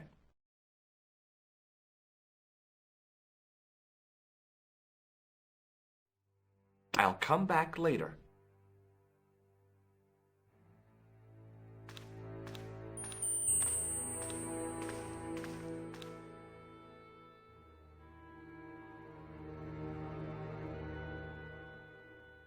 Hey, Benoit! Yes, sir?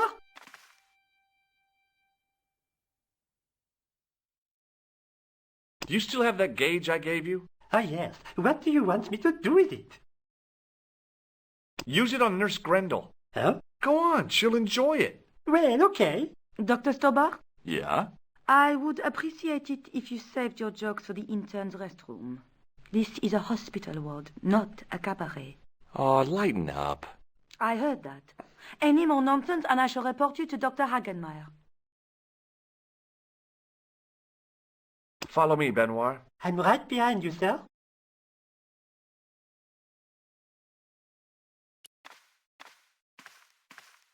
Pardon me, nurse. Oui, monsieur?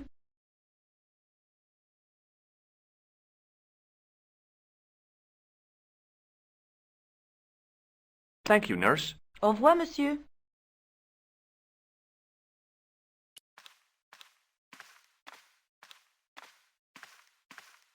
Hi, it's me again. Have you heard of a guy called Merlin? No, Doctor. Have you ever heard of the Club Alamut? I'm not really a nightclub man, Doctor.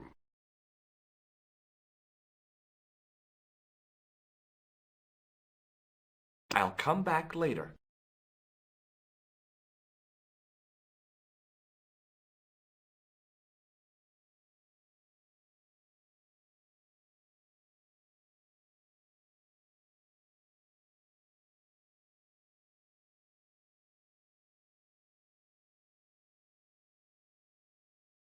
Hi, it's me again. Do you recognize the man in this photograph? No, Doctor. Who is it? A cold-blooded killer. Does this gem mean anything to you? No, Doctor.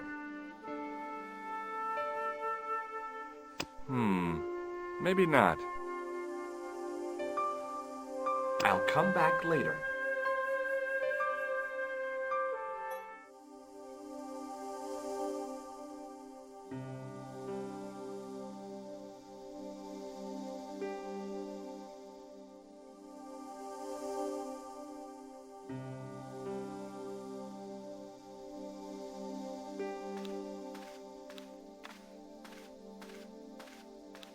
You haven't finished taking my blood pressure.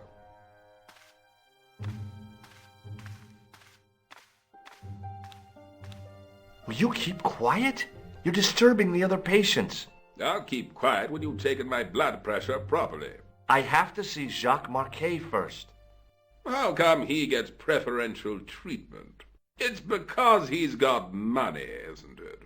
I'll come back when you've dealt with that chip on your shoulder.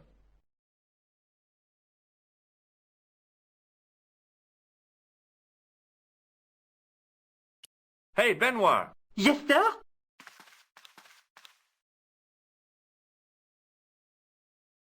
Do you still have that gauge I gave you? Ah, yes. What do you want me to do with it?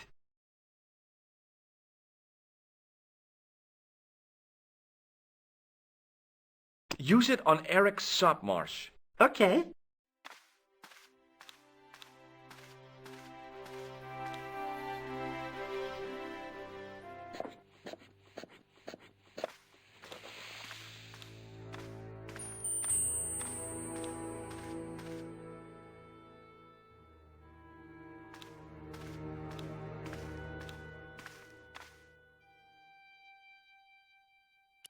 Rather you than me, pal? I'm Dr. Stobart. Bonjour, docteur.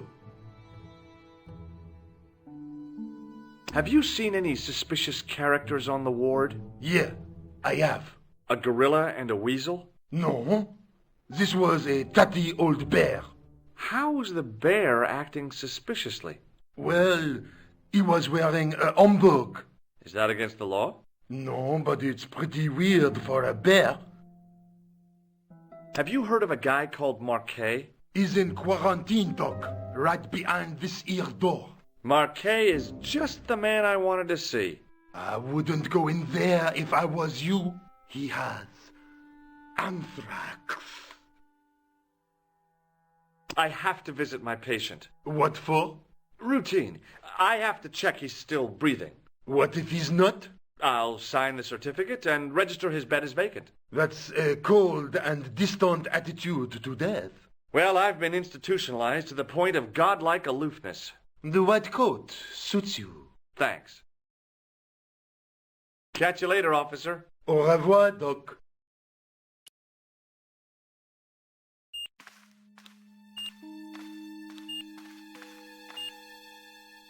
Marquet? Yes, I am Marquet. I've been expecting you. You have? Well, what are you waiting for? Get it over with. I just want to know what I should do with the gem. The Lahmar gem. Yeah, right here in my pocket. I thought you were one of the assassin. Not me. I never inhaled. So, you were sent in my place? Yeah. You could hardly make the trip to Ireland in your condition. What should I do with the gem? Deliver it to the Grandmaster. Quickly tell him that I have found the tripod. Right here in Paris. You have it?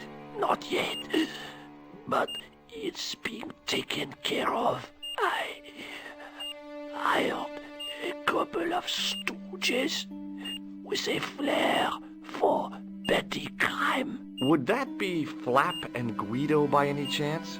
You know them as for Klausner.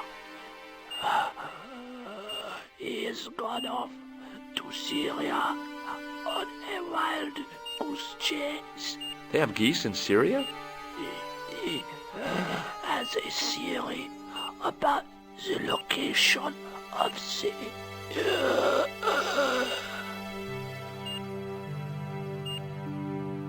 That's enough excitement for one day, Monsieur Marquet. What are you doing here? Talking to this patient, of course. Monsieur Marquet is my patient. If Herr Hagenmeyer was to hear that... Okay, I'm going. I'd learned all I could from Marquet anyhow. Ah, there you are, sir. I was just coming to look for you. I finished with your pressure gauge. Thanks, Bunny. What's that noise? It sounds as if someone's having a cardiac arrest. It's all right. The doctor's in there with him. Are you sure he was a doctor? Oui, monsieur. He showed me his ID. It was Dr. Braille. There's no Dr. Braille working here. He's an imposter! The door's locked. Help me, officer. Stand back, monsieur.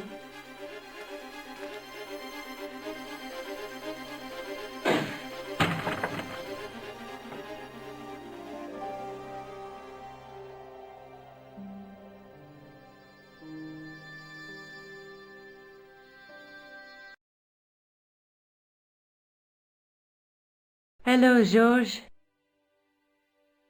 I found Jacques Marquet. Did he talk? Yeah, he talked.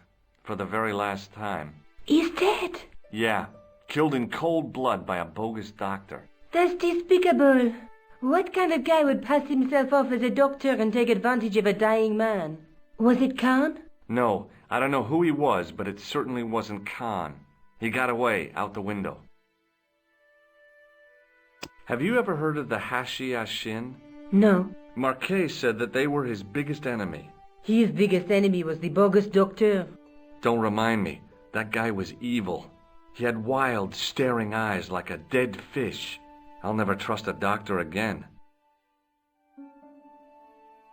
Do you think the assassin was responsible for killing Marquet? I don't think so. He could have finished him off the first time. Besides, Marquet would have recognized him. He was pumped to the gills with sedatives. He wouldn't have recognized the 4 horsemen of the apocalypse unless they'd introduced themselves. I guess I'd better go back and talk to that weirdo. Which one, Rousseau or Sergeant Mou? Oh, but you're referring to Andre. I'll let you work it out.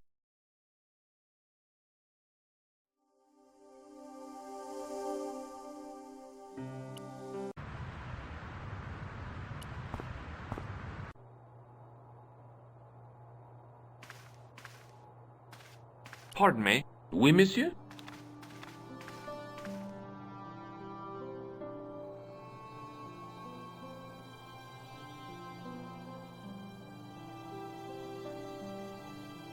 Thanks for your help. I beg your pardon. Are you André Lobineau? That's me. You want my autograph? No. I was told you may be able to help me. Help? My name is George Stobart. I'd like your professional opinion. Well, okay. Shoot. Does the name Montfaucon mean anything to you? Sure. It was the most grisly spectacle in Paris until the Revolution. A public toilet? Montfaucon was the place of execution for many thousands. A dark temple of death, with row upon row of arches, each one framing a grim exhibit. Scores of rotting corpses swung on creaking rope, while the crows devoured their flesh.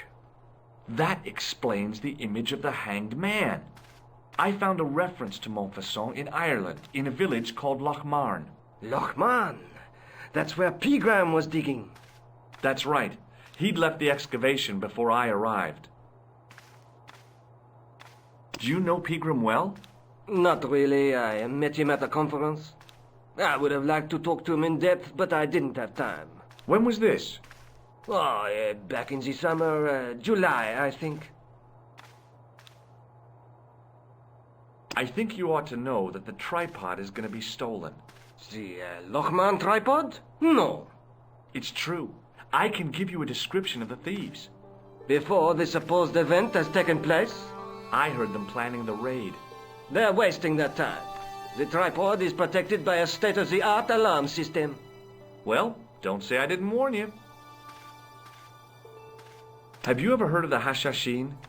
Why, yes. It was a radical Muslim sect whose name became synonymous with murder. It was formed in 11th century Persia, shortly before the Crusades. At roughly the same time as the Templars. Yes. They gave a new word to our language. Assassini. The assassins. Where was the site of Montfaucon? To the northeast, near the Canal Saint-Martin, but there's nothing there now. The old gibbet was torn down during the Revolution. How did the assassins get their name? From the legends surrounding the secrets of their initiation rites. A young man who sought to join the sect was given hashish until he drifted into dreams. He awoke to find himself in a fabulous garden with everything he could wish for. The freshest water, the most delicious food, the choicest hash, and the most delectable women imaginable. Cool. Do you have the address? I haven't finished the story. There was a price to pay for this taste of paradise. Wouldn't you just know it? The young man would wake the next day to find himself back in the real world. He was told that he'd been given a glimpse of the heaven reserved for holy martyrs. A heaven he would enjoy for eternity if he was willing to join the Hashashin. How did the assassins operate? Well, as I explained, the new recruits would be only too willing to die for the cause. They'd be instructed in the use of the dagger, poisons, and disguise. Then, the Grand Master of the sect would name an enemy of Allah. And they'd stop at nothing to eliminate that enemy. You got it. They were fearless and deadly. Does the cult of the assassin still exist? Take a look around at the world today. You tell me. Why don't you loan the tripod to me for safekeeping? Because I'd never see it again. Well, don't you trust me? It's not a question of trust, George. That tripod is hundreds of years old and extremely fragile. I get your point. I'd like your opinion on a medieval manuscript. Vraiment? Do you have it with you? No, it's too fragile. And besides, there are certain people who'd stop at nothing to get their hands on it. Intriguing. Do you have a copy of the text? There isn't much. Only a few Latin phrases. I was kind of hoping you'd help decipher the pictures. Without seeing the manuscript, that's a tall order. Just tell me one thing. What does the image of two men riding on the same horse suggest to you? The Knights Templar. Does the Templar seal appear on this manuscript? I'd love to see that for myself. Can you tell me anything about the Knights Templar? I sure can, Georgie. Soldiers, diplomats, mercenaries, monks, bankers, you name it, the Templars fit the bill. The greatest fighting force in Christendom, the militia of Christ. Jeez. How did the Templars get their name? From the building in which they set up their headquarters. The King of Jerusalem gave them part of a mosque on the Temple Mount. It was said to have been the site of the original Temple of Solomon. The order became known first as the Knights of the Temple, and later as the Knights Templar. You're a mine of information, Andre. Glad to be of help, Georgie. How come the Templars became so wealthy? There was a constant stream of new recruits to their ranks, many from noble families. They were required to swear a sacred oath of poverty, chastity, and obedience. So, their money, goods, and lands were donated to the order. The Templars soon held land in France, Scotland, England, Spain, most of Europe, in fact. The poor Knights of Christ became the wealthiest power in Christendom. The manuscript is being looked after by a friend. In Paris? Yeah. Not far from here, in fact. Well, just give me the address and I'll come round and take a look. I'm not so sure about that. Maybe I should check with her first. A female friend? Yeah, she's a woman. This friend who has the manuscript? Oui, the anonymous girlfriend. She lives at 361 Rue Jarry. Ah, I know it well. I'll drop by. Just as soon as I can. Is it true the treasure of the Knights Templar was never found? Who knows? So little knowledge of what really happened remains. Or if it does, the truth has never been made public. What do you mean by that? The Templars have attained mythological status, like the King Arthur of the Britons. There are people even now who say the Templars still exist. Do you think that's likely? No, not for a minute. Thanks for your help, Andre. You're welcome.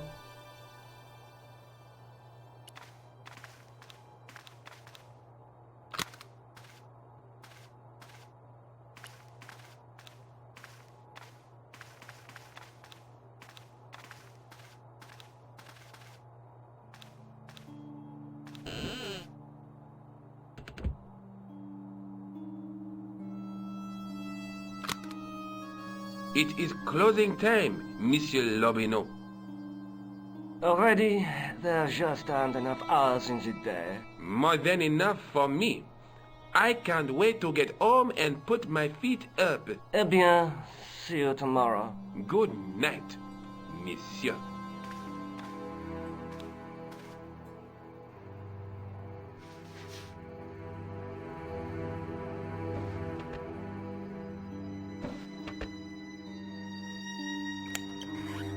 Quit fooling around, you moron! Get your ass over here and bring that flashlight.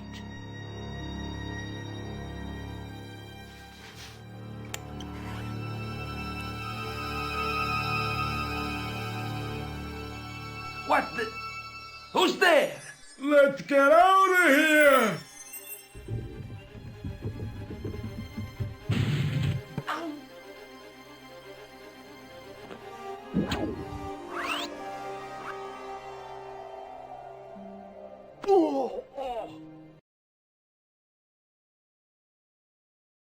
And when I woke up, I was at the police station. Luckily, I managed to persuade Rosso I was innocent. Poor George. What a mess. I bungled the whole thing. I don't think so. You made a pretty good job of distracting those two crooks. Yeah, but the killer got away with the tripod. No, he didn't. He's not the only one who can dress up in costume. You mean it was you who stole the tripod? Oh, hell, Nico. I could have been shot. Those dogs are more likely to shoot their own feet. I just wish you'd told me your plans. We're supposed to be in this together. And how come you dressed up like a pantomime cat? Don't sulk, Georgie, please. Oh, rats. And don't call me Georgie. Oh, I really thought you'd be pleased. After all, we've got the tripod. Oh, by the way, I had a visit from André Lobineau. Oh, yeah. I hope you didn't mind me giving him your address. Not at all. It was lovely to see him again. He was over the moon when I showed him the manuscript. It's not often he gets that excited. He made a sketch of the knight's crest to take back to the museum. I believe he's identified the family who bear that crest. I sure hope so. I'd better get back to the quest.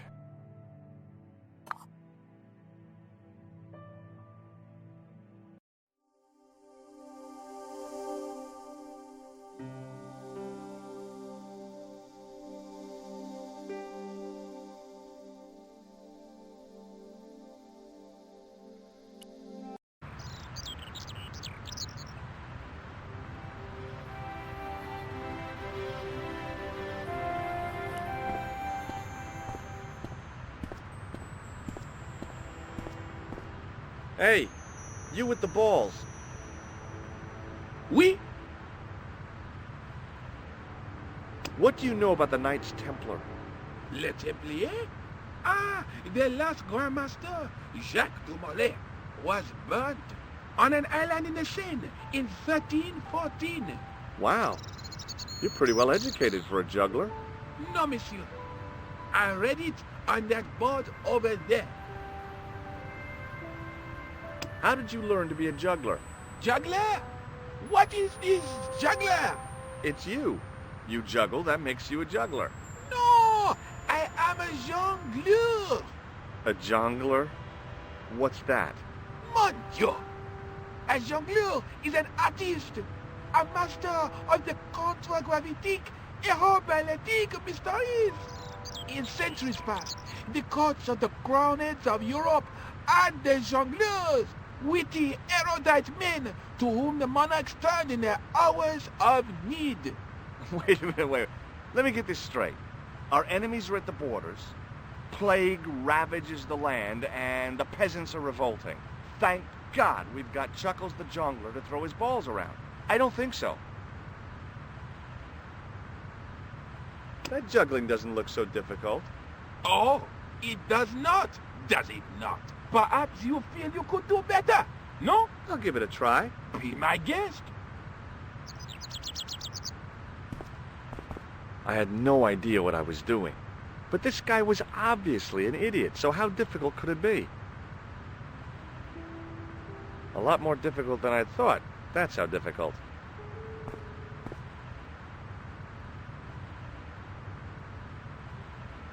Still, it was my big chance to be derided by complete strangers. Not so easy after all, is it? No, I guess not.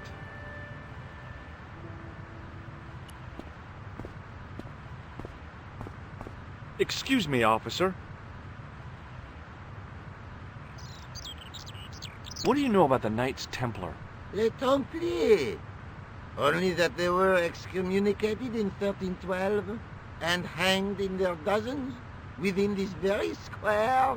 Boy, what they teach in the police academy these days. No, monsieur. I read it on that board over there. Shouldn't you be off directing traffic or something? You have seen the Parisian traffic, no? Yeah, so? I could direct the traffic. The most dangerous, the east side of Rome. Or I can sit here and enjoy the sun, the architecture, and the Sauvignon. Which would you choose? Yeah, but I'm not a policeman. What happened to duty? An excellent question, monsieur. Does this red nose mean anything to you? Ah, you are a clown. Do I look like a clown? No, although you juggle like one. Now, if I'd known you were a clown, it would have been amusing, and not a humiliation for you. What do you mean? Whoever heard of a plainclothes clown? He had a point.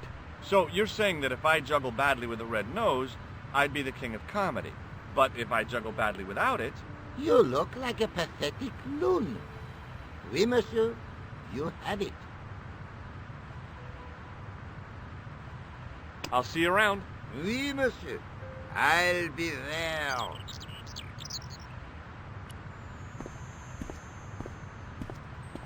Hi again. Oui? What is it this time? I'd like to have another try at juggling, please. You have gone on a crash course, perhaps? No. I just had an insight into presentation. Huh? Allow me to demonstrate. The balls, please. If you insist on completing your humiliation, monsieur. Okay, now for my secret weapon.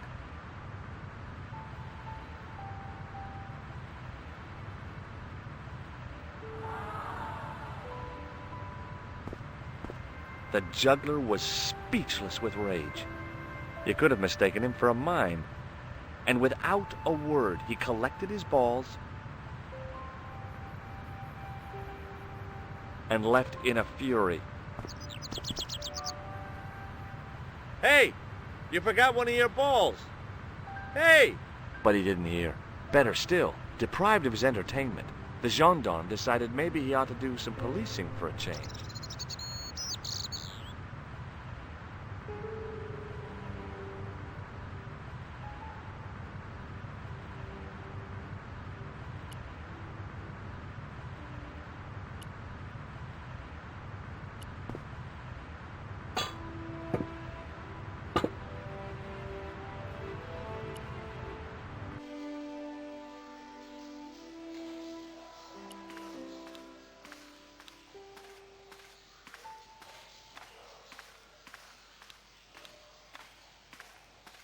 The wall had flaked, and anything once written on it had long since gone.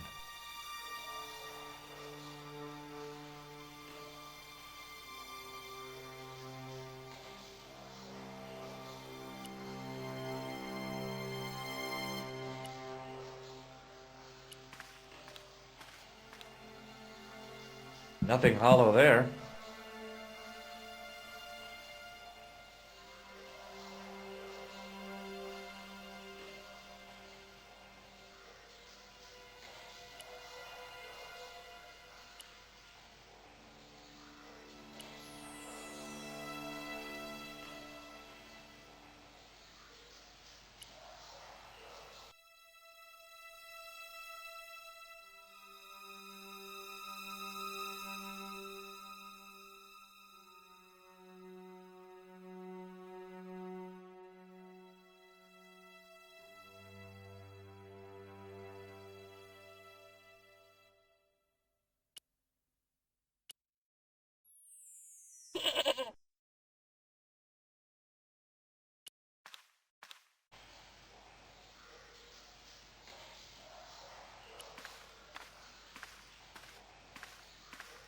The wall had flaked, and anything once written on it had long since gone.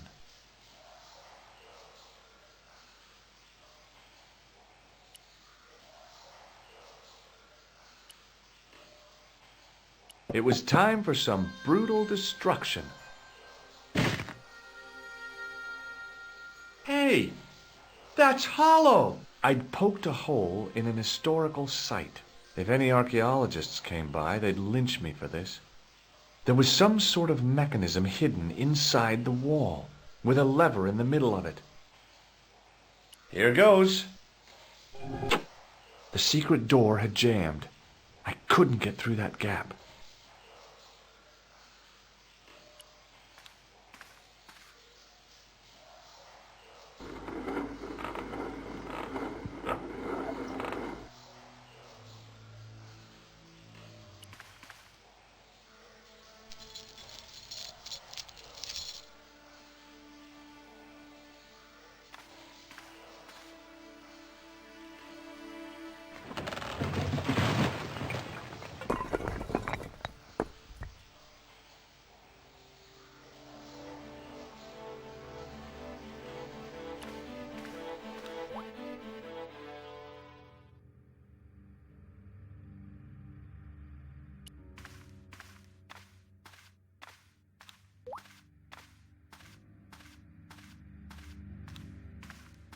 At the bottom of the steps, I could see a glow. I could hear voices from the lit area. It seemed a good moment to be cautious.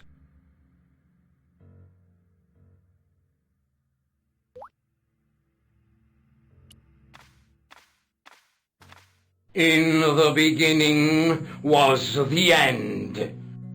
An end wrought by our enemies began our darkness. In the end will be a beginning. An end to our enemies heralds our new day. Report. The military establishments are in flux. The end of the Cold War has left them with no clear goal and as obvious targets for budgetary cuts. We have successfully promoted a sense of betrayal in the upper echelons. They feel that the politicians have cast them adrift. The pattern is emerging. Our time is now. Good. Mademoiselle? Governments are giving the corporations more respect than their own citizens. A groundswell of dissatisfaction and dissidence is growing. The corporations are becoming too large and complex for their own executives to control them. A blind belief in market forces is accelerating this trend the world over. The pattern is emerging. Our time is now. The global population's belief in those that govern it has never been lower. We have inculcated a sense of immediacy and action over forethought and planning in all the major governments. They are acting on hasty decisions that cannot be completed or revoked without appearing foolish. The pattern is emerging. Our time is now. Excellent. The tired old governments are dying a slow death from their own incompetence and our machinations. Professor, where is the broken sword? As we discussed last time, with the loss of the manuscript, our search is as a corollary hindered. And as discussed last time, you have been furnished with a dramatically increased budget. What have you been doing with our money, Professor? We are working on the principle that the Templars, that is to say, our predecessors, Hold on. These are the Templars? must have left a trail when they were hiding the clues to the sword of Baphomet's location. I have a small army of historians and archaeologists ferreting out that trail. I trust these historians and archaeologists are more trustworthy than your friend Pegram. Pegram was loyal. He tried to protect the Lochmarn gem when the Hashashin came near. And failed. And don't call that Syrian maniac the Hashashin. He's an assassin. Plain and simple. That's not what he believes. He actually thinks. Silence! Do I have to remind you that we have a sacred duty? A trust? When Philippe attempted to destroy the Order, we lost the sword and our power with it. Now we have the opportunity to reforge it. But time is short. We need results. Not petty bickering. Not excuses. Now, Professor Baphomet.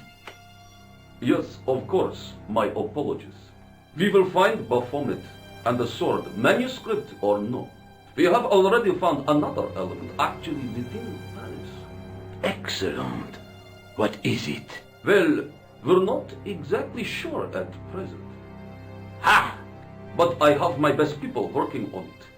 You would do well not to criticize others, Eklund.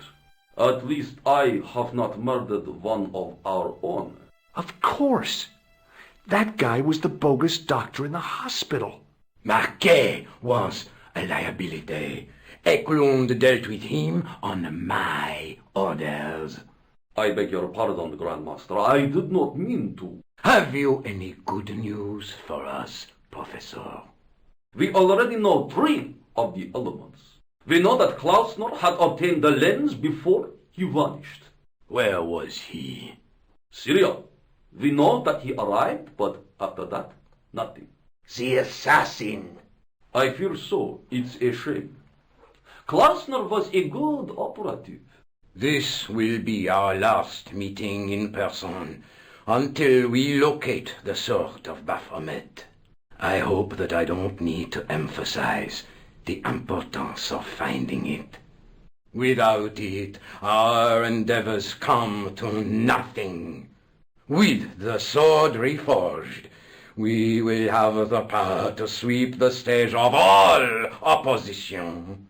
The next time that we meet, it will be to become the princes of this world! Wow!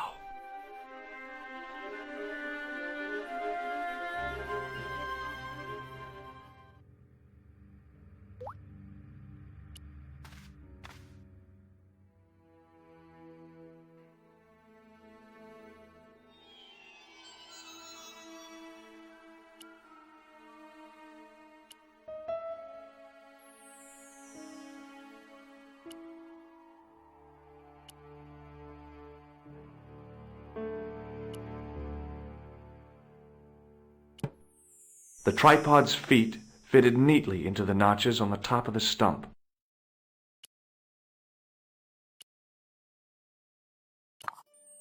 The light, falling from above, struck the gem and scattered in 5 neat rays. And each ray picked out a letter. Starting from the left, I could read M-A-R-I-B. Marib. Now all I had to do was figure out what the heck that meant. Nico, I've seen them. Who? The Templars. I spied on their meeting in the catacombs. And you saw the Knights Templar? I saw a bunch of guys masquerading as Templars. They're after something called the Sword of Baphomet. The bogus doctor was there, the guy who killed Marquet. The manuscript is the key, just as we thought. It shows the way to the broken sword, whatever that is. And how does the assassin fit into all this? He's out to stop them. These Neo-Templars, they're men and women in influential positions. Don't you see? Plantar was one of them. The assassin killed him for the manuscript, to stop them finding the sword. But now we have got the manuscript. Yes. So, how do they hope to find the sword? I don't know. They said something about a lens and a guy called Klausner who's gone to Syria. But they didn't seem to realize the significance of the very site of their meeting. You see, after they'd gone, I discovered a stone pedestal and a carved inscription. I set up the gem on the tripod, directly below a beam of light. The gem split the beam and lit the letters M-A-R-I-B. Marib is a village in Syria. You're not thinking of going there yourself, are you? Why not? These guys are crazy and dangerous. That reminds me, you should leave the gem here. Okay. What about the tripod? I'll send it back to André, anonymously. Do you think I should go to Marib? Syria is a long way, Georges.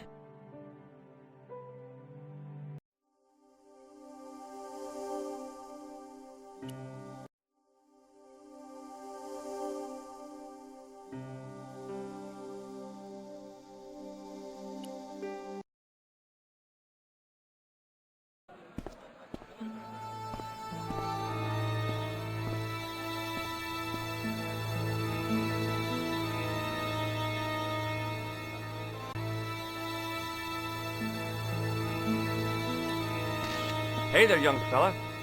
Speaky you the English? Speaker you the Anglais?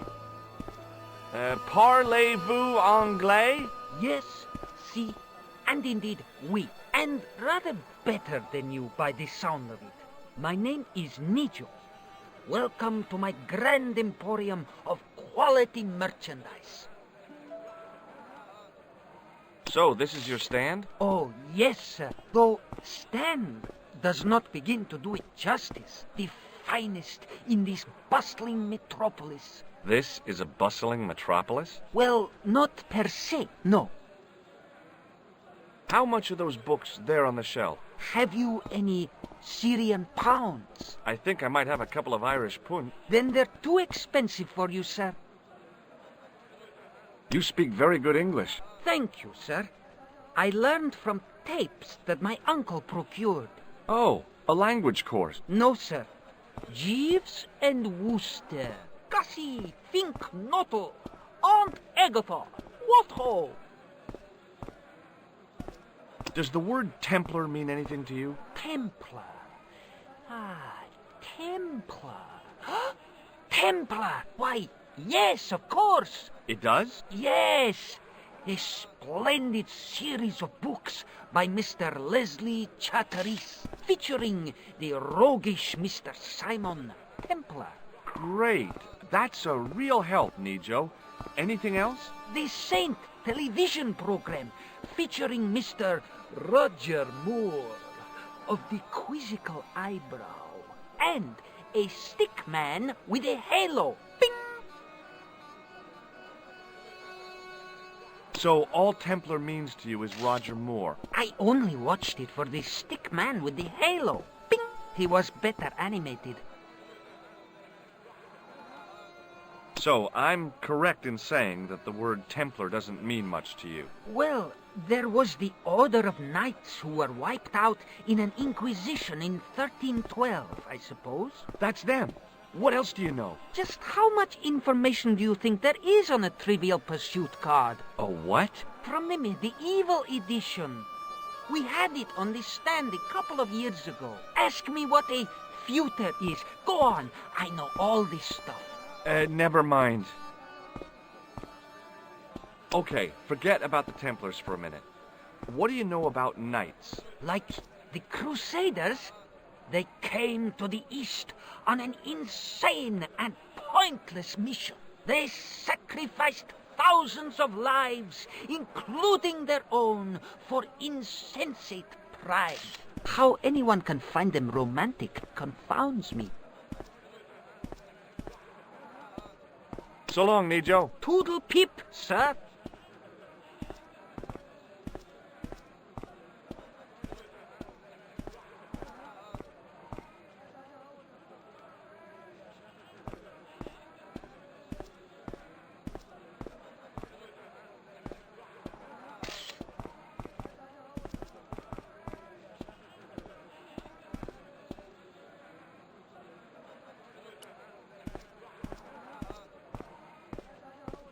Hi, I was wondering whether you could help me. Why, sure, son. Always got time for a fellow American. The name's Henderson. Dwayne Henderson. Pleased to meet you, Mr. Henderson. Hell, boy. I'm not in the office. Call me Dwayne. Oh, okay. Dwayne. My name's George Stobart. I saw a medieval picture of a woman. Royalty or nobility, something like that. She was looking in a mirror, but the reflection was of a man with 3 faces. What do you think of that? I think you should be in therapy. Do you think bulls have any significance around here? Weird question, George. Nope, I don't think they have. Have you talked to Nijo? Nijo? He's the youngster on that junk stand, right? Yeah, we've met him. He's a smart kid, speaks 4 languages, and he's never had a day's formal education. He should go far. Kept trying to peddle garbage on us, though. You're not going to find much worthwhile around here. I know that, and you know that, but try telling Pearl. She reckons there's antiquities in them there stands. Do you mind if I ask you an odd question? Okay, but I might not answer it. Do you know anything about the Templars? The Knights Templar? Yep. Nope. Nothing at all. Well, you knew they were an order of knights. What I know and what I say are two different things, boy. I haven't lasted as long as I have in this business without knowing that. In this business? Sure. The greetings card business. Oh, please. You're a long way from home, Dwayne. Could say the same about you, George. Me? Well, I'm just sightseeing, that's all. Without a camera?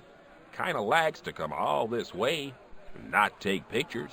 Mind if I take a picture of you, George? What? Why? Ow! You could have warned me. You don't mind, do you, George?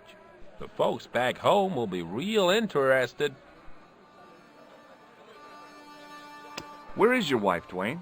Pearl? Oh, she's around, looking for bargains. How long have you been married, Dwayne? Hell, must be 30 years now. What exactly do you do, Dwayne? Didn't I say? Oh, I run a greeting card company. Yep, we're based in Cleveland, Ohio.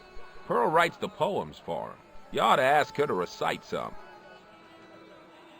Does the image of a knight holding a crystal ball mean anything to you? Hell no. What would a knight want with a hunk of glass? I don't know. That's the problem. What's wrong, boy? It's not a crystal ball. It all came together in my head. What the conspirators had mentioned losing. The strange perspective of the manuscript. It's a lens. Okay, well, I'll see you around, Dwayne. Count on it, George.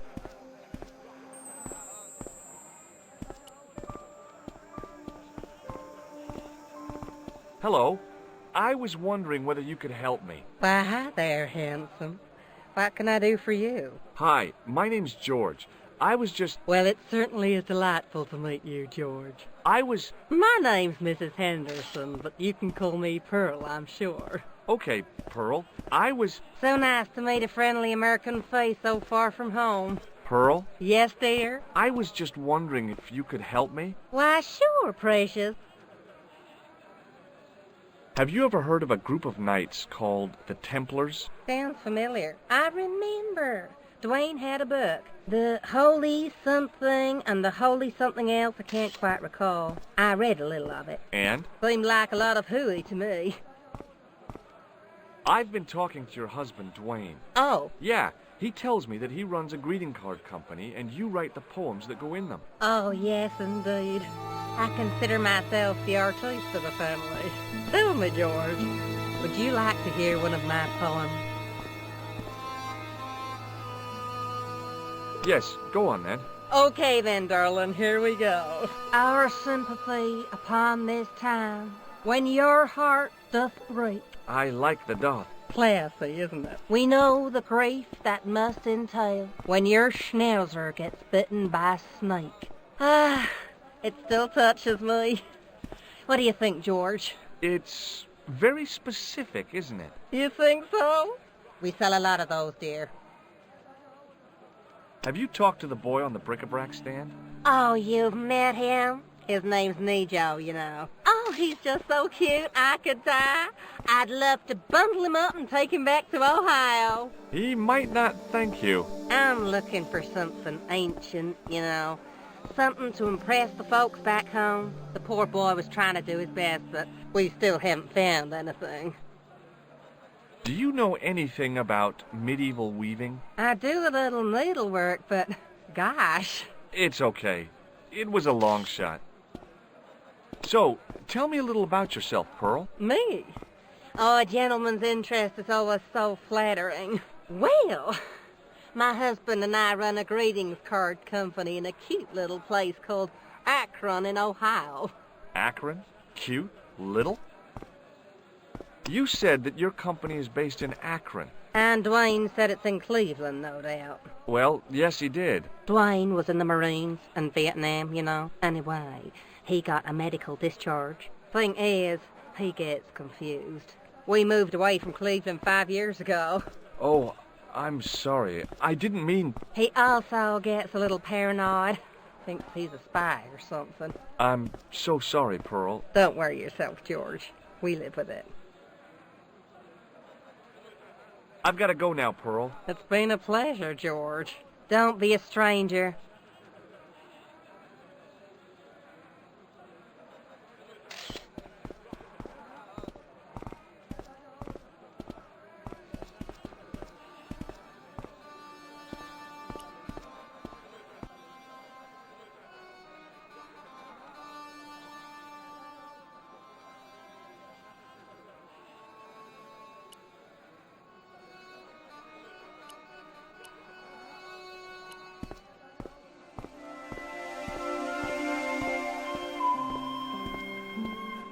Does this matchbook mean anything to you? Ah! Give to me! Give to me! Allah mut!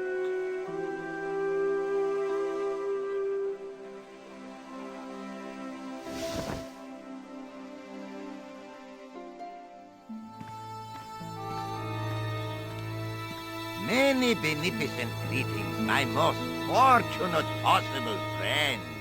Huh? Do I know you, mister? No, no, and again I say, no. But, my friend, do you not see our mutual good fortune in this meeting? How frank do you want me to be? You are a traveler, yes? Boy, you must be the world's greatest detective.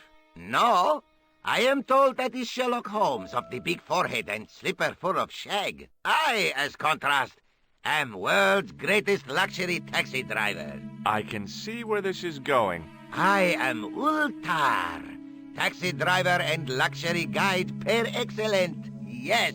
This I had to hear. Where does your heart desire to go? Simply mention the name to your obedient servant, and we shall fly there, swift as the eagle. Oh, well, I don't really want to leave Marib yet, but I'm sure that if I do, you'll be the first to know. Is good.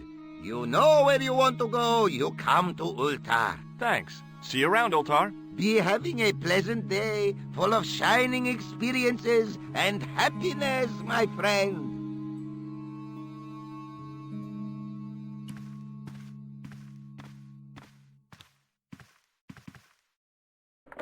Damn, the door's locked.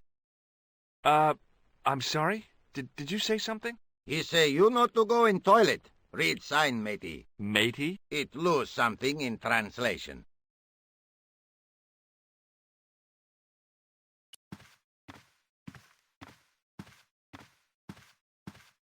Hello again, Ultar. Praise be to Allah.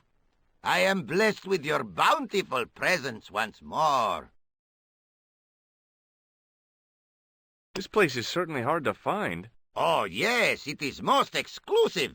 The membership can be no more than...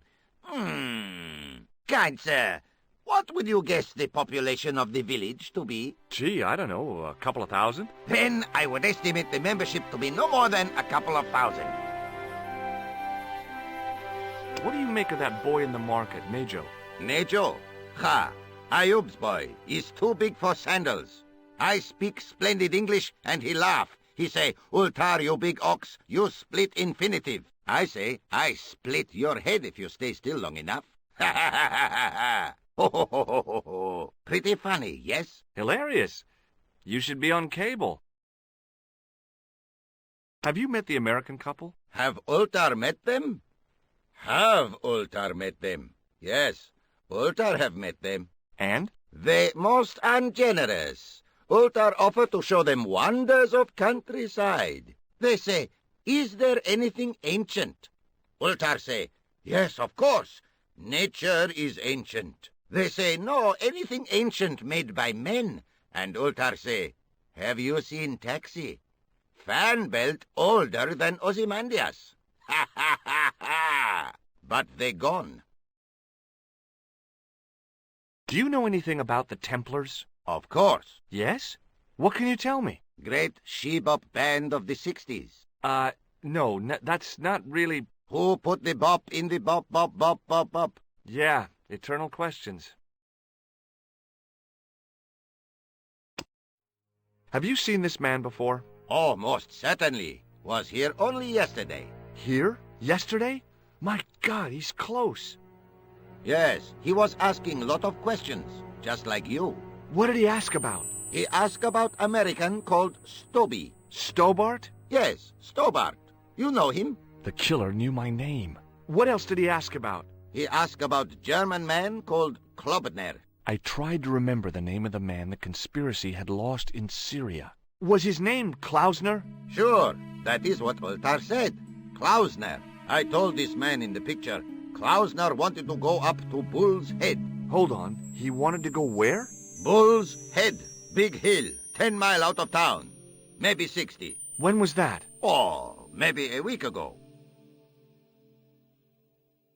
What can you tell me about this Bull's Head Hill? It's most magnificent. Lovely views. Worth visiting, yes, by indeedity. How do I get there? No.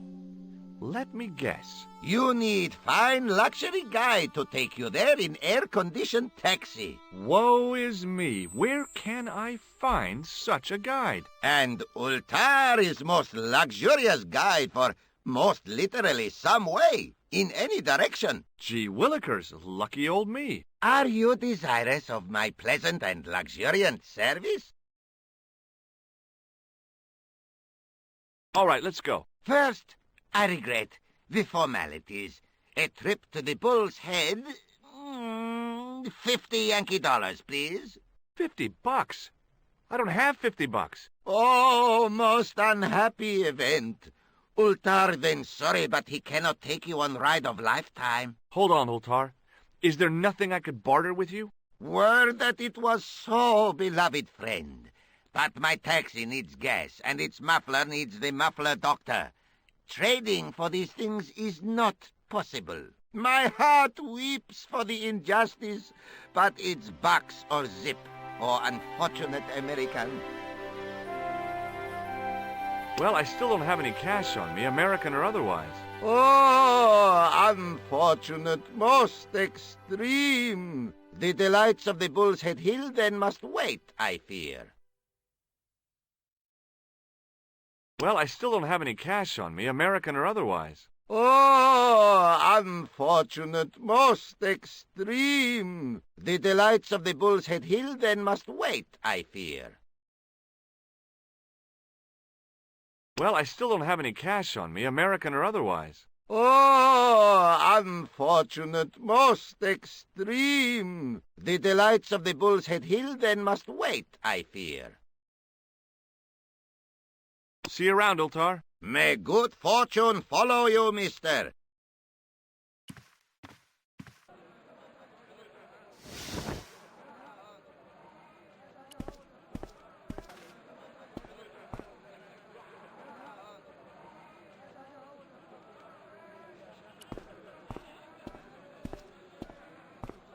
The stallholder's face wasn't a great ad for running a kebab stand.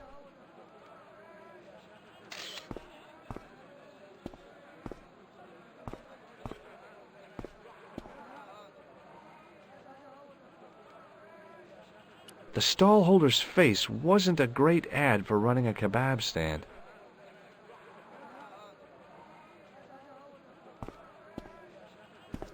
The merchant was selling fruit. I decided I might have some later. Hi there, Dwayne. Hi there, George. How can I help you, young fella?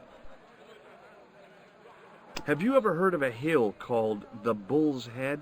Can't say as I have. Where's that? I don't know. I'm trying to find out. Bull's Head, huh? I must remember that. Sounds scenic. Have you met Ultar? Almost luxurious air-conditioned taxi ride, mister. Yeah, the cabbie. Tried to pull a bunco on us. Take us on a wild goose chase off into nowhere.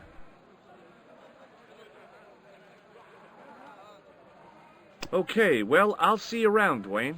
Count on it, George.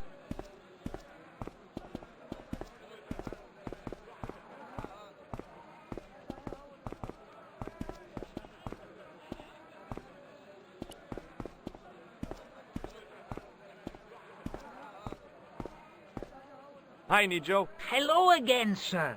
And how may I help you this time?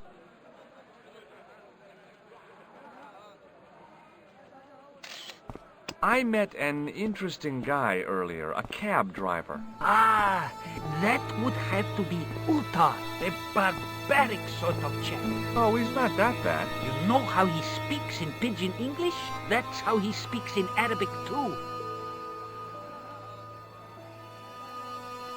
What do you know about that couple? Oh, they're American. Is that all? The chap's a little odd. As for the lady, it's a funny thing.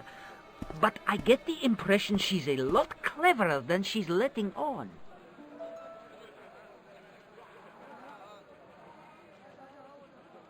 What do you think of this, eh? Oh, sir, what a splendid plaything. One day, when I am rich, I am going to build a world-renowned collection of brightly colored balls. Are you serious? In deadly earnest. People will come from far and wide to see my Yes? collection. The Rockefellers and the Gettys can keep their hoards of so-called fine art. But answer me this. What good is a Picasso, I ask you, if you cannot bounce it off a wall? You may have a point.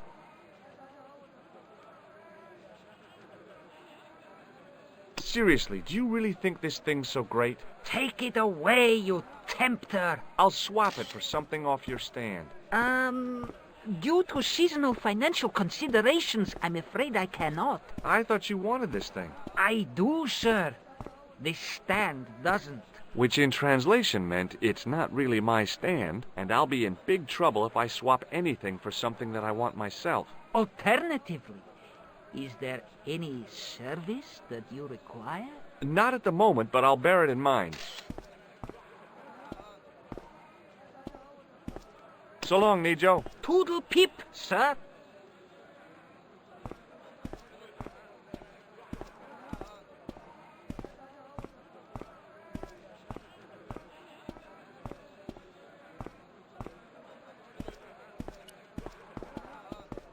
Hi, what's your name, sir? Hello, you buy kebab. Most good.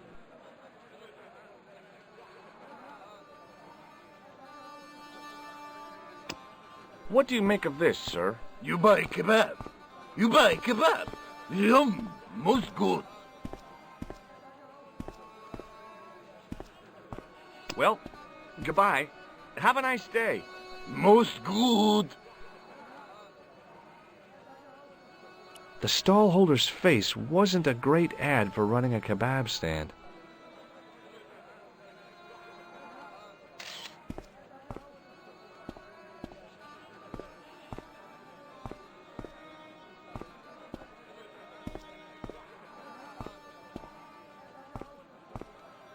Hello again, sir. Hello. Kebab? Yes.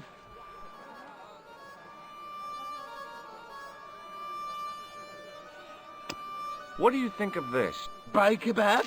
Come to eat? What do you make of this, sir? You buy kebab. Yum, most good.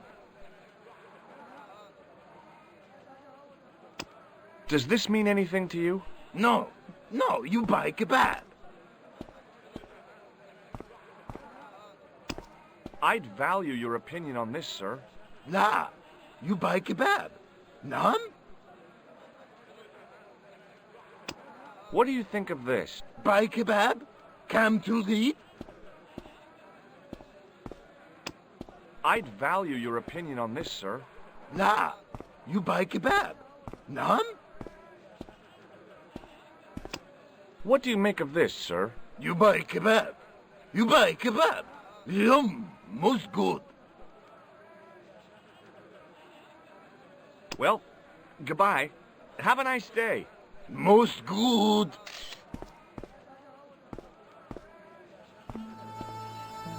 In the still air, the smell hung around like bad smells do.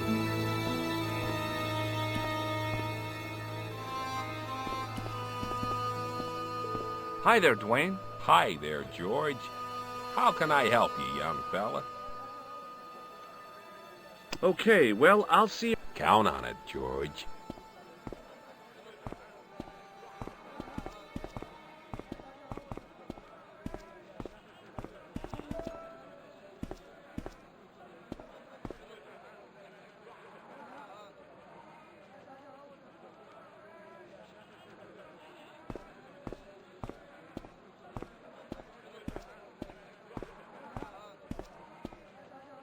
Hi, Nijo. Hello again, sir.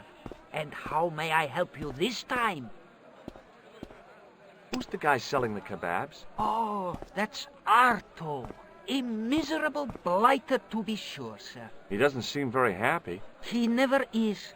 Day in, day out, a face like a wet Wednesday. Whatever one of those is. Does he speak any English? Not cogently, no.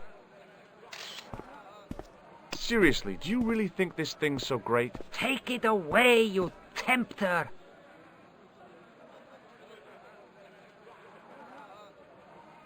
So long, Nijo. Toodle pip, sir.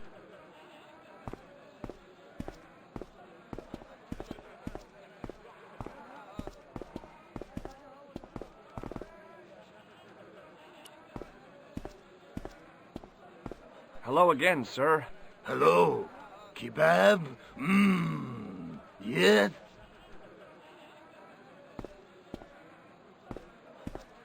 Well, goodbye. Have a nice day. Most good.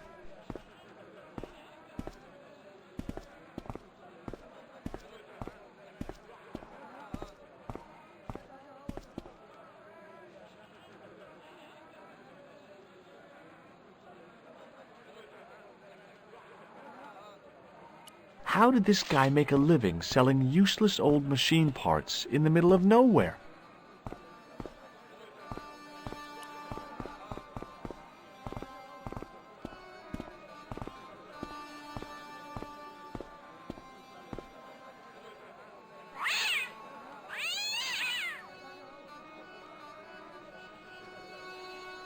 As I didn't see the point of going all the way over there to get scratched, I stayed where I was.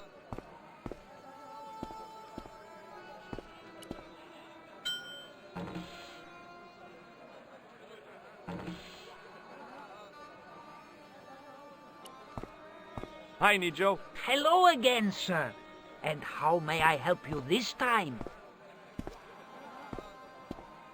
Is that your father lurking in the back of the stand? He is indeed a roaring fellow. Ayup's his name. You don't sound like you respect him very much. Don't I? Not only do I respect him, I rather like him. For all his bluster, we get on very well. That's not a very friendly cat you got there, Nijo. No, sir. It is a very unfriendly cat. Why do you keep it? Oh, it's not mine. It just rests where it pleases. And today it pleases to rest there. As Kipling would say, it is a cat that walks by itself. Fiercely independent. And it smells.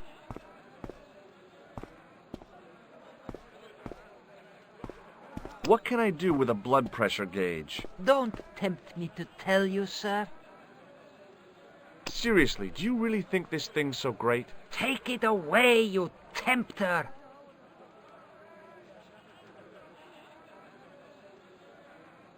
So long, Nijo. Toodle pip, sir.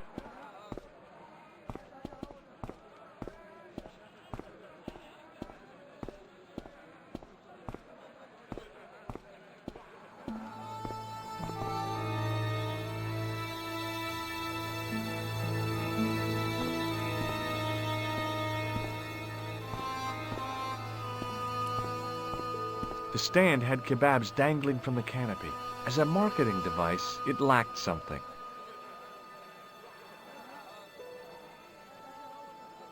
Hello again, sir. Hello. Kebab? Yes? Well, goodbye. Have a nice day. Most good.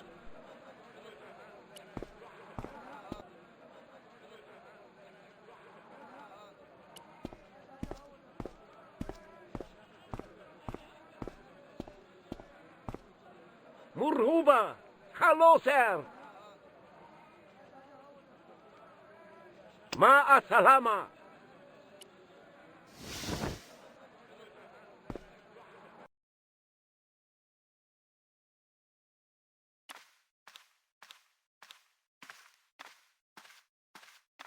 By staring hard at the notice and squinting, I discovered I couldn't understand a word of it. Even if I'd wanted to spit, my mouth was too dry.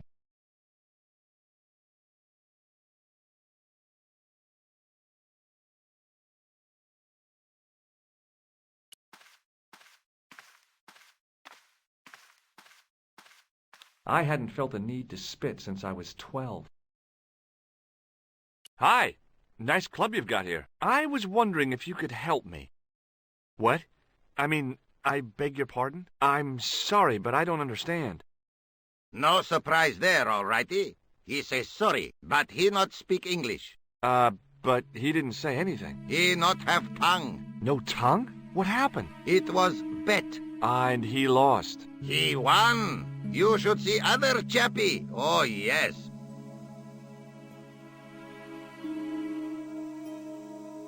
Hello again, Ultar. Praise be to Allah. I am blessed with your bountiful presence once more. What do you know about the kebab seller? A most miserable man. Ultar say, cheery up, matey mate, it might never happen. And he say, shut up, Ultar. Fancy that. Not at all. Arto has face like the drizzle that falls on the midweek afternoon, whatever that is. Could you tell me what that sign means? It's a door stay shut until brush come back. Signed, the management. Oh, well, what does that mean? Manager buy lovely new toilet brush, leaves it by wash basin for 10 minutes, come back, it been stolen. Not even out of wrapper. He damn cross. Lock up toilet and say, nobody use fine pristine toilet until brush given back. We say, what we do till then, eh? He say, cross legs and use superior willpower. And that's what you've been doing? No. Ultar use bucket. Well, I still don't have any cash on me, American or otherwise. Oh, unfortunate, most extreme. The delights of the Bull's Head Hill then must wait, I fear. Well, I still don't have any cash on me, American or otherwise. Oh, unfortunate. The delight... See you around, Ultar. May good fortune follow you, mister.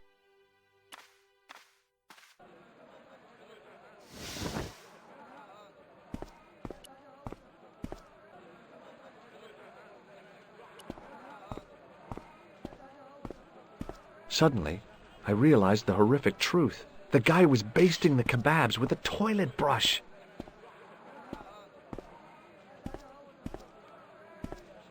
Well, goodbye. Have a nice day. Most good. Hi there, Dwayne. Hi there, George. How can I help you, young fella? Have you had any dealings with the kebab seller? Absolutely not. Pearl's already had one attack of Montezuma's revenge. Okay, well, I'll see you around, Dwayne. Count on it, George.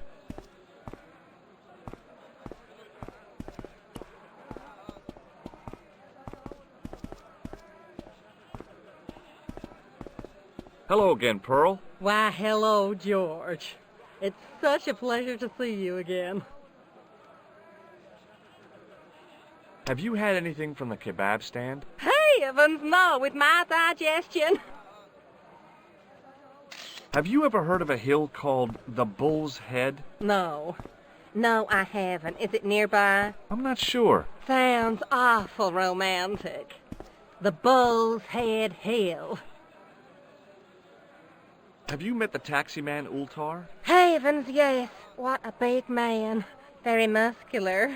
But you didn't go for a ride. Why, George, you're absolutely the most... Oh, you mean a taxi ride? No, Dwayne wasn't interested, so it didn't happen.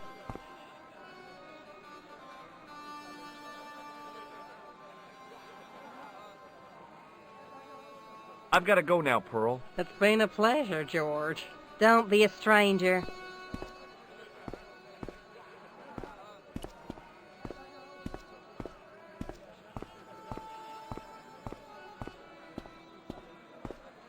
Hi, Nijo. Hello again, sir. And how may I help you this time?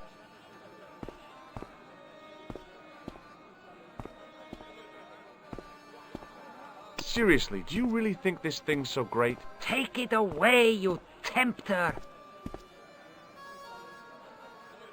Look, this is going to sound a bit strange, but I need Arto's brush. What? The brush he bastes the kebabs with? Yes. Let me find some dirty postcards for you instead. Nijo, this is serious. Arto stole that brush he's using from a friend, and I want to get it back. Perhaps I could help you, old chap. Maybe? Perhaps? Maybe what? Perhaps what? I do not wish to seem mercenary, sir, but I am a merchant, and merchants trade. Merchant? This isn't Sears and Roebuck here. Well, if you're going to be disagreeable... No, you're right.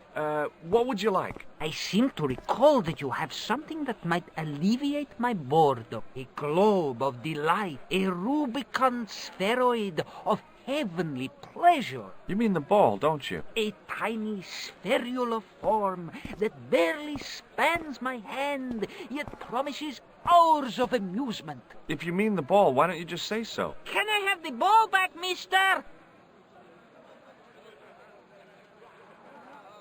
All right, here you go. Thank you, sir. People say bad things about Americans, but you're okay in my book. What people? What bad things? Never mind that now. Remember the brush? Right, yes, the brush. All you have to do with Arto is be polite.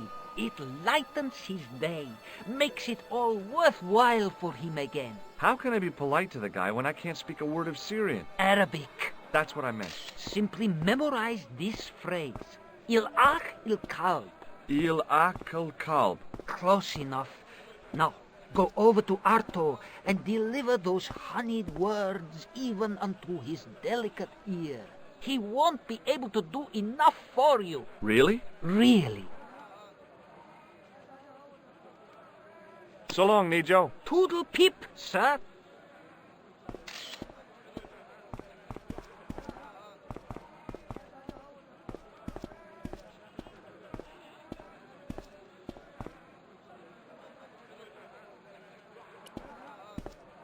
Hello again, sir.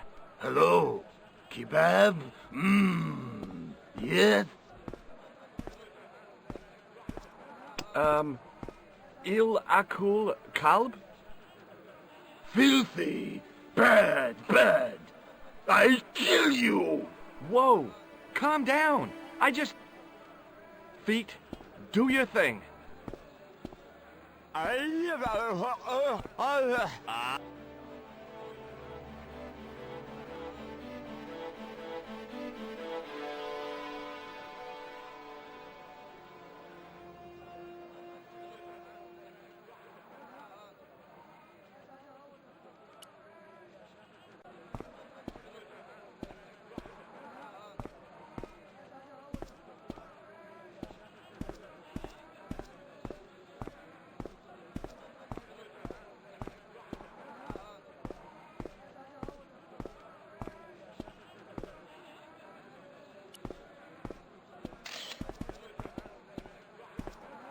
What the heck did you tell me to tell him? Patience, sir. Patience?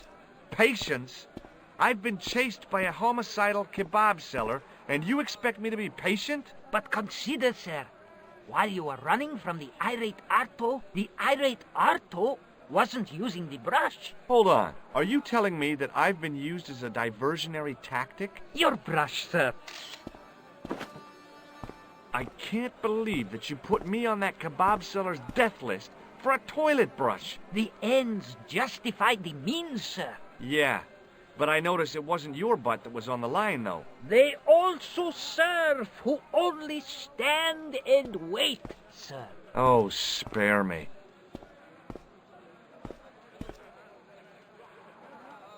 So long, Nijo. Toodle pip, sir.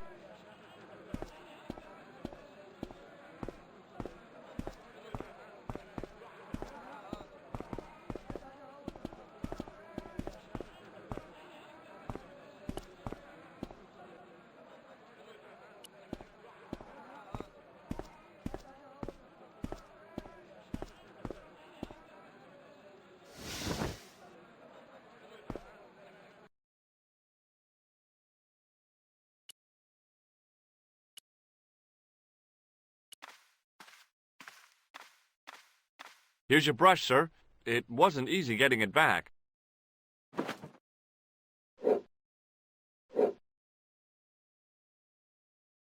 The manager took the brush from me, gave me the toilet keys as my reward, and stomped off. What was all that about? Manager, he say, bah, look at state of this. Need much cleaning in detergent before go around my, you bend. He said all that? Body language account for much, you know. Oh, yes, indeedy.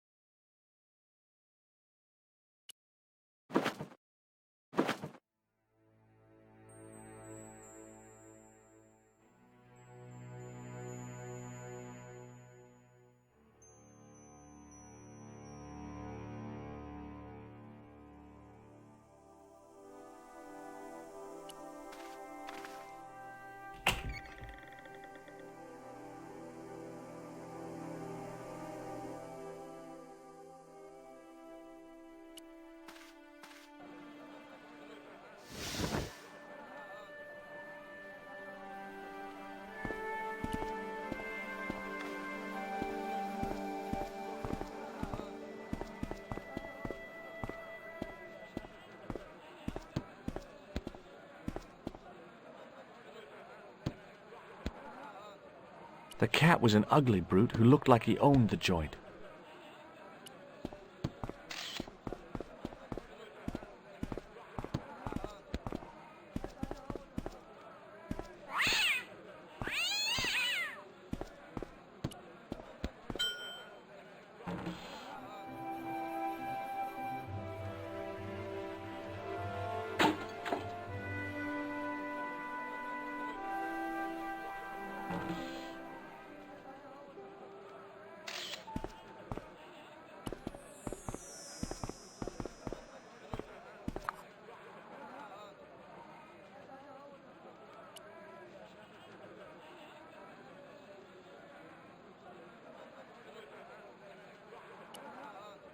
The grease paint had worked magic. Now it looked like aged marble instead of cheap plaster.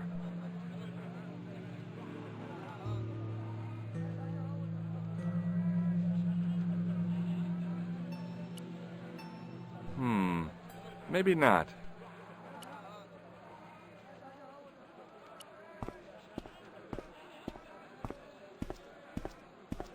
Hi there, Dwayne. Hi there, George.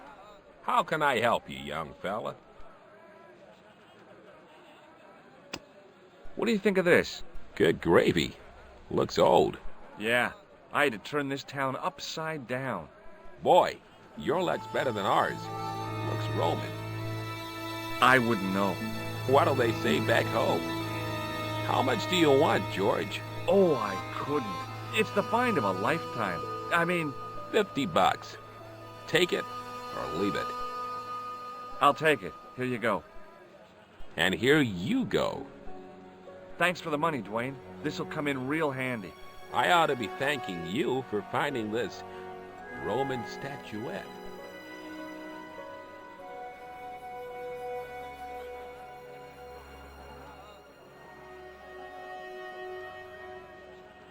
Okay, well, I'll see you around, Dwayne.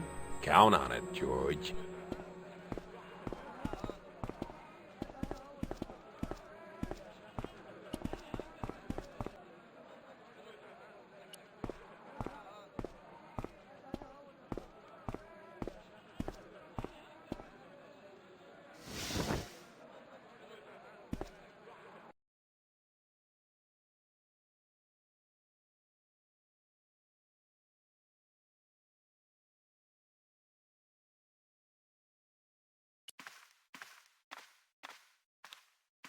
Hello again, Ultar. Praise be to Allah. I am blessed with your bountiful presence once more.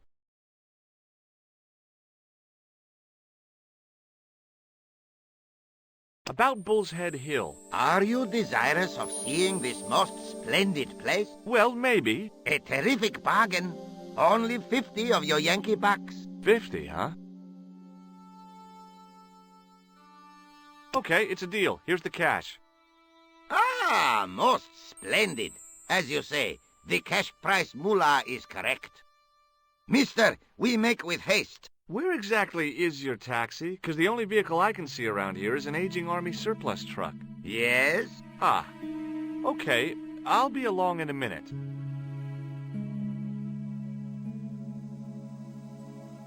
It didn't seem right to take off with the toilet keys, so I left them on the bar.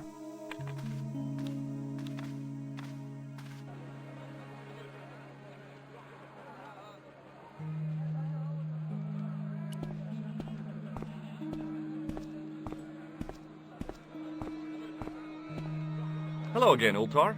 His most splendid and adventurous client. That's your taxi? Oh, yes. Most assuredly. Most entirely splendid taxi in all Marib. It looks like an old army truck to me. Bah! You Americans with your checkerboard caps and your Judd Hirsches. You have lost sight of what a taxi should truly be. About 4 tons by the look of it. There. You have hit the nail in the nutshell. Okay, already, let's go. Regrettably not, most esteemed pair. There is a minor problem of a tiny nature. The fan belt has taken it upon itself to break. So, what are you going to do? What can I do? I must wait for a ride to the garage for a replacement. How long is that going to take? 1 day, maybe 6. I can't wait that long. We got to get moving. But how, my friend? I'll think of something.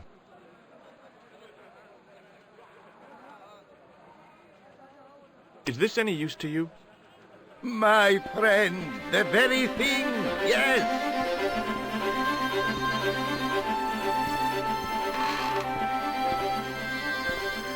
Ultar took the towel from me, cut it in 2 lengthways, and gave me half back. With his half, he did the kind of fan belt replacement that's normally done with stockings. Now, if I knot the ends together, so... Serviceable, yes? Very serviceable indeed. Stockings might work on a Bentley, but on a truck, the coarse toweling did the job nicely. Come along, my friend. You want to see the bull's head? Yes?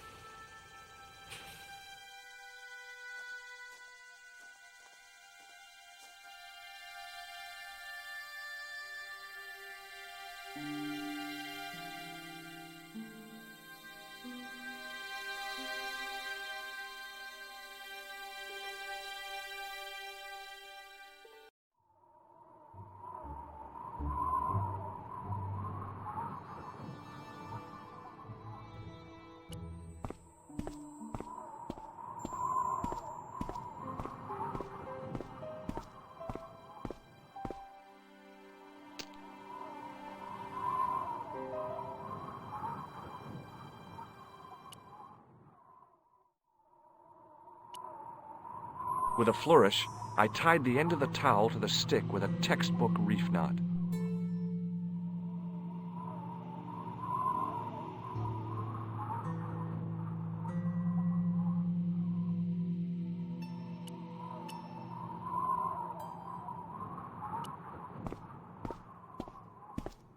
I could see that crack would make a good anchor point.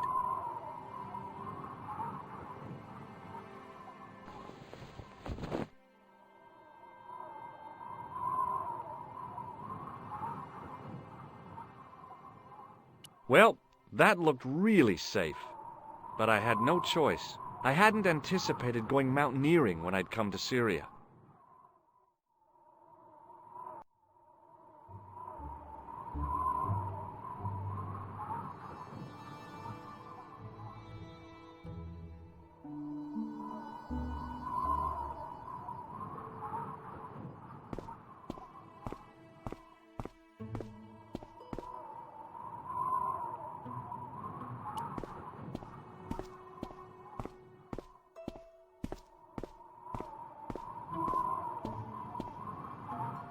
I didn't like the idea of putting my hand in there. But hey, what the heck? I was only risking mutilation. No blade took my hand off at the wrist, and no scorpion stung me, for which I was very grateful. But there was something in there, a metal ring, as wide as my hand. I took a firm hold of the ring, and tried not to think of death traps, and pulled. Whoa there!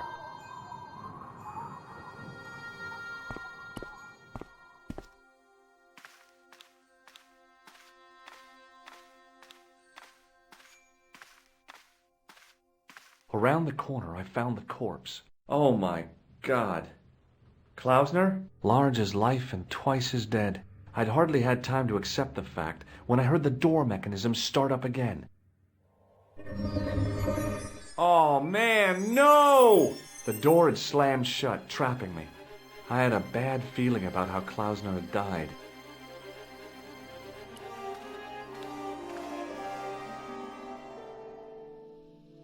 Whatever had been in the bottle had been drunk. Klausner must have died of thirst and dehydration. I searched the corpse. No portable phone, no demolition charges, no 5-course meal. You'd think international conspirators would go around better equipped. I've done more fun things in my life than searching a corpse, but as my life expectancy wasn't great, I figured I should try every new challenge that came my way. I cautiously flicked open the jacket. Hey, what's this? I'd found some kind of lens. A very old lens made from a very hard glass. That settled it. The knight on the manuscript had been holding a lens the whole time, not a crystal ball. There was nothing else in the pouch. Bullwhips might be handy for exploring ancient ruins, but they're no use when you're trapped in a cave. Klausner clearly fancied himself as a latter-day Indiana Jones.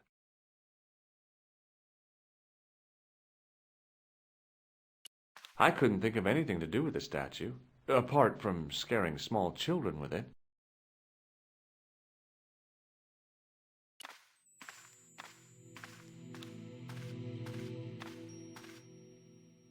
I couldn't take the inscription with me. All I could do was stare at it and try to memorize it. In accidenta cita est in ora mundi. Okay, that would have to do.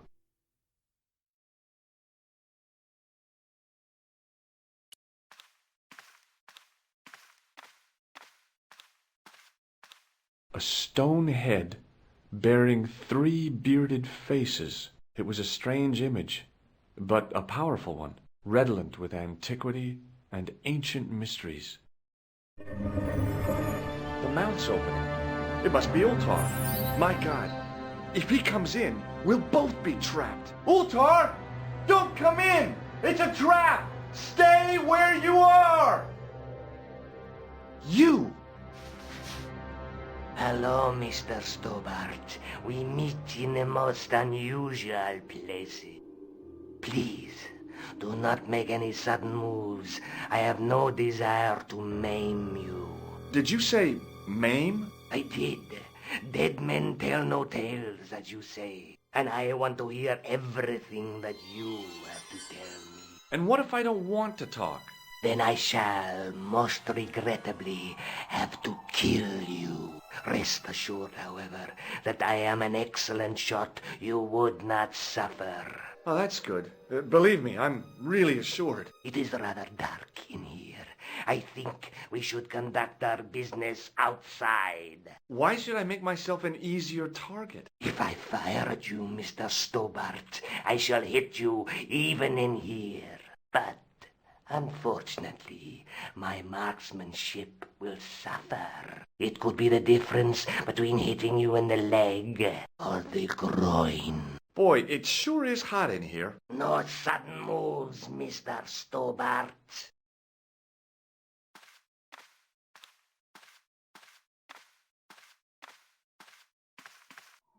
Now then, where shall we start? How about being bosom buddies and you putting that gun away? Klausner, do you know where he is? Yep, he's dead. Just around the corner of the cave. You want to look? I'll take your word for it. How did he die? Starvation or dehydration by the look of it. He was caught in this trap you were shouting about? Yes, I suspected as much. The Templars were not ones to give away their secrets lightly. Was he carrying anything of importance? Yeah, he was carrying some sort of lens. I've got it with me. Give it to me. I don't think so. Don't be a fool, Mr. Stobart. If I give it to you, what's to stop you killing me? What is to stop me killing you anyway? You might hit the lens. Not if I shoot you in the head. When I fall, the lens might get broken. Yes. You plead convincingly, Mr. Stobart. Perhaps you will live to see another day. Perhaps. Was there anything else? Well, there is something, I guess, but you can't move it. Yes? What is it? It's a treasure map. You know, X marks the spot. Come now. Do you expect me to believe that? Yeah, okay. You caught me. But round the corner, there is something in Latin up on the wall. Latin? Do you remember it, Mr. Stobart? In accidenta cita est, in ora mundi. Ah, the words of Caesar. Yes, that makes sense. Well, I know that roughly it means to the west, to the edge of the world. But what the heck is that about? It tells me where the sword of Baphomet lies. Mr. Stobart, I am sure that you are just what you appear to be. A gifted amateur. Thanks, I think. But I can no longer tolerate your interference. There is far more at stake than you realize. So what are you gonna do? I regret that we must end this here and now. Your only choice now is whether you die like a man or like a dog.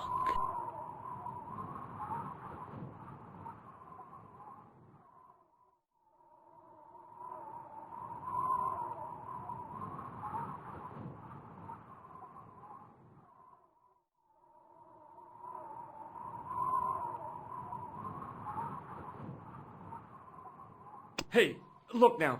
Don't kill me. I've got money. Maybe we can cut a deal. You disappoint me. Okay, you're the boss. I'll take my medicine. I should like to shake your hand.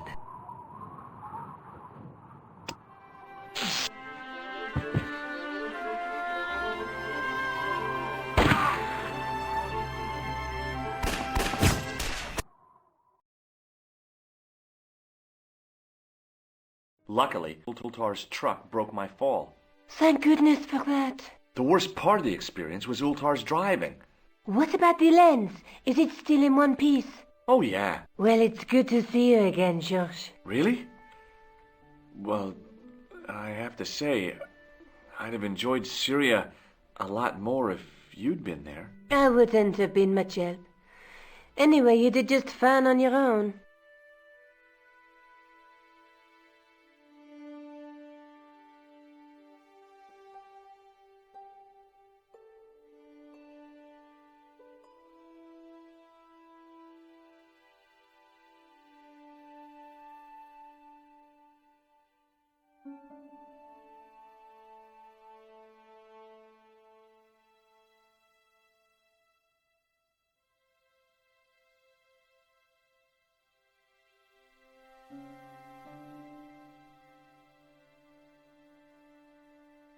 I'd better get back to the quest.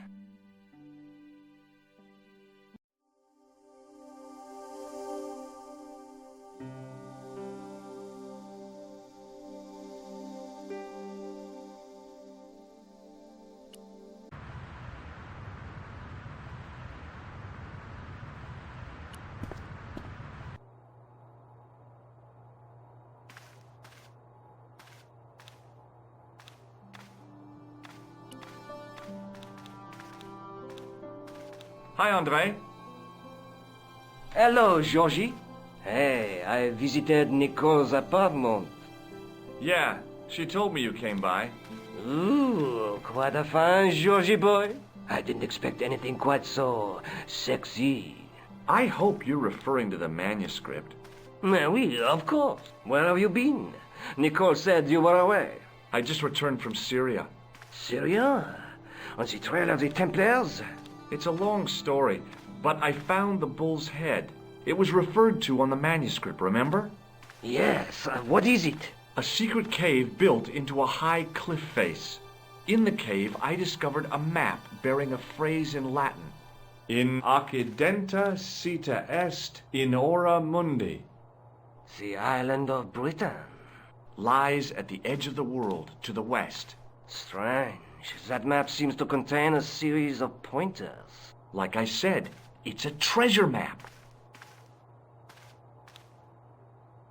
What did you make of the manuscript? It dates from the time of the Crusades. We guessed that from the Templar seal. It's a story and pictures like a modern-day comic book. What story does the manuscript tell? I don't know. It was probably produced for the tourist market. Tourists? Oh, oui, pilgrims in their thousands on their way to Jerusalem. The tourist trade is nothing new, you know. It's been around for centuries. Ever since Joshua made a packet selling souvenir bricks from the walls of Jericho. Have you deciphered any of the images on the manuscript? There's very little I can be sure about. The slang of the bull could be a reference to Mithras. Who's he?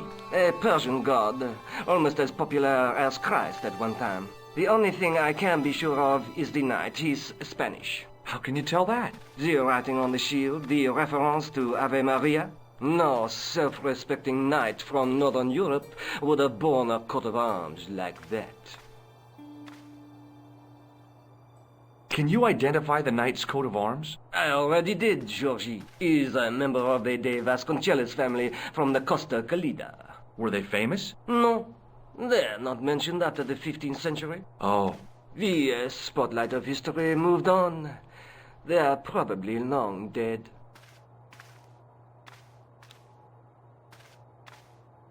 Thanks for your help, Andre. You're welcome.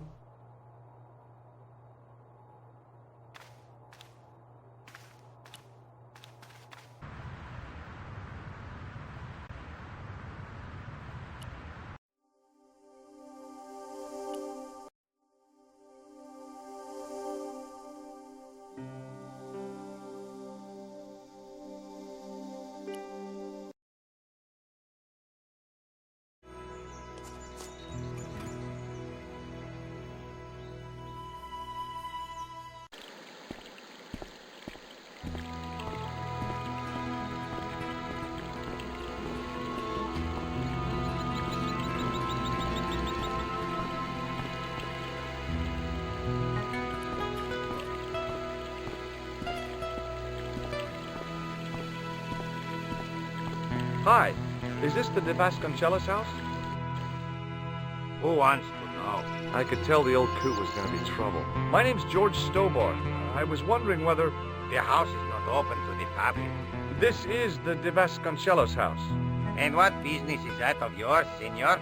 Look, all I want is to speak to the head of the household. There is no household. Only the Countess and myself. Tell me about the Countess de Vasconcelos. She doesn't receive guests. That's all you need to know. You don't even know what I have to talk to her about. She hasn't won the lottery, has she? Yeah. That's it. The Countess has won the lottery, and I'm here to give her the check. Marvelous. May I see it? No. No, I have to deliver it to her in person. The Countess doesn't do the lottery. Oh, for crying out loud, why'd you lead me on then? To amuse myself. To make you look a fool. To make you go away. What do you know about the Templars? Who wants to know? Are you angling for a bribe or something? You have nothing that I want, senor, except the pleasure of your absence. The guy was obviously protecting the Countess against the whole world. But why? I'll be going for now. Adios, senor.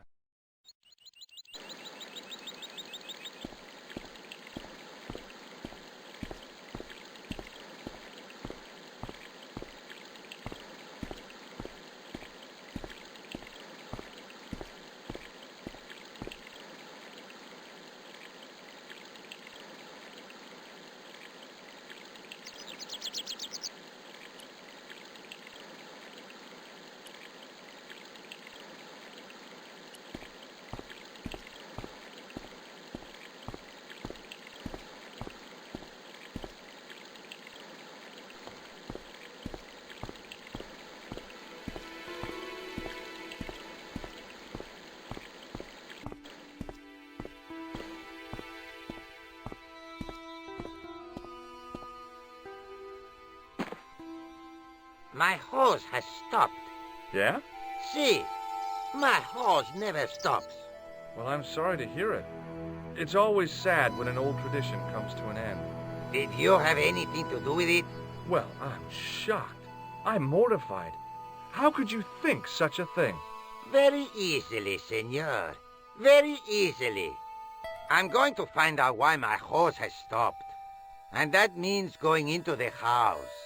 You are not, absolutely not, to go in the house. If you do go in the house, I will set the dogs on you.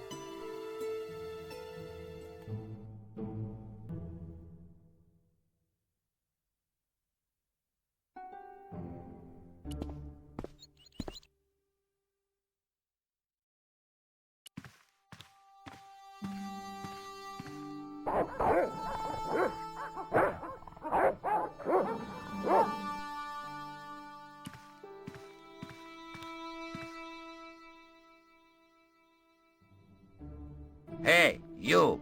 I know you are there, American. All right, you dogs. I'm coming.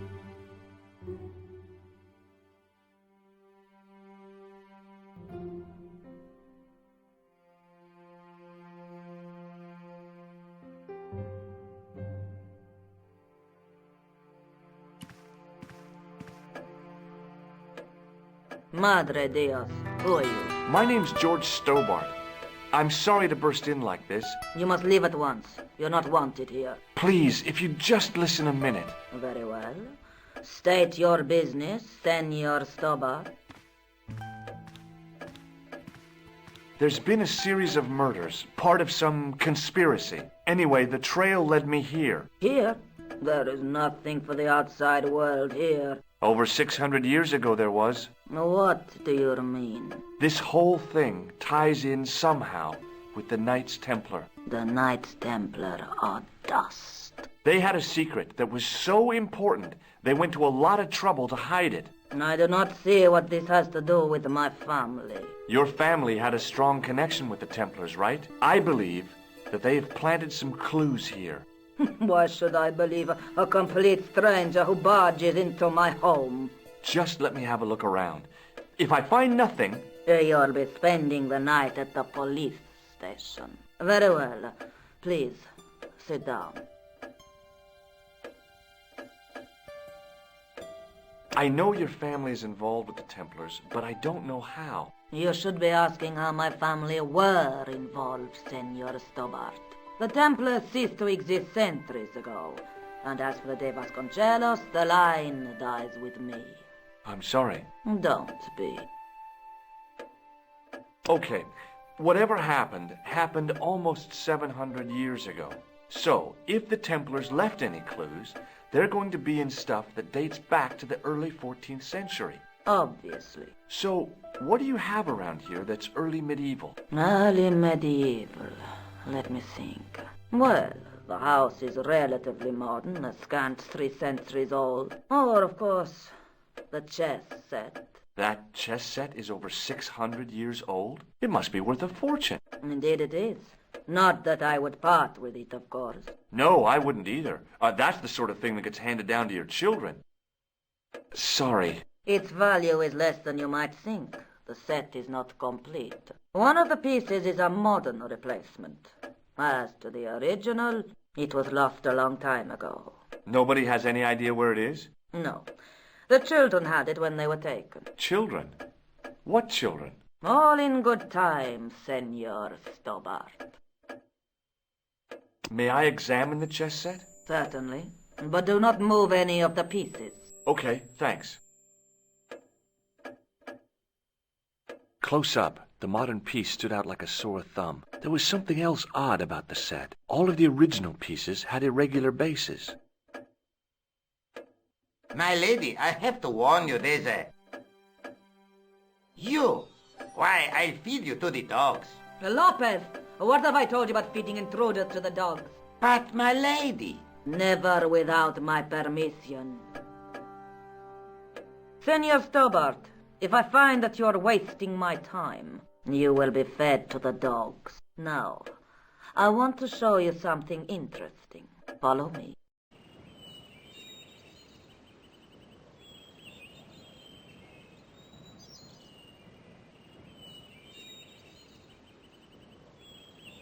Lopez, unlock the door, por favor. This is the only remaining structure on the estate contemporary with the Templars. Nice. What is it, a summer house? A mausoleum, Senor Stobart. Oh. Come with me. Hey, senor. Yeah? I do not know what you have told my lady to be shown these favors, but I do not trust you. You've got nothing to worry about. Aren't you coming in? No, the dead do not interest me. My garden is a living thing. I will be there. Wow, this is old. It was constructed in the 13th century as the final resting place for the De Vasconcelos Templars. It's well maintained. These are my ancestors, and they deserve respect. I come here at least once a week to say a prayer for them. Mind if I have a look around? By all means.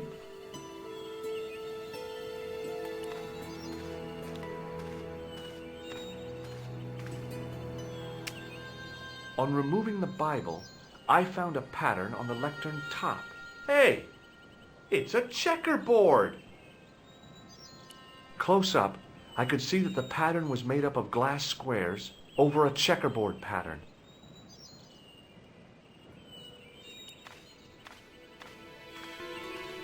May I ask you something? You may ask. What's the story with the glass chessboard? Glass chessboard? Oh, the pattern on the lectern, purely decorative, I'm sure. There are pieces of glass missing from it. Oh, it has been like that since I was a girl. The gaps in the glass chessboard look awfully deliberate. No, it is ridiculous. What possible significance can it have? It's part of a chessboard, and the gaps are for... Senor Stobart. You cannot mean... This place was built for the Templars. Your chess set is as old as the Templars. It's kind of suggestive, isn't it? I think this must be it. This is what the manuscript is pointing to. This is extraordinary.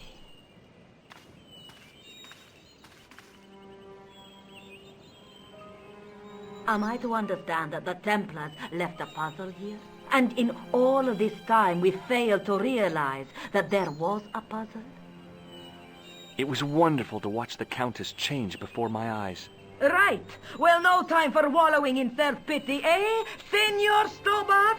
This mystery has had a good long run, but it ends here and now. All those years of fatalism were falling away from her. Lopez! Lopez! Put that hose down and listen! Go to the house and get my chess set. Yes, the old chess set. Now hurry. This is exciting, is it not? Don't get too excited. This could be a blind alley. Oh, I do not believe that for a moment. It's good to see you happy. Happy? You know, I think I am.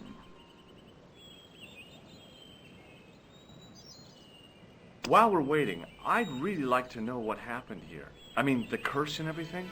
It all began at the time of the dissolution of the Templars. Don Carlos had already left their ranks to become a scholar. Don Carlos, is he the guy who went missing? Si, but he had reckoned without the local bishop. The bishop envied us our land and determined to use the papal edict as an excuse to destroy us. Don Carlos was on one of his scholarly journeys when the Inquisition arrived. When Don Carlos returned, it was to find his loyal manservant slain and his children gone. They took the kids? But why? Oh, we will never know. The bishop denied all knowledge of the children's disappearance. But witnesses had seen his men kill the servant who had been charged to protect them. What happened to Don Carlos? He swore he'd find his children if he had to go to the edge of the world. He put on his armor and took up his sword and shield and rode out alone. He was never seen again. Lopez, you have the pieces. Si, my lady, as you asked. Por favor, Senor Stobart, would you be so kind? My lady. Calm yourself, Lopez. I believe Senor Stobart's motives are pure. Very well, my lady.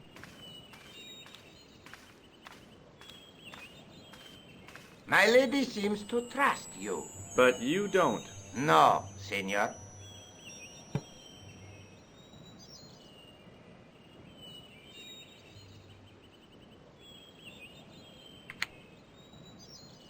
It fits, Senor Stobart. It fits. Working quickly, I found which pieces went into which holes.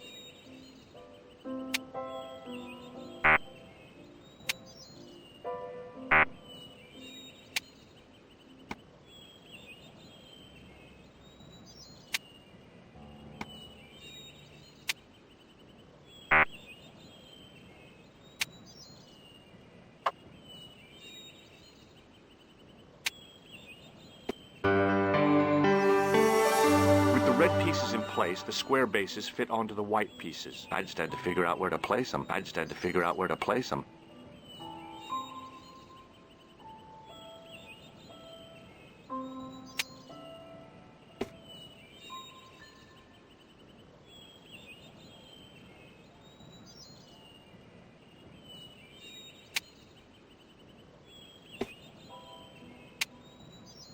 Bingo! I mean, checkmate.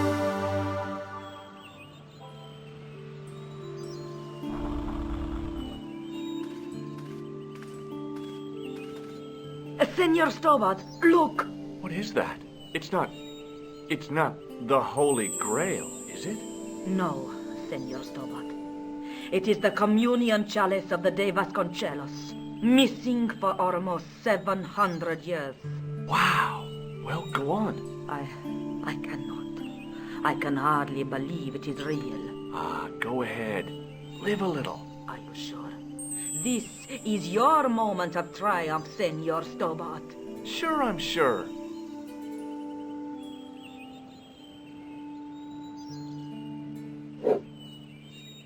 The possibility of death traps only occurred to me a few days later. So the curse of the De Vasconcelos is lifted? Oh no, the Countess was thrilled to find the lost chalice, but there's still the riddle of the missing knight. Well, you can forget about that now and get back to finding the Templar's secret. Actually, I promised the Countess I'd find Don Carlos. You what? I can explain everything. You have got the odds for a withered old Spanish aristocrat? The Countess entrusted me with the chalice and the quest for her ancestor's tomb. You're as crazy as she is. Haven't you got enough problems? Khan and the Templars? It's all part of the same thing. The chalice is important, I'm sure. The manuscript pointed us to the knight, and I have to find him. What then? I don't know. But when the knight and the chalice are reunited, maybe I will. Is there something going on between you and Labano? What business is it of yours? We agreed all this. The clown, the Templars, strictly business, remember? Yeah, but... So get off my case. I'd better get back to the quest.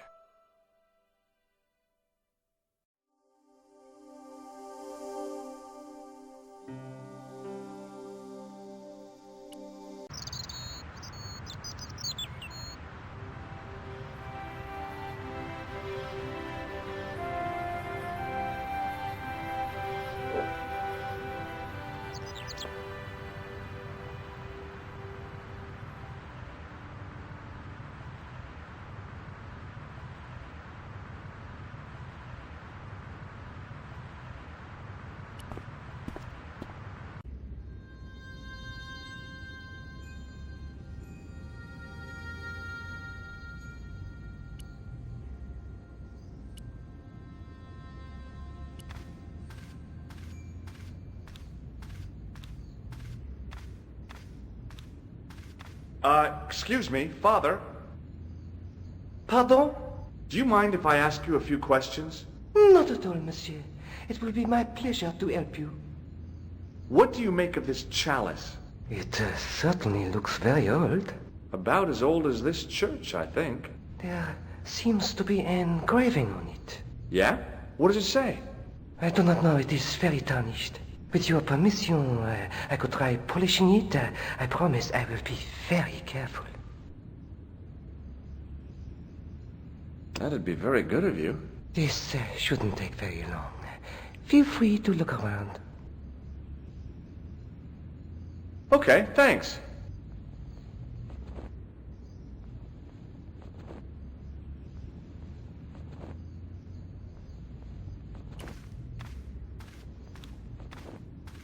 On the end of the staff was some kind of disc with a cross on it. Around the base of the disc was a hairline crack. A scroll was a symbol of scholarship. I knew that much. A scholarly knight. That rang a bell. A very Spanish bell.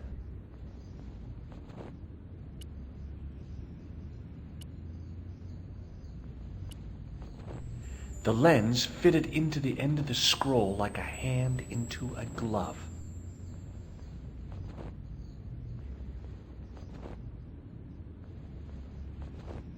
Per disciplinum meum lux videbus. Hey!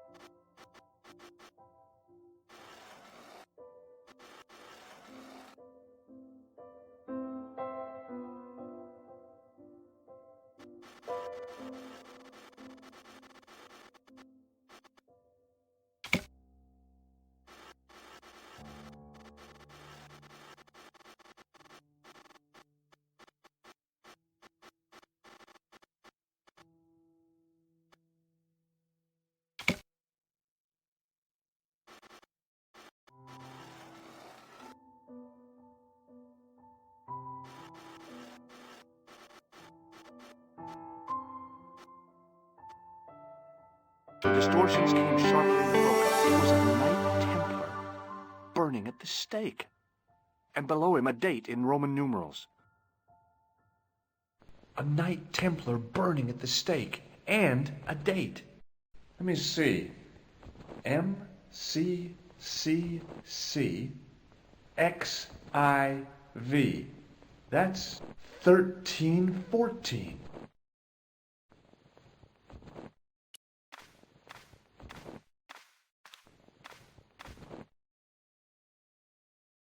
Hey, thanks. It is my pleasure, monsieur. What was the writing on the chalice? It was not writing, my mistake. It was a coat of arms. The remarkable thing is that it seems very familiar. Yeah? Oui, I think I have seen it on that wall tomb in the far corner. That winged horse is quite distinctive. Did you know that the center window conceals an image of a man burning at the stake? The burning man? What, you knew? That there was a hidden image? No. But the church has a reputation for being haunted. Many times people have claimed to have seen a burning man in the window. But when others they look, there is nothing. Perhaps the light has to be just so for the figure to appear. Yeah, or maybe you need a special lens. How long have you worked here? Hardly work, monsieur. This is a calling. I have been helping Father Flambert for nearly 6 months now. I guess you don't know much about the history of this church, then. Just a little. What do you know about the Knights Templar? You have come to the right place, if that is your interest. Many of them were executed in the square outside. It was a disgrace to France. Well, the Pope was right behind it, though. Clement V was a man of mammon, not of God. That's kind of forthright for a priest, isn't it? You think so? It is hard to be sure what happened. It is so long ago. You've got quite a shine on that candlestick. Ah, oui. Anything less than best would be an insult to the Almighty. I guess so. I never thought of it like that. Do you speak Latin? You ask this of a priest? Okay. Can you tell me what per disciplinum meum lux videbus means? Let me see. That would be, by my teachings, you will see the light. I think. Yeah, that's what I thought too.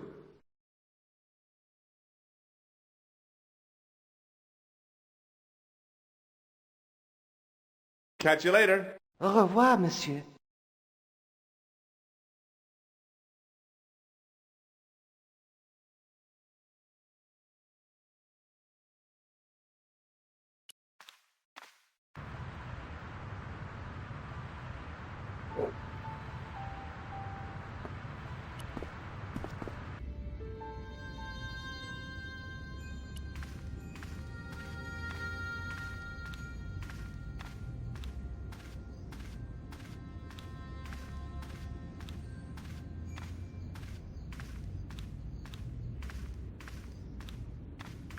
Now that my attention had been drawn to it, there was no mistake. There was no name on it, but the coat of arms was undeniably the Pegasus of the De Vasconcelos family. I'd found the last resting place of Don Carlos.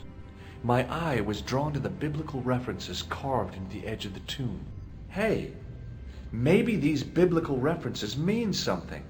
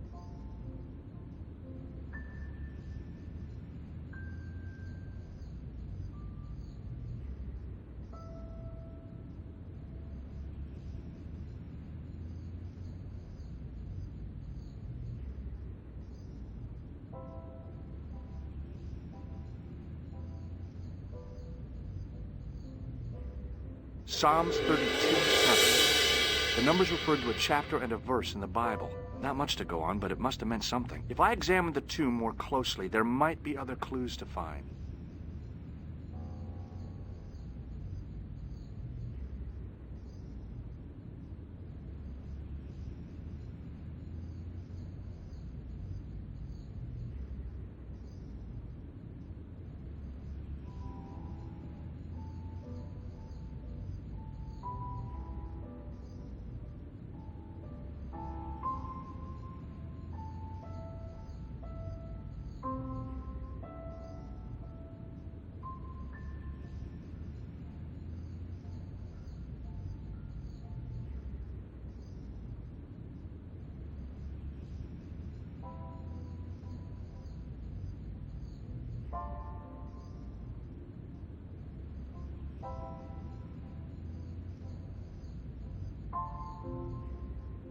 Psalms 22:21.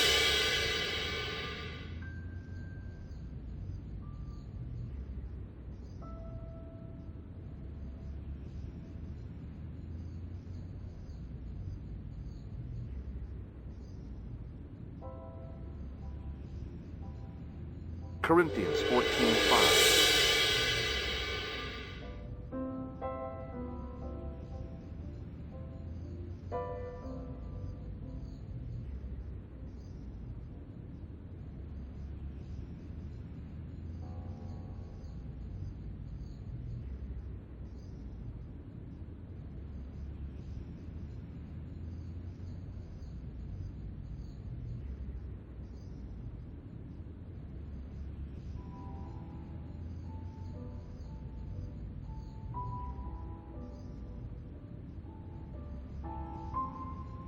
John 4:11. There were no more references to find, but a series of Roman numerals ran around the plaque. I made a note in case they meant something.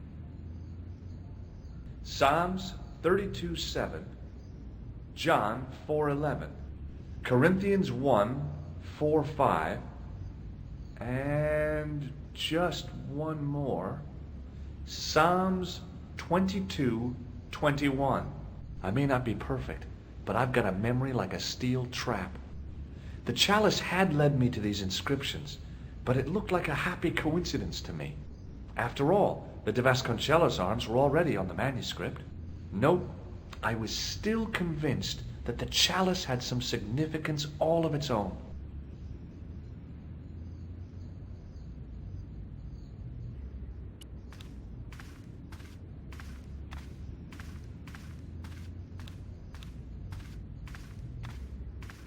Hello again, Father. Bonjour, monsieur. How pleasant to speak to you again.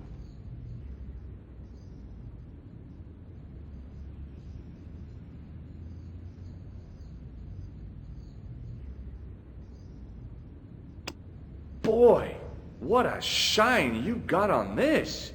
Merci. It is all in the wrist action.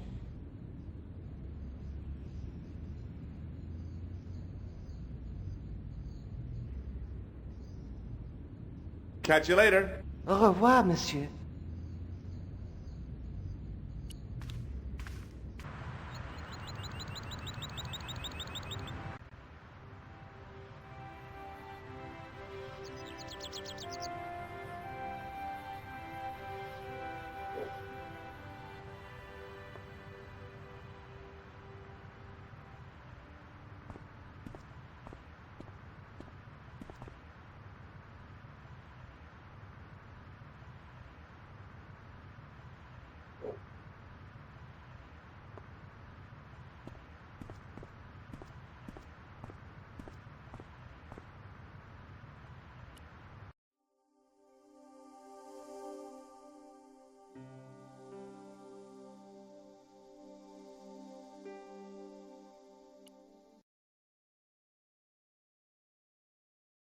I solved another puzzle.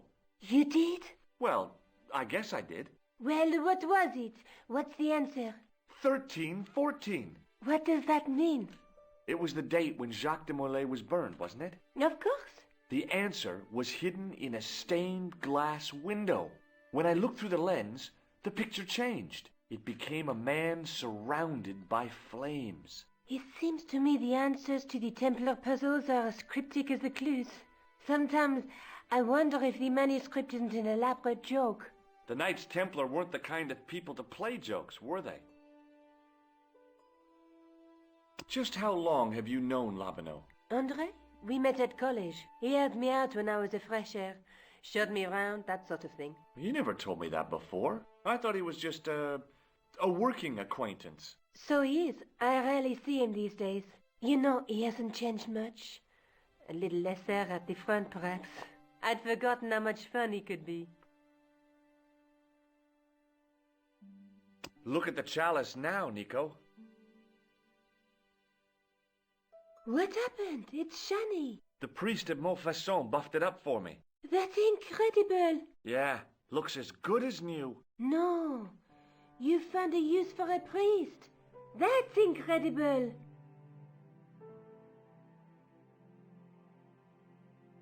I'd better get back to the quest.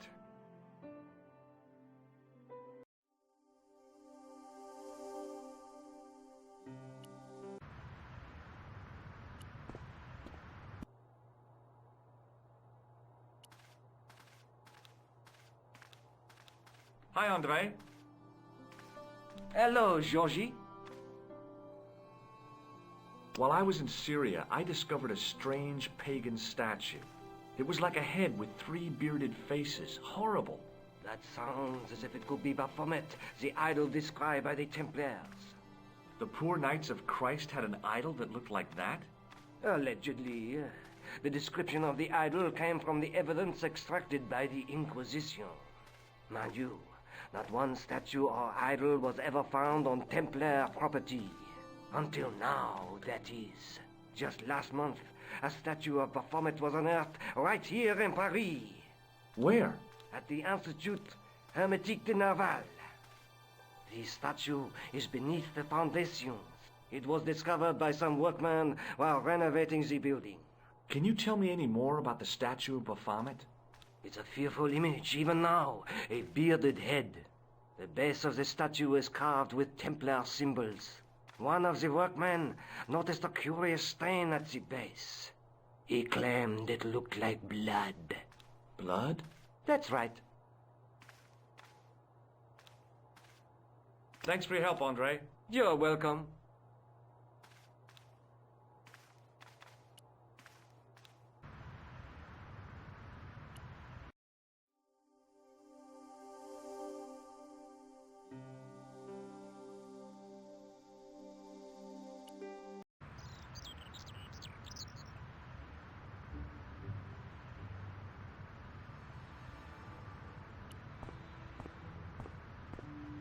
Excuse me, could you help me? What is it? I've got a few questions. You're doing a fine job. Merci. I have my professional pride. I don't think I've ever seen a Gauloise smoke so stylishly. It's a natural talent. I'm being sarcastic. I'm being indifferent. You're very good at that as well. Merci. Vive l'indifférence. So, what are you doing here? I am having my break. Yeah, I mean when you finish your break. When I finish my break, an interesting concept, monsieur. You'll probably need to think about it. I could have another cigarette while I consider. Perhaps tomorrow too. What does the word Templar suggest to you? Templar? Nothing. Nothing. Okay, let me put things differently. What were you hired to do here? I was hired to keep the archaeological dig in the basement of this building clear of debris, and to touch up damage to the door frames with my little pot of paint. It's a very responsible job. Unfortunately, I'm not a very responsible person. So what do you know about the excavation? I know they won't let me in to do my job. I would complain to my union, but You couldn't be bothered to join. Right. Tell you what, though, I'm surprised at the sort of people interested in this excavation. What's unusual about the visitors to the excavation? None of them look like archaeologists to me. Do you know what an archaeologist looks like? Three-piece suits, crocodile-eyed attaché cases, Rolex oyster. But no archaeologist dresses like that. Quite right, monsieur, quite right. So, who are they? Who cares as long as they pay me? Be seeing you. Au revoir, monsieur. Hey, monsieur! Get away from my paint pot! Okay. I should think so. Meddling with a man's paint pot. Bah. The painter had a pot of gunmetal gray primer hanging from the barrier.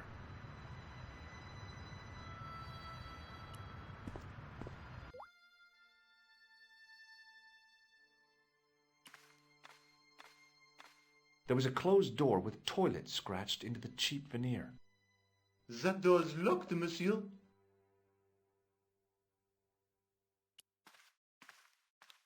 Hi? Excuse me? Oui?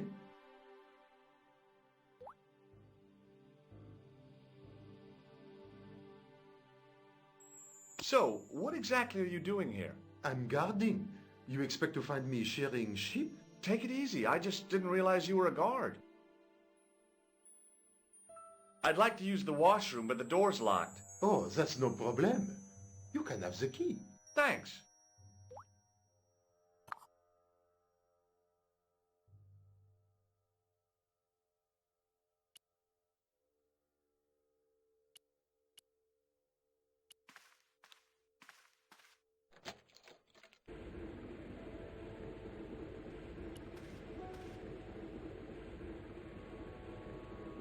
Oh, boy. Dirty soap. How do they do that?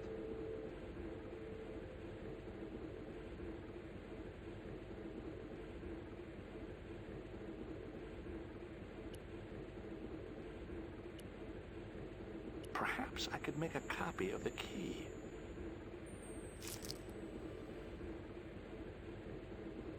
The key had made a clear imprint in the soap. The bar of soap had the imprint of a key in it.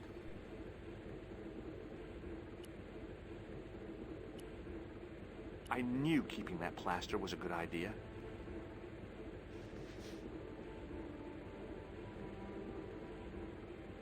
With the plaster and the imprint, I was on the right lines. I had filled the key's imprint in the soap with dry plaster.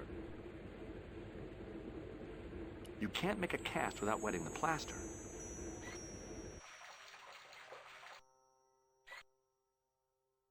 But wet plaster alone does not make a cast. I used the dryer to speed up the process.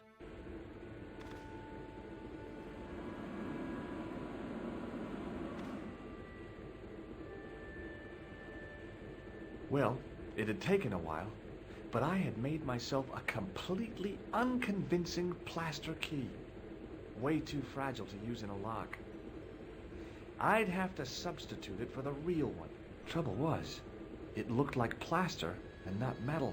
Then again, that plaster statue in Syria hadn't looked like stone until I'd been a bit artful with it. Maybe I could improve the key as well.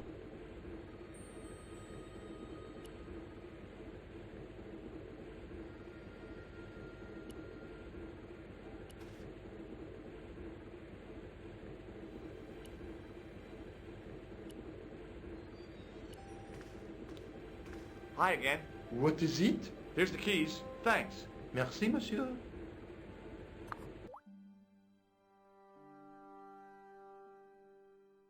I'd like to know what you're guarding, please. That's a secret. It wouldn't happen to be an archaeological site, would it? Are you asking me or telling me? I'm telling you. Then why ask? I had a feeling this was no normal hole in the ground.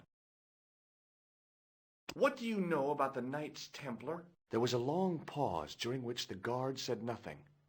Then he said, Nothing. Nothing at all? Is this a test? What, like a history pop test? No, like a test. Okay, yes, it's a test. Then I know absolutely nothing about the Templars. The guard was being amazingly evasive. It was going to take more than goodwill to get past him. Talk to you later. Au revoir, monsieur.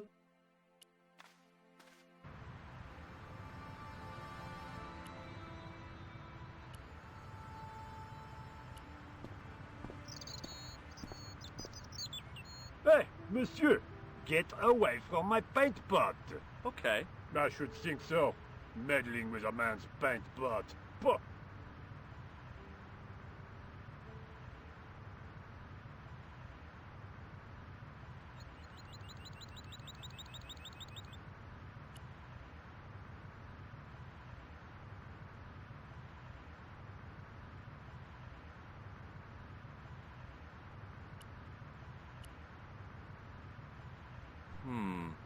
Maybe not.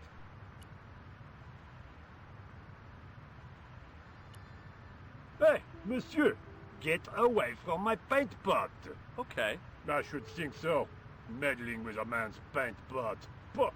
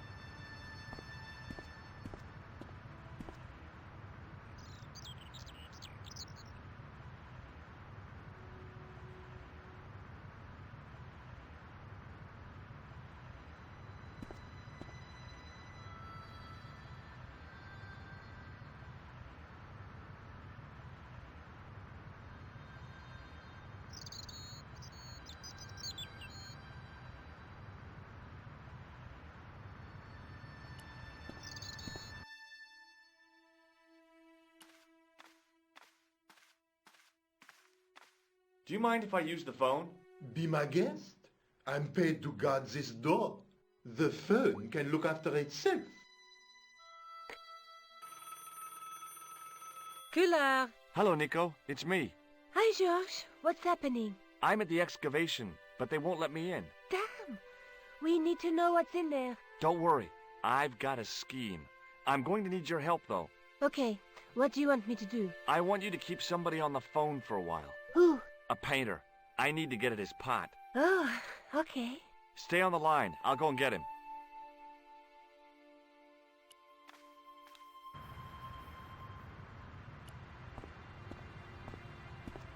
Hi, it's me again. What now? You've got a phone call. For me? Are you certain? It's a woman. She sounded hot. What woman? She must be mistaken, monsieur. Well, she asked for that hunk of a man with the nicotine fingers and his ass hanging out of his pants. Certainly sounds like me. Stand back. It wouldn't do to keep the lady from her hunk.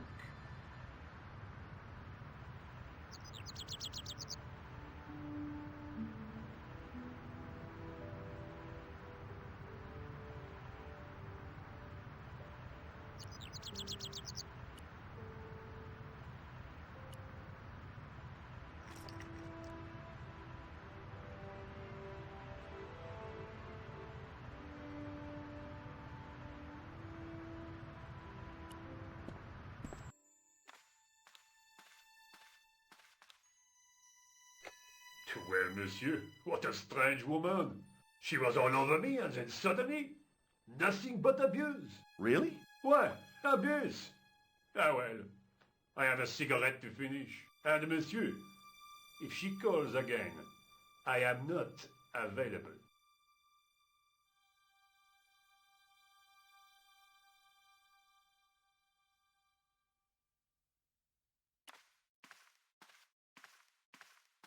Hi again. What is it? I need to use the toilet again.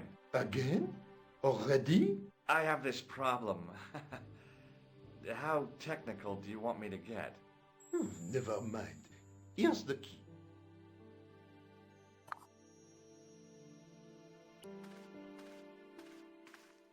The door was locked.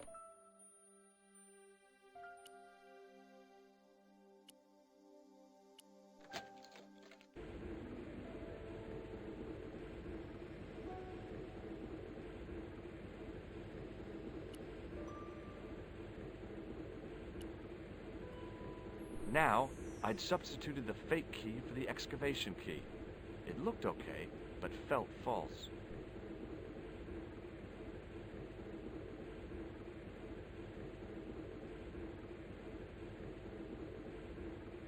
On the keyring was a big old key that looked like it might fit the excavation door. It was the key to the excavation.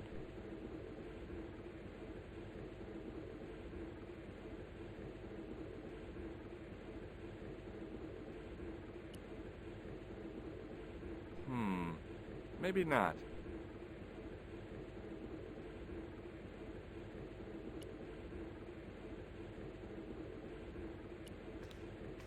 Being in a charming comfort station like this made me think fondly of the toilet in Syria. That place was kept in pretty good order. At least, it had been until I vandalized it. Still, it was all for a good cause.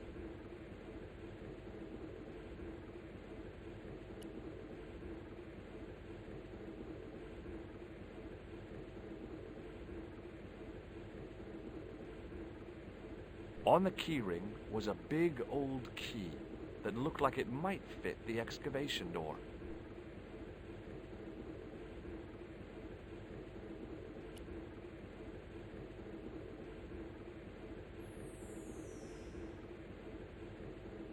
The thing felt really hot.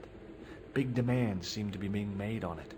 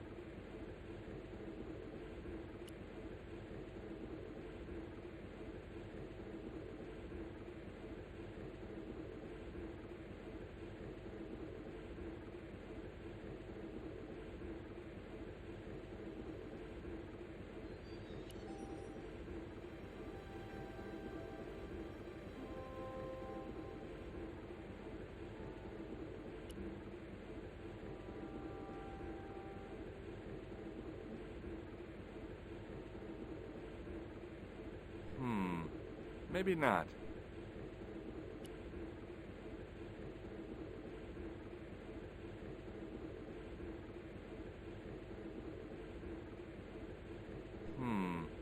Maybe not. On the keyring was a big old key. It was the key to the excavation.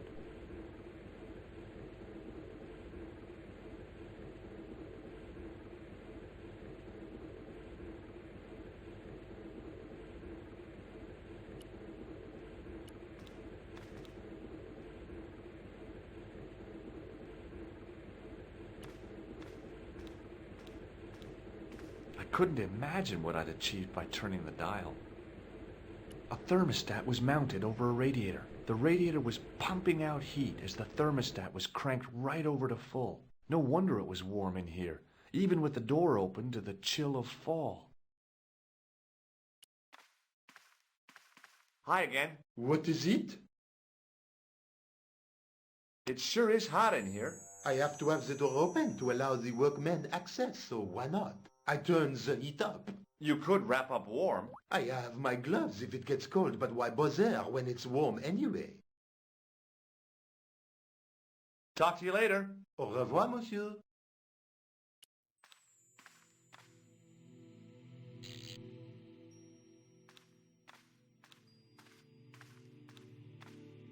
I turned the heating off.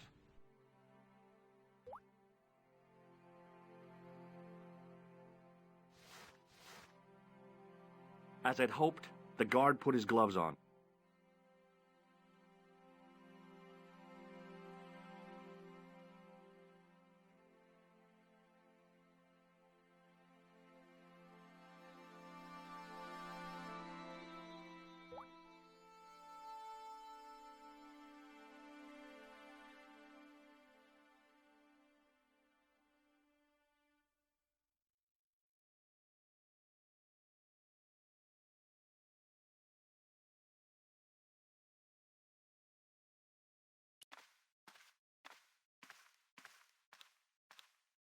I figured I'd best not bother Nico again until I'd got a good reason.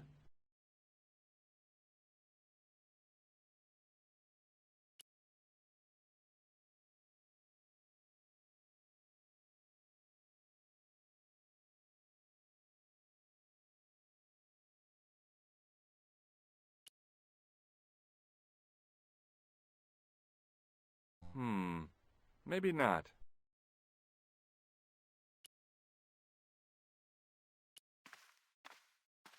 Hi again. What is it? After the amount of trouble I'd been through to get that key, I wasn't about to share with the guard how clever I'd been. I held my breath and hoped that he wouldn't notice the substitution. Here's the keys. Thanks. Merci, monsieur.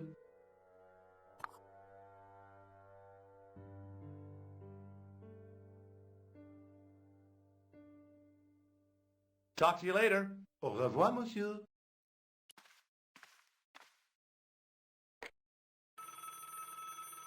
Hi, Nico. It's me again. I'd guessed. What do you want this time? What did you say to the painter? I shan't repeat it, Josh. Look, I need to get the guard out of the way. Could you call back and ask him to get the painter again? Okay, I'll call back soon.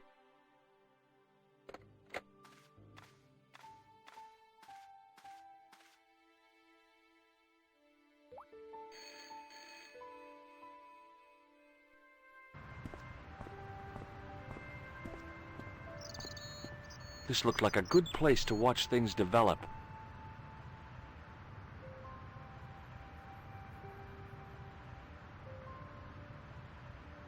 Hey, you! It's the phone. Yeah, who is it? How should I know? What am I, your social secretary? It's not a chick, is it? Yes, it's a woman. Are you going to answer it? Does she have a warm, sensual voice like molten chocolate? Yes, she has a really sexy voice. Now get a move on. I'm not talking to her. I can see that. You're wasting time talking to me. No, you don't understand. I refuse to talk to her. You refuse? You refuse? I'm wasting valuable time. Don't make me laugh. Your time valuable? You just stand around all day. I have a highly responsible job. Pah, don't pah me, you elephantine oaf. My job is important. Impossible. They would have hired somebody competent in that case. Meaning what? Instead of which they hired a dismal rent-a-cop like you. All epaulettes and no brains. Why, you... This looked set to carry on for some time. It was too good an opportunity to miss.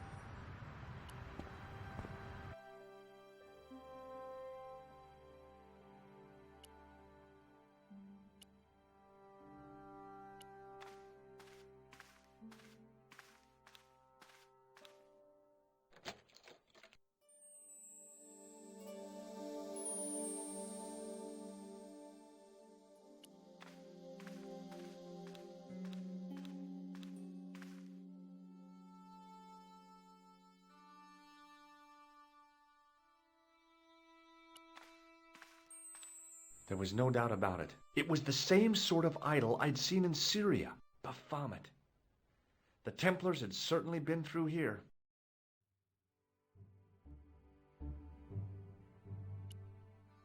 Close up, the pattern didn't make any sort of sense. It fanned out around an axis point, a kind of focus to one side.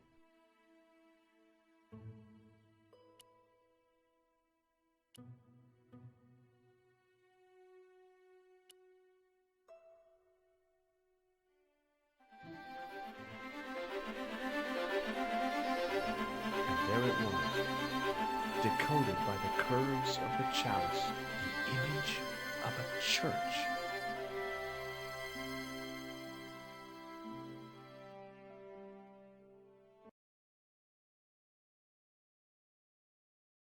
I found out what the chalice was for. You've solved the puzzle? Yeah, there was a distorted picture at the Baphomet site. When I viewed it in the polished surface of the chalice, it changed. What did it show? A picture of a church with a square tower.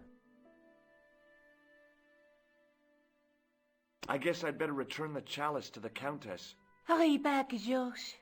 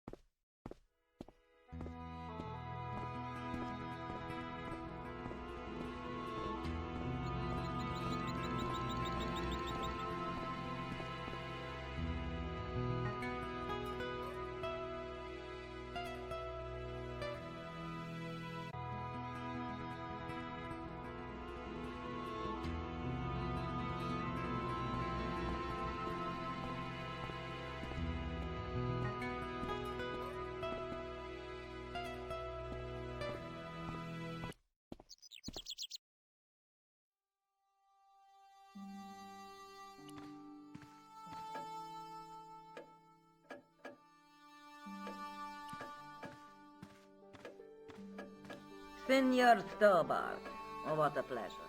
Please, sit down. Hi, Countess. The pleasure's all mine. I've brought back your chalice.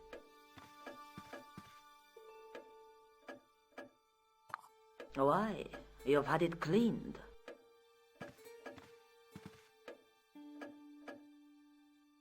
Yeah, I met an obliging priest with a soft cloth. Have you resolved the Templar mystery? No, not yet. I don't even know what it is I'm after. There are many stories of the night secreting great wealth away. Whatever. All I know is I don't want the bad guys to get it.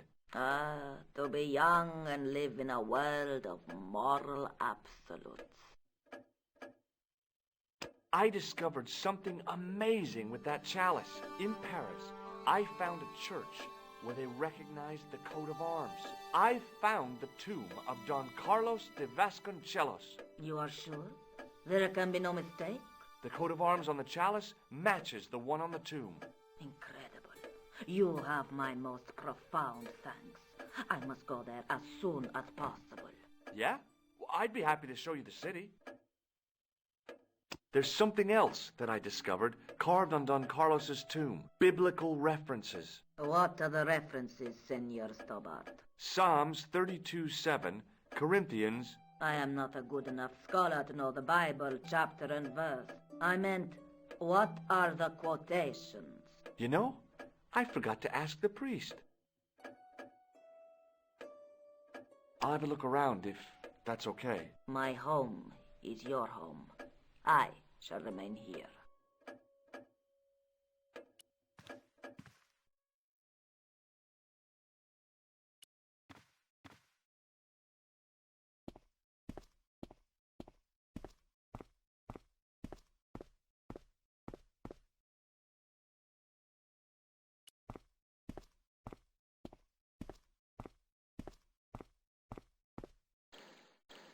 Hi there, Lopez. How's tricks? Senor Stobart, I feel I owe you an apology. No, you don't. I was impolite on our first meeting. Look, Lopez, just forget about it. I came on like a snake oil merchant. I wouldn't have trusted me in your shoes. You do not understand. Finding the chalice has given my lady a new lease of life. It's a marvel. She smiles. She laughs. The tradesmen are saying that she is on Prozac. So the Countess feels that the curse is lifted. I would not put it so strongly. Your discovery of the chalice was proof that the Templars never abandoned the De Vasconcelos. It counts for a great deal with my lady. Catch you later, Lopez. Adios, Senor Stobart.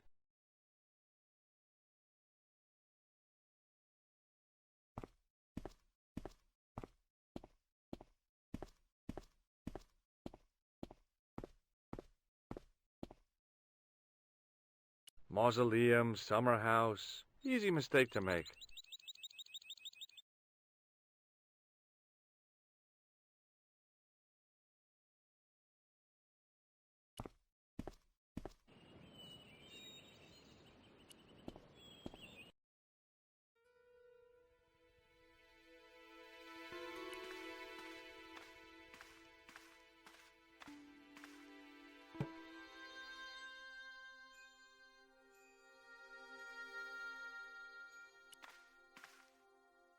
Now what?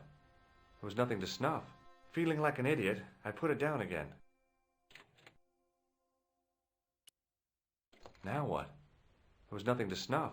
Feeling like an idiot, I put it down again.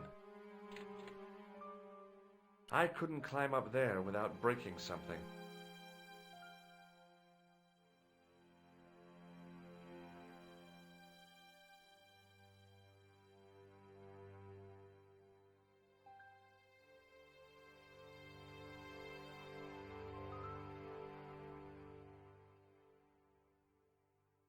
I couldn't climb up there without breaking something.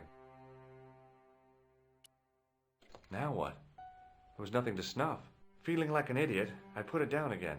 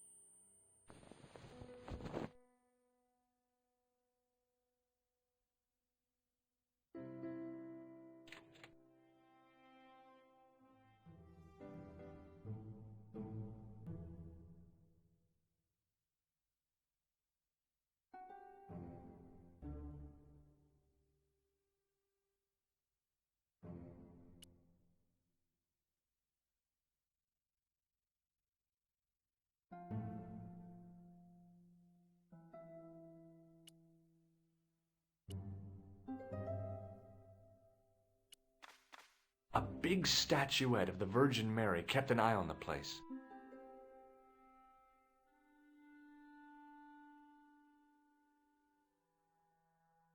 It was a rod with a cone and a hook on the end. I guessed it was for snuffing out the big candle in the chandelier. Now, feeling like an idiot, I put it down again.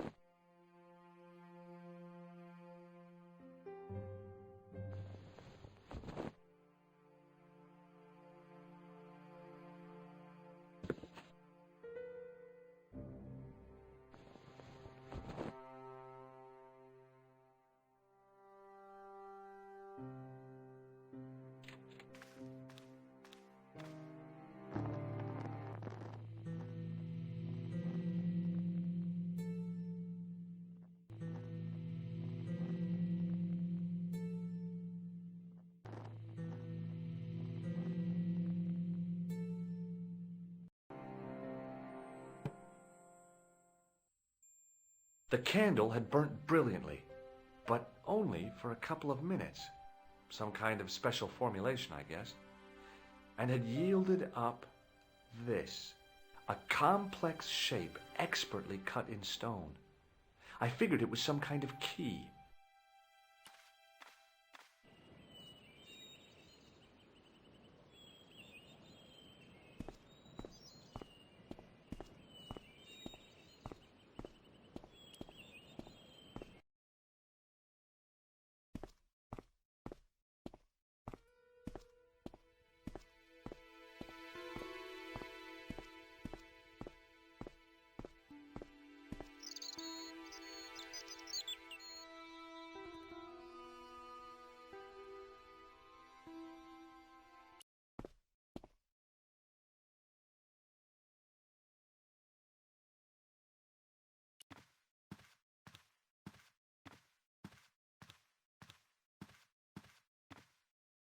It was a small mirror hanging over the sink.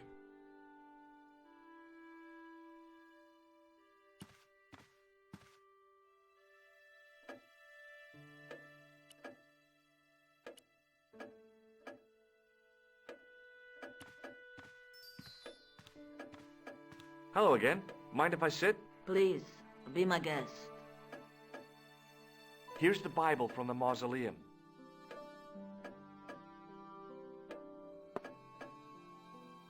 Very well. Let us begin. The first reference.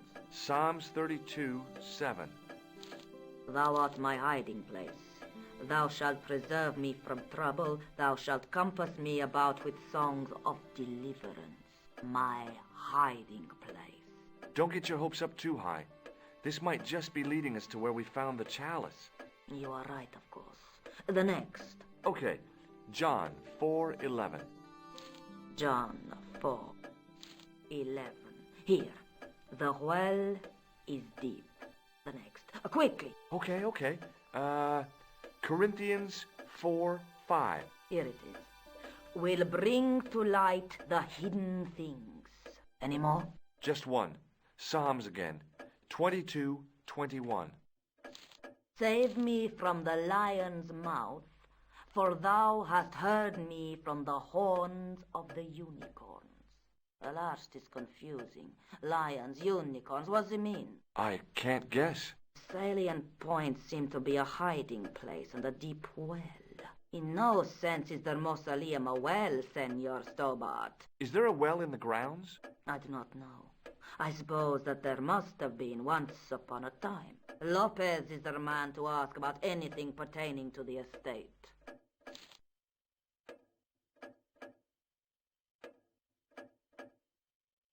I'll have a look around if that's okay. My home is your home. I shall remain here.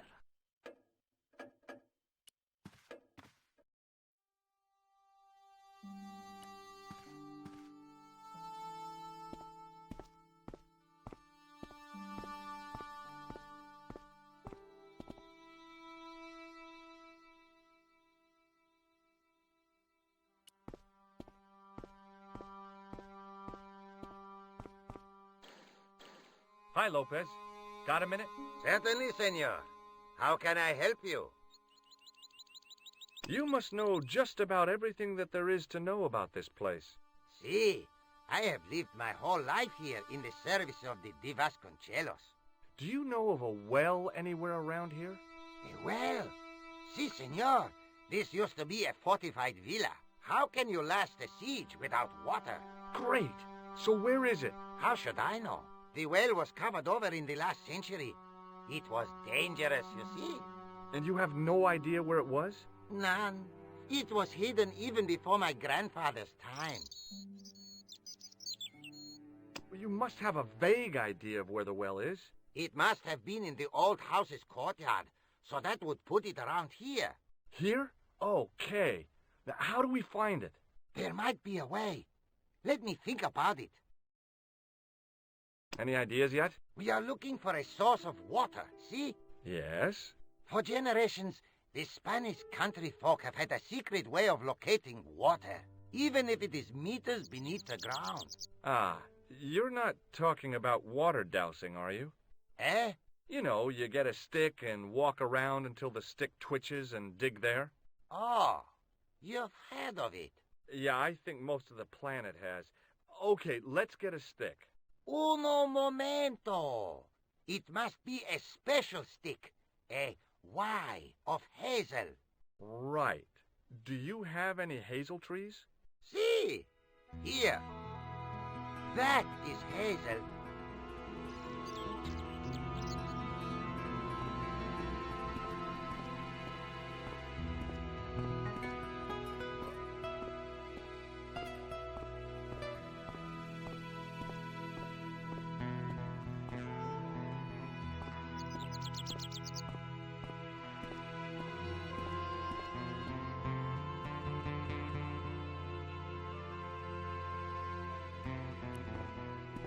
I went over to find a suitable stick. Aha!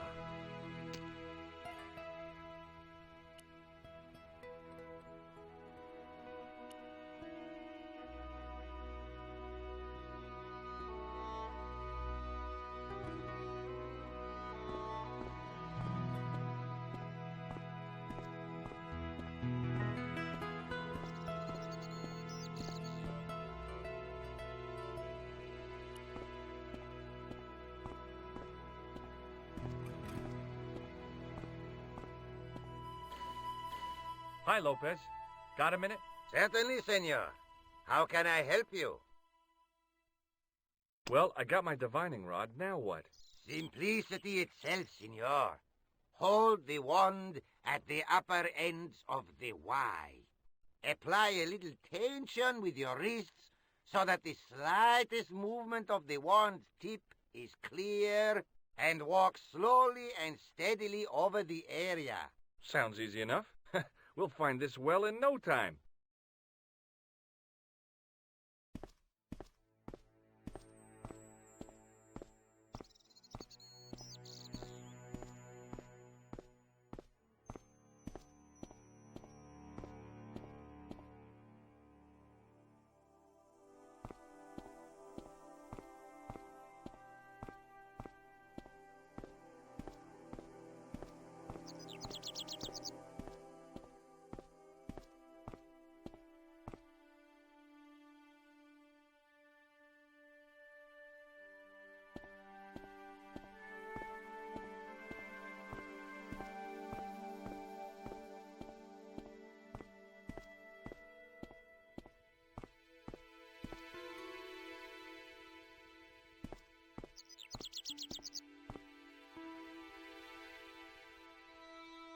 Senor Stobart, you've found something.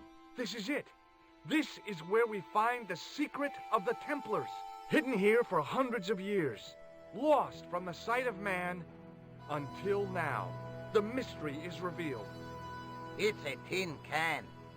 I've been walking up and down with a twig in my hands, looking for a tin can. It had water in it.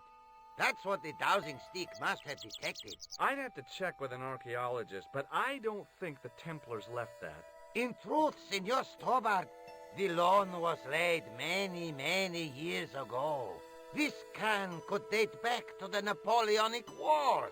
Get rid of it and I'll try it again. Lopez threw the can away. It seemed to fall an awfully long way. The splash at the end confirmed what we both suspected. Well, I'll be a monkey's uncle. It has been here all the time. All those years and nobody found it. Stood in awe for a moment, marveling at the secrets all around us. I could have fallen down that.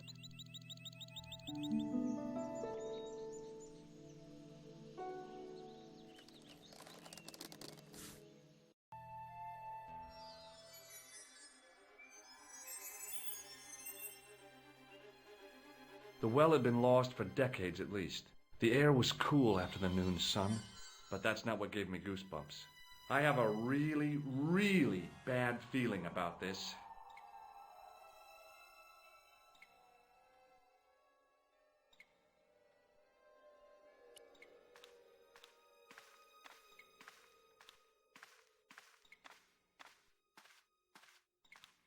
From a distance, the lion's head had been impressive.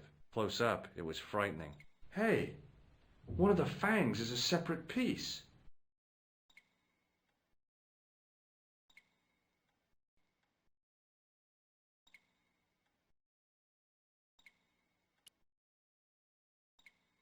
I could hear the sound of a lot of stone moving, and I knew I was in danger.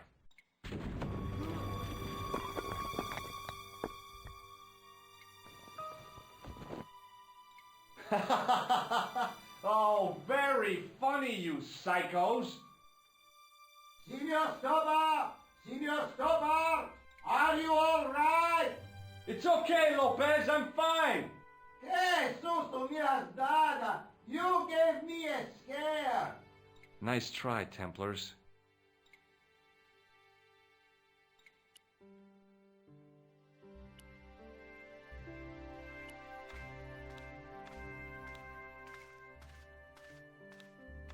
I realized I could use the mirror to reflect the light from above.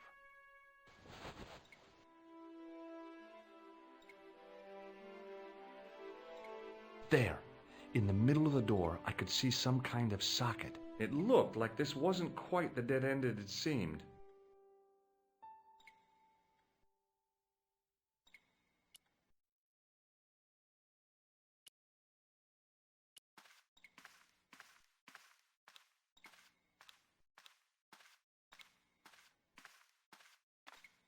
I slid the stone key into the lock.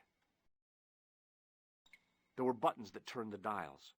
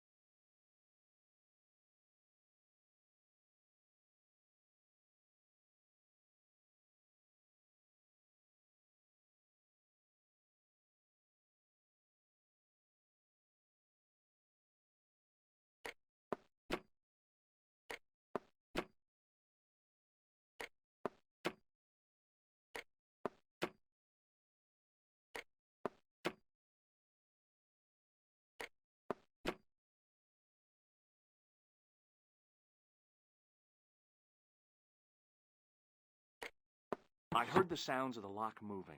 Either that or the wall was going to come down on my head.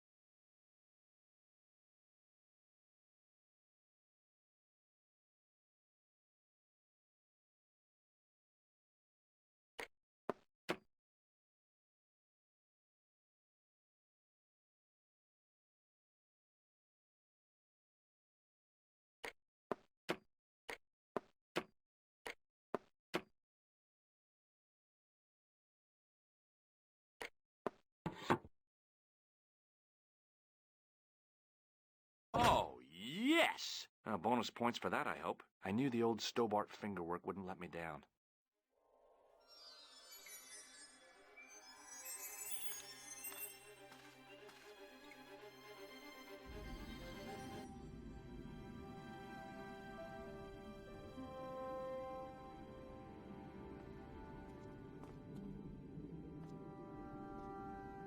Before I left, though, there was one last thing to do. You won't be needing that replacement piece anymore, Countess. I found it with the children. You'll probably want to be alone for a while. I'll be out in the garden with Lopez.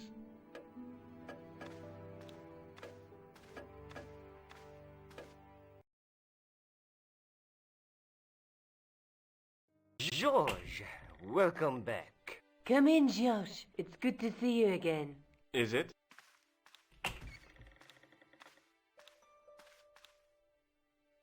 Sure. What did you find in Spain? Without Andre, we wouldn't have got this far, George. Yeah, I know. The clues led to an underground chamber at the bottom of a well. The Templars had left a tapestry showing a chessboard. The white pieces were vastly outnumbered. There was a stream running across the board, and a Templar knight on a horse. Does it mean anything to you, Andre? No, nothing. Maybe we should tell Andre what else you found, George. There's a map and a Latin inscription to the west at the edge of the world. George found that in a cave in Syria. Yeah, where the assassin almost killed me. Then we have got the burning of Jacques de Molay and the date, 1314. From the window of the church in Montfaucon Square, one of the few places where nobody tried to kill me. Then we have the image of a church that George found at the excavation. I don't recall anyone trying to kill you there either, George. And finally we have the tapestry in Spain. Did I mention I almost got killed there? Not yet, but I'm sure you're about to. It was only my cat-like reflexes that saved me from certain death. Cat-like reflexes, eh? And while I was risking life and limb, where were you, Andre? Getting your glasses fogged up over an Etruscan vase? That's enough, boys. Can we get back to saving the world? Of course. My apologies. He started it. Well, the Latin phrase are the words of Julius Caesar. He was describing the island of Britain. Are you sure? The map didn't look much like Britain. How come Caesar described Britain as being at the edge of the world? To the Romans, the Mediterranean was the center of the universe. Britain was a remote, unfriendly place, inhabited by blue-painted savages. It hasn't changed much. They've stopped painting themselves blue. Except when they go to a football match. They used an extract from a plant called woad, Isetis tinctoria. The Scots were using it until fairly recently in their wars with the English. Fairly recently? I don't recall the Scots being at war with the English. How recently are you talking about? I believe William Wallace's men used it in the 13th century. They might well have been using it as late as... You can't remember, can you? 1314. Ah, we're back onto that, are we? Andre, what is it? What do you mean? 1314 in Scotland. The Battle of Bannockburn. That would explain the stream on the chessboard. That's what a burn is. Right, Andre? As in Bannockburn? Right, George. And it gets better.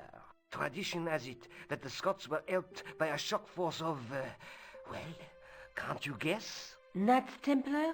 Yes, a group of outlawed Templars. They are said to have turned the tide for the Scots. And it all ends at a church in the Isle of Britain at Bannockburn in a church. What are we waiting for? I'll call a cab. I can't go. Andre, you've been loads of help, but...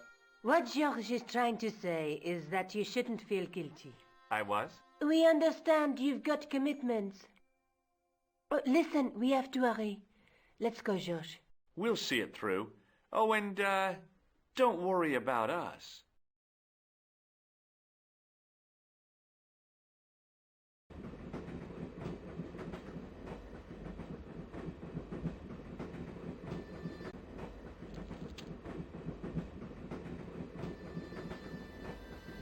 Pardon me.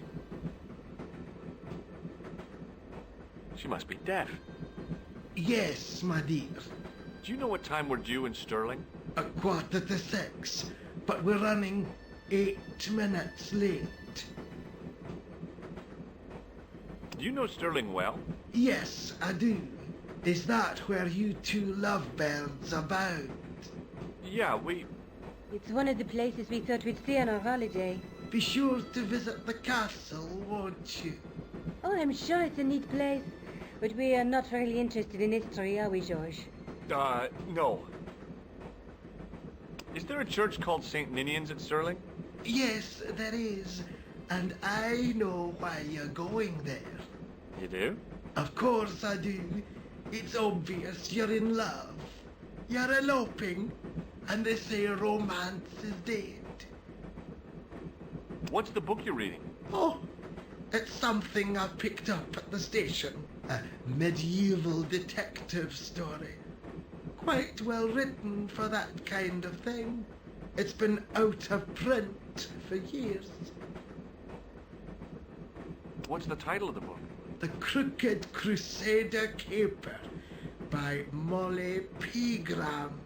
I assumed the author was a woman, but apparently not. His real name is... Professor Nigel Pegram. That's right. Do you know him? No, I never met him. George is a great fan of his, though.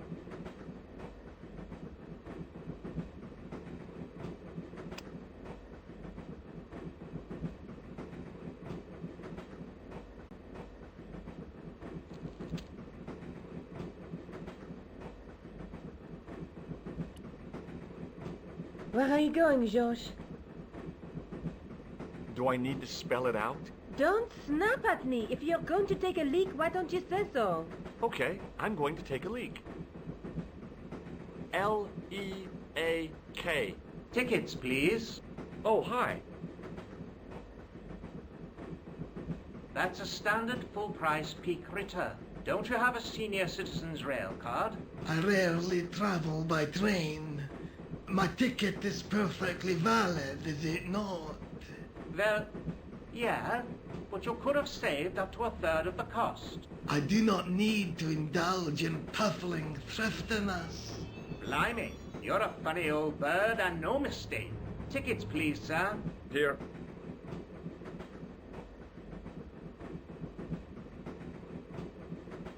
Off to Sterling, eh? Yes, we are. Well, I hope you won't be disappointed. It's a miserable place this time of year. Still, there's plenty of pubs and a lovely view from the castle. Thank you. I don't want to worry you, but there was something familiar about that guy. Are you sure? You're tired. Perhaps you're mistaken. Maybe. But I didn't like the look in his eyes when he spoke to you.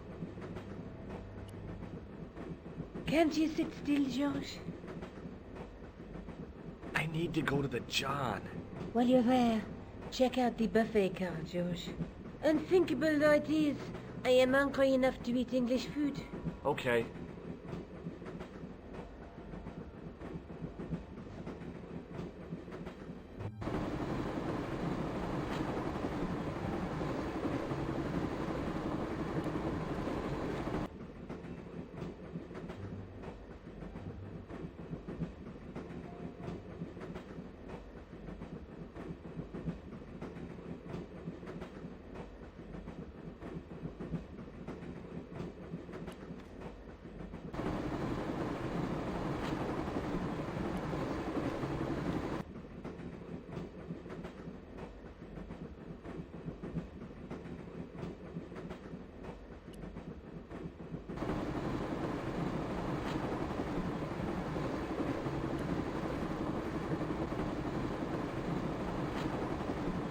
Oh, no. That gangster creep from the hotel. Guido. Well, he didn't scare me. Hey, Buster. This is a no-smoking car. Okay, maybe he did scare me. It got worse. I suddenly realized who the conductor had reminded me of. Eckler, Marquet's murderer.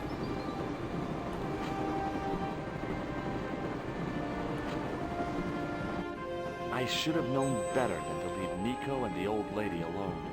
Suddenly, The Sword of Baphomet took second place to finding the girl I loved.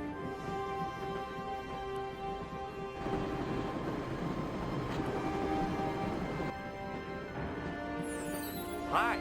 Having a party? No, this is British. Come on, join us, man. Where, Basha, wake up, man. What's company? His breath was like the outlet from a chemical factory. Excuse my mate, he's taking a nap. Sleeping like a bobby. I'll wake him up when we get to Newcastle. We passed through Newcastle half an hour ago. And I never noticed. Listen, I need your help. What's the matter? There's a guy on this train who's trying to kill me. Relax, man. You wouldn't try nothing with us in Basha here. We are veterans like. Slow action at Brightling Sea. I don't recall the British Army being involved in a conflict in anywhere called Brightling Sea. Well, you just take it from me, pal. You're in safe hands. What is that stuff you're drinking? It smells like gasoline. Right, I'll put hairs in your chest, like. And your eyeballs, too, by the looks of you. Did you see what happened to the young woman in the next compartment? No, pal, I didn't. Have you lost her, like? She's disappeared. The old lady, too. I think they're in trouble. Oh, wait, man. An old lady, too? Yeah. You gotta help me. Maybe they went to the toilet, like. I don't think so. You never go on their own. Always in pairs, you know. No, she's been abducted. I'm sure. I've got to go look for her. What's stopping you, pal? The conductor. He's not what he seems. You want to avoid him, like? That's about it, yeah. No problem. See you later.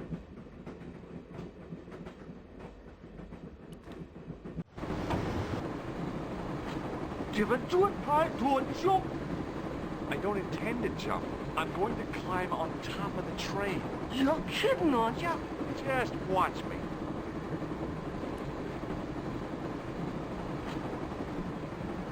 Hold on there, pal. I'll give you a hand, like.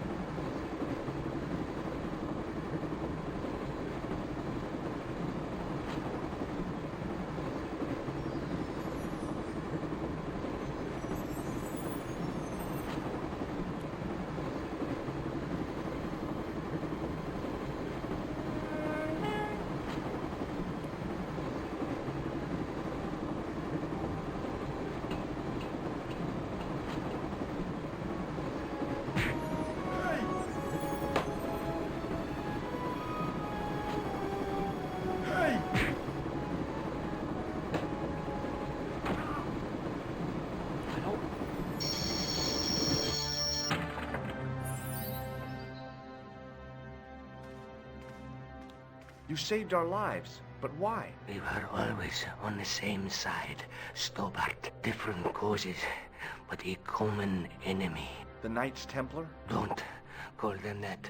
The real Templars were a noble foe. These barbarians have no right to that name.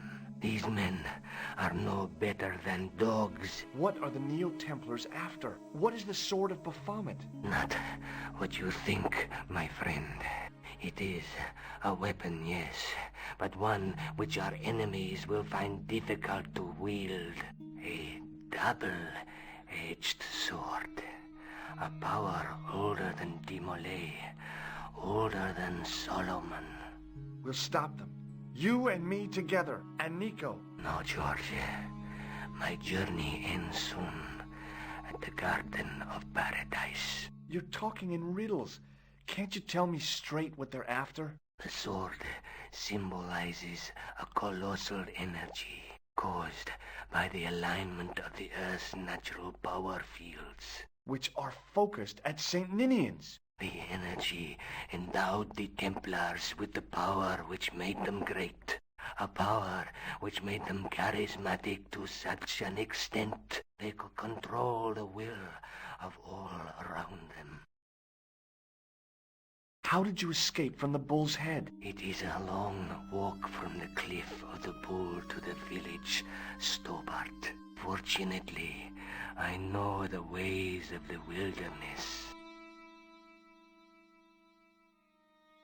May Allah guide you to our enemies. Thanks. 1, last thing. What? What is it? He's dead.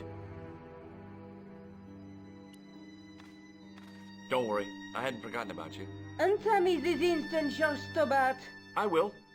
When I'm ready.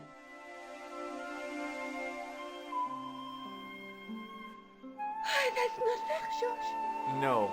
You took advantage while my hands were tied. When Eklund pointed that gun at me, I thought I was gonna die. I thought of all the things I'd never get to do, and kissing you was at the top of my list. George, Uh-huh. George, we've got to get off the train. Eklund could recover at any time. So what are we waiting for?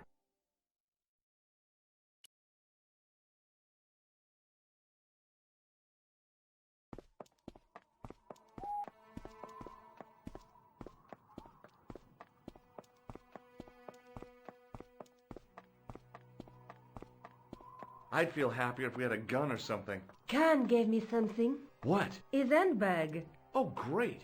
If we run into any killers, we can give them a good buffeting. Didn't he have any weapons? You don't know half of it. This bag's full of C4. Wow. Why didn't you say so? Boy, we'll show them now. What's C4? Plastic, George. We're going to shop our way to victory? 2 kilos of plastic explosive. The detonator's broken now. No problem. We'll buy a box of matches somewhere. It doesn't work that way.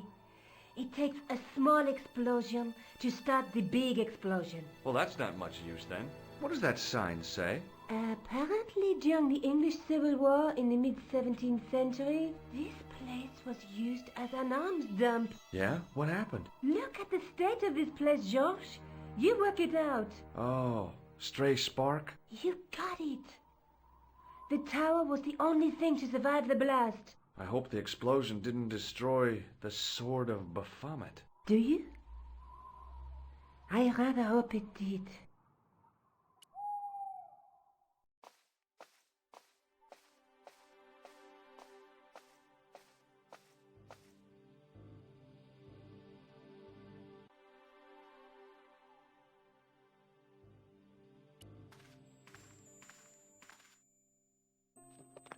I scrabbled around in the rubble and found an old clay pipe with a broken stem.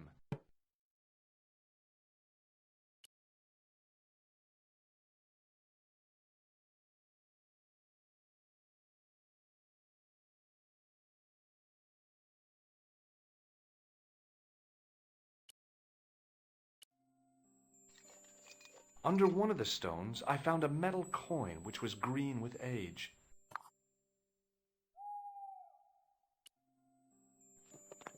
It was caked with soil, but what I'd found was a small cog and spindle. With mounting excitement, I felt something between my fingers. It was short, hard, and black. Something I hadn't expected to find here. It was a plastic pentop.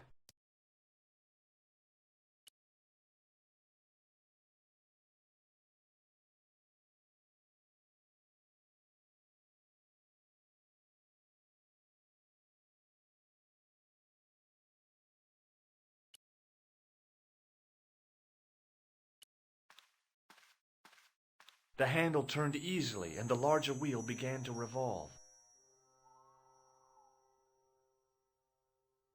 Damn! Then the handle came off in my hand. Now that the handle was gone, it was easy to remove the cog and spindle.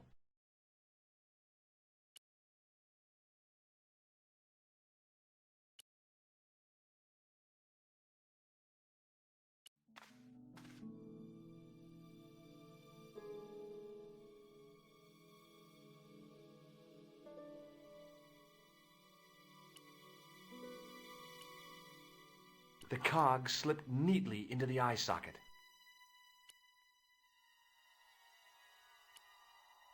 With a rasp of metal on stone, I eased the second eye into place. I pushed the handle into the demon's mouth. The cogs all meshed. I began to turn.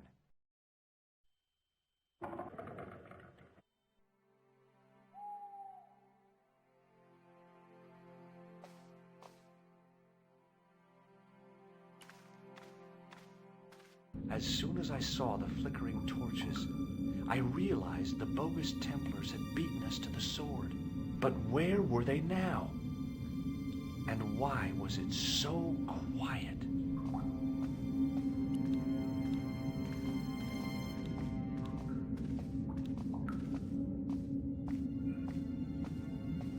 Listen, I can definitely hear chanting. You're right.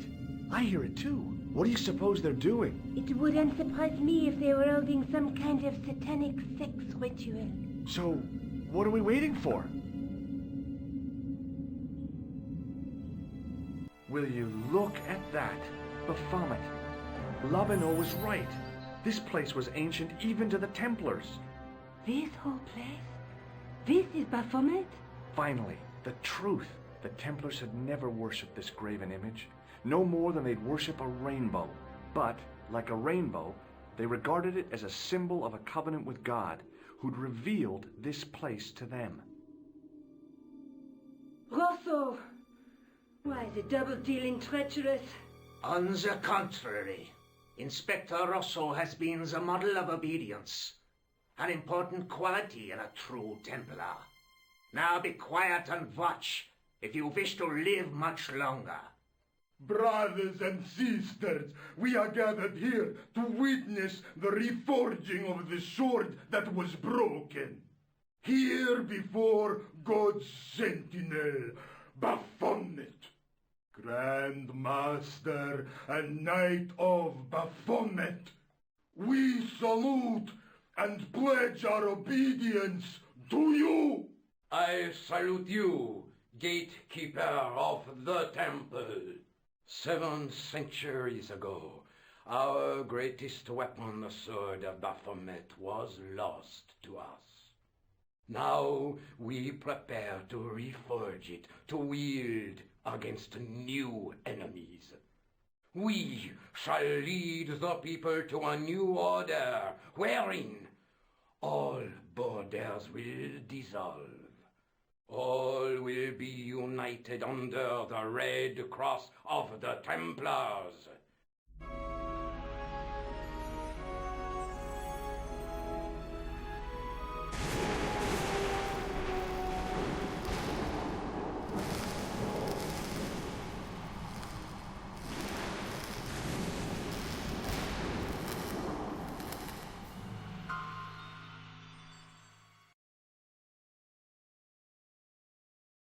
George, we have watched your efforts to stop us with respect.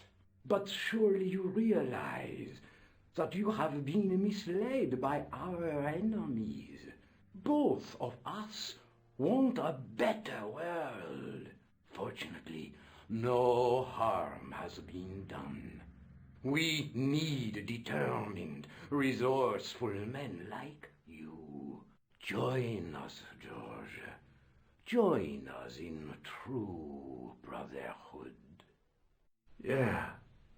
True? Wait. Brothers?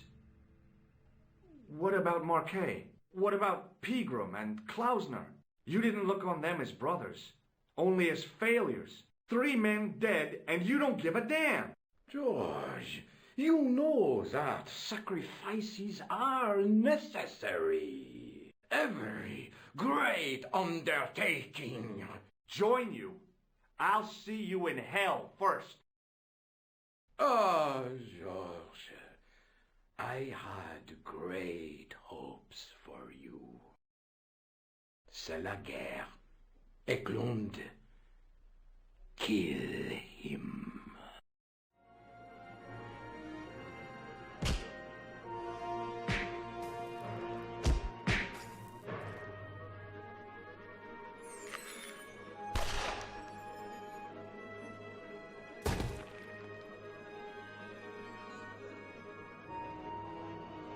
I swear, I just wanted things to be right. Take them. Kill them.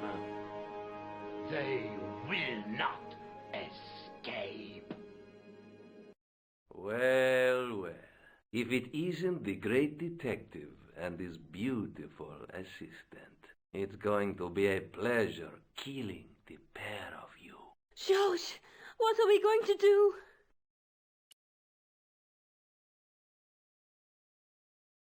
Come on, Nico. We're leaving. You fools! You cannot escape us. Guido! Stop them. But master, the powder! That powder is from the English Civil War. You fool. It's over 300 years old. How explosive do you think it can be? I thought it was all over, but Nico had one last trick up her sleeve. Or in her handbag, to be exact. A handbag full of plastic explosives. Maybe, but this stuff is brand new.